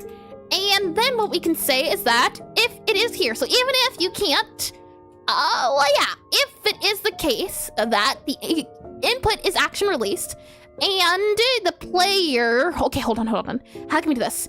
If it is the case that we can't interact, so if not can interact with the items in range, how can we do this? And does speed without coffee, 1000 speed with coffee, 999. Coincidence? I take that. Oh my, what did I just see? What is this? A Bobby elevator? Is that what just appears when the elevator finally arrives on me? Oh my, I'm so used to seeing the Bobby face that it completely went over my head. You were right. Oh my, how can we do this so that it does like a test interaction or something of the case, you can see here it says interact with the item, spider interact here. There is collect item, and then there is interactable if items is null. Then we can player only collect item here. How can we set it up for, there's interact with range here, and then you can see it says to interact, and then there's like collect item, which means, and there's interact with interactable items in range. So my question becomes, maybe we do something like if focus Gabby, something like that, and can I take the stairs? There are no stairs! Stairs do not exist in the elevator dimension, and the building doesn't. Yeah, there are no stairs. Oh my! We went over this. There's no doors. There's no stairs. There's no windows. There's none of them. Let's see. We're gonna go ahead and do a bowl, and we're going to call it focus mode. So where can we put this at? Var can interact. Causes the player causes dialogue dialog to pop up if the player can't interact, INTERICT, can't interact, but needs dialogue, DIALOGUE, but needs dialogue. There we are. And what about escalators?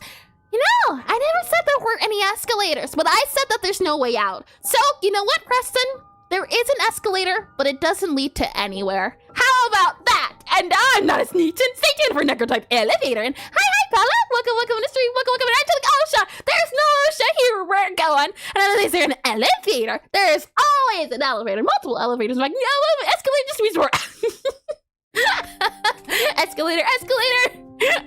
We'll go ahead and do here var. And 4 is focus up in underscore focus mode, in focus mode. And then we'll set a bool equal to false here, like that, bool equal to false, and just like escalator land! We'll go here for false, and ad breaks are about to start. So we are technically past time, but you know what? That's fine. I want to very quickly implement this focus mode, so we're going to go to ad break. While ad breaks are going on, nothing will happen, so don't worry, you won't miss anything out. When we come back, we'll finish the focus mode, and then we'll call it a day here, and then keep working on this tomorrow. So ad breaks are going, don't you worry. And then they make a movie about this, and it's like one of those anomaly games. You go up the escalator, but it goes through the same elevator you left. Ah, now see, that sounds like horror. And the elevator dimension is not a horrific dimension.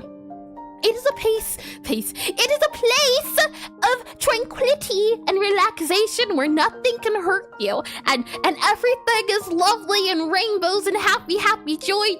There's nothing wrong there, just you can't leave. That's the only downside. You get infinite food, you get to sleep however long you want, time doesn't go there. Why really would you want to leave the elevator realm, really? For what reason is there to leave in back room? Oh, yeah, that's a good point. Here's something. You know what? Elevator dimension was there before the back rooms. I'm pretty sure. At least I think, before at least the back rooms got popular in elevator land. And it sneaks up you to picture your game. Well, you know, it's not sneaking up. It's just I go from one floor to the next floor. I was on the floor below. And okay, but what if I am the reverse of claustrophobic? Can I go in the elevator? The elevator inside, I believe, has been revealed once, and it is a void of vacuous space and food. Why did you tell me that 2 years ago? But I said, there's not really a reason to leave. You're all fine. You're healthy. The plants we've also gone over are actually food. But you know what? Okay. I think maybe what we need to do is just put a buffet in the background of the elevator room, and I think then people will want to leave. Here's our Wi-Fi. Yeah, there's Wi-Fi. And did we ever get told what kind of pizza he got? I believe the credit for the pizza was in the name, so I don't believe the pizza was ever got in the vacuum of space, but I'm reverse claustrophobic! Okay, maybe we add a pillow fort then into the elevator area. How about that? Pillow fort, we could make it like a big old sleepover pillow fort. There's a buffet table, there's free Wi-Fi, and we can keep adding on. Again, it's not a bad place. I think all of you just think it's a scary place, it's bad, and you want to leave. I don't think you've just seen the elevator zone in its entire area, or its entire view and vacuum, but I'm a kitchen.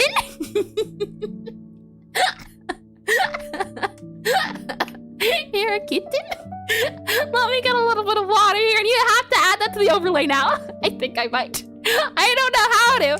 Zero, who was a member, is a member sword. They also made the suit that you saw earlier too.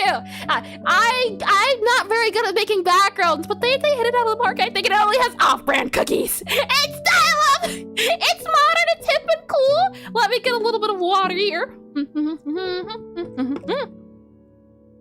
Tasty, tasty, delicious, delicious, I say. Alright then, well, ad break is just about up, so let's see here. Welcome back from the ad break. Shall we see if we can bring it on home? And Zero's not getting paid up. I agree. Zero is not getting paid, or Zero's getting paid. Zero! I mean, the funds, not Zero. I show you the person.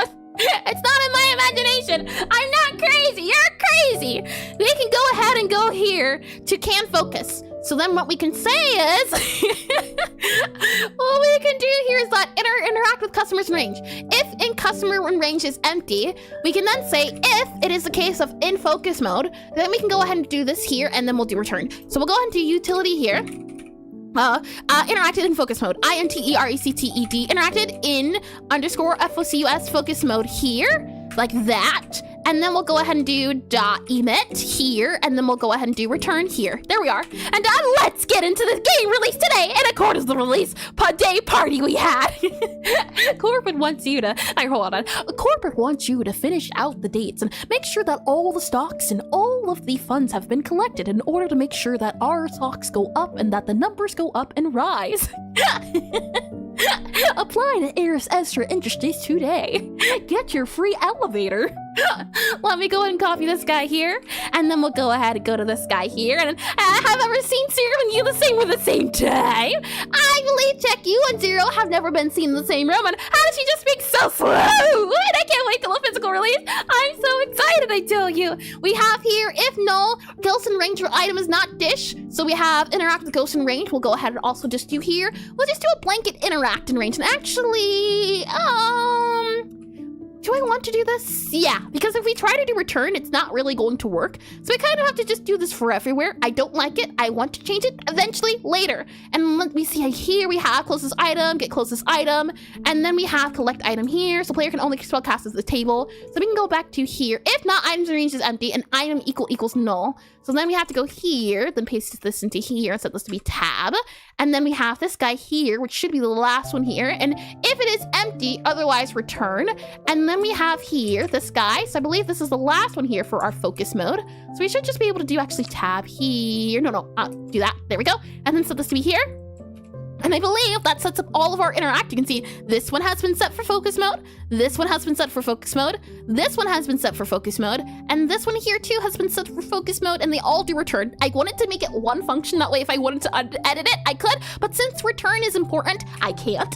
So after that, what we're going to do is go back to input here. And now we just need to figure out this. So if not input is action just released. If not can interact. What we need to do here is then do, if you can't interact, if you're in focus mode. So if, and then we need to do here, if not can interact. So if you can't interact, elif, and then we can say, if not can interact, we're actually going to do here, if you can't interact, if, in here, we can do in focus mode. So if you're in focus mode here, then we're going to go ahead and do that there, and then we'll do this tab here, and then, oh no, actually, never mind. Because this is interacting with objects. So if not, and then we can say and not in focus mode, and not in focus mode. Yeah, if you're not in focus mode, and you, if not can interact. So if you can't interact, and if you're not in focus mode, if you are in both, then definitely, or yeah, if you're not in focus mode. So yeah, that's true. And have a continuous good release day someday. Party, see you again some other random time. Thank you again, the Creative Forge. Thank you again for both the subscriptions, for chatting, for your chaoticness, even if, chaotic doesn't happen here, but your presence is very welcome, and I hope you have a lovely insert time zone here. As always, thank you, I love you again. And here at Eris Ezra Not Evil and Company, you are not a victim, you are family. And such, any behavior that causes distress to other family members, such as screaming or trying to escape, will result in proper punishment, such as redacted. here at Airs Ezra Industries, you matter. Oh my, and now demons after the way while I was here. Tell the octopus that is not a pickle. Oh my, we can do here and not in focus mode. And then we have you here. And if it is the case that we are in the spider, we can go ahead and do interact. Otherwise, we can go ahead and say here. And I have been on this elevator for 30 minutes. And now I did this all. I went 30 minutes. That's baby numbers, I tell you, Ame. Once we go here, what we can then see about doing is, if you can interact with the spider and the spider is highlighted, we're going to do whatever interact is going on here. Otherwise, here we're going to do in focus mode.emit, and then what we're going to say is in our dialogue manager here. Actually, no, we need to go to utility here, and then we need to go to signal for dialogue. Possibly we can do dialo. Dialogue manager initialize. That's menu settings. We have here nowhere zone. You know, we're just gonna put you in nowhere zone. How about that? SIGNAL. And do you have a ticket? No. Is the elevator actually a train? Oh my. We'll then do you here. We'll then grab you here for you two here, and then with that said, we'll grab you here and you here. Lovely. Okay, so interacted in focus mode. We'll then copy you here, save you here, and then but capitalism and greed affairs. There's no greed here, not one bit. Let me go ahead, and what I'm going to do next is then copy interact in focus mode. We'll then go to our dialogue manager here, and then we'll have here utility dot, and then we have interacted in focus mode dot connect. And then we're going to do here, play hint dialogue. Not actually, we're going to play distracted dialogue. So we'll do here, play, actually copy you here, there we go. And then we'll have play distracted dialogue. So let's see, what do we call it here? We call it, stay on task. Stay on task dialogue. And then we'll have this guy here, and then we'll copy you here. We'll then go ahead and click on this guy here, and she's lawful good. Yeah, I'm lawful good. She literally gives tickets out at Christmas. Do I? And when you go up in the elevator, but wind up in the basement. And hi, I so fucking welcome industry, welcome in, and welcome back. I hope your insert time zone here has been lovely so far. And how easy is dialogue in Godot? Does the word rap properly? Yes, the words do rap indeed. They do rap properly, but because I'm not too good at UI, it's a little funny. But I can't say it does work if you know what you're doing, which I do not. So maybe I'm not very good judge, and I'm lawful good. Oh my. So let's see. Play stay on task dialogue. What we're then going to do is do here, you here, and then we're just going to do here, and then we're going to say dialogscript.name. We know specifically what the dialogue script name is going to be. It's going to be dialogscript.name, and then it's going to be stay STAY_ON_ task here. There we go, task here. And then we'll copy you here, and then we'll go to name here, go ahead and do a comma on here, or rather we can just duplicate that. Put to there, and then go to our dialogue parser here, and then we're going to want to very quickly, go back to stay on task script here, drag you in like so, and then we'll want to grab you here and load all dialogue scripts. Yep, you're going to be our stay on task script. So I can go ahead and grab you here, stay on task script here. Let's do stay on task, go stay on task script here, stay on task data, copy you here, do you here, and do stay on task here. And I think that's good. And I'll order a sandwich. I'm always afraid of word wrap. My current engine doesn't handle it very well. What engine do you use, ISO Falcon? I'm not sure if I asked this before. Let me go back to this guy here. I believe we should be good. Why is it now angry? First control is not entered. I see. Let's go ahead and just set this to be true here. Yep, that seems good. And why are you angry now? We have play dialogue. Yeah, play dialogue. You hear like that there? Okay, lovely. And with that said, let's go ahead and give this a good old test and see if it works.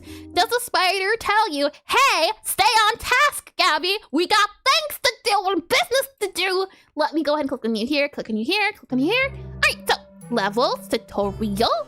And then, actually, hold on. I think can highlight needs to be removed. No.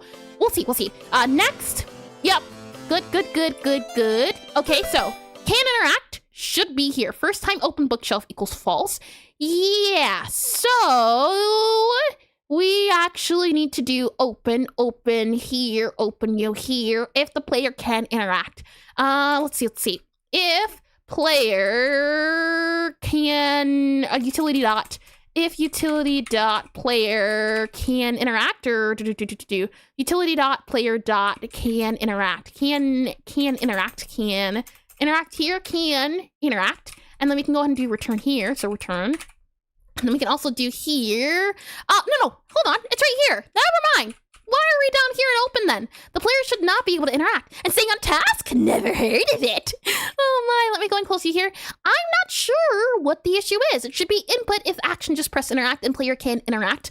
Player can interact. It's saying, but that's not true. The player can't interact. So this might take a little bit more fixing than I thought. I might have to take a break here and not continue because I thought it was an easy fix, and since it didn't work, yeah, I think that's what we'll do. I'm going to take a break since I need a little bit of a rest and R&R. I'll try to do the interaction and the stay on task for the cafe, and after that, I'll see how far I can make it between today and tomorrow in terms of adding to the task. And whatever I don't do, as I know for sure I'll be able to figure out the bookshelf, unless I run into bugs and then it breaks it entirely. In that case, I can't help you there. Well, can't help myself there. But yeah. We'll continue what we're doing today, tomorrow. If you didn't know, I stream from 1 to 5 p.m. EST from Fridays to Sundays. So today we're doing game dev, tomorrow we're doing the game dev, and we'll be doing this all over again next week as well. And now we need to integrate our synopsis into the equation matrix. Oh my, and the spider is too pushed to interact with. It's not even he's interacting. It's the objects. We're trying to interact with the objects, and we want the objects to say, or the spider to say, hey, Gabby, don't talk to the objects. Go do your thing. We'll go back here to chatting. With that said, if you're on YouTube, that's going to be it for me. If you're on Twitch, consider sticking around. It's always a lot of fun to see if we can find someone to raid. So I'm going to go to the end screen, and then I'm going to come back, and then we'll see who we can raid out. That said, I hope you all have a lovely morning, afternoon, evening, or good night, and I hope to see you all soon, all right? Have a good one. Have a great one. I hope to see you tomorrow, too. And bye-bye. Yeah, bye-bye. Have a lovely one.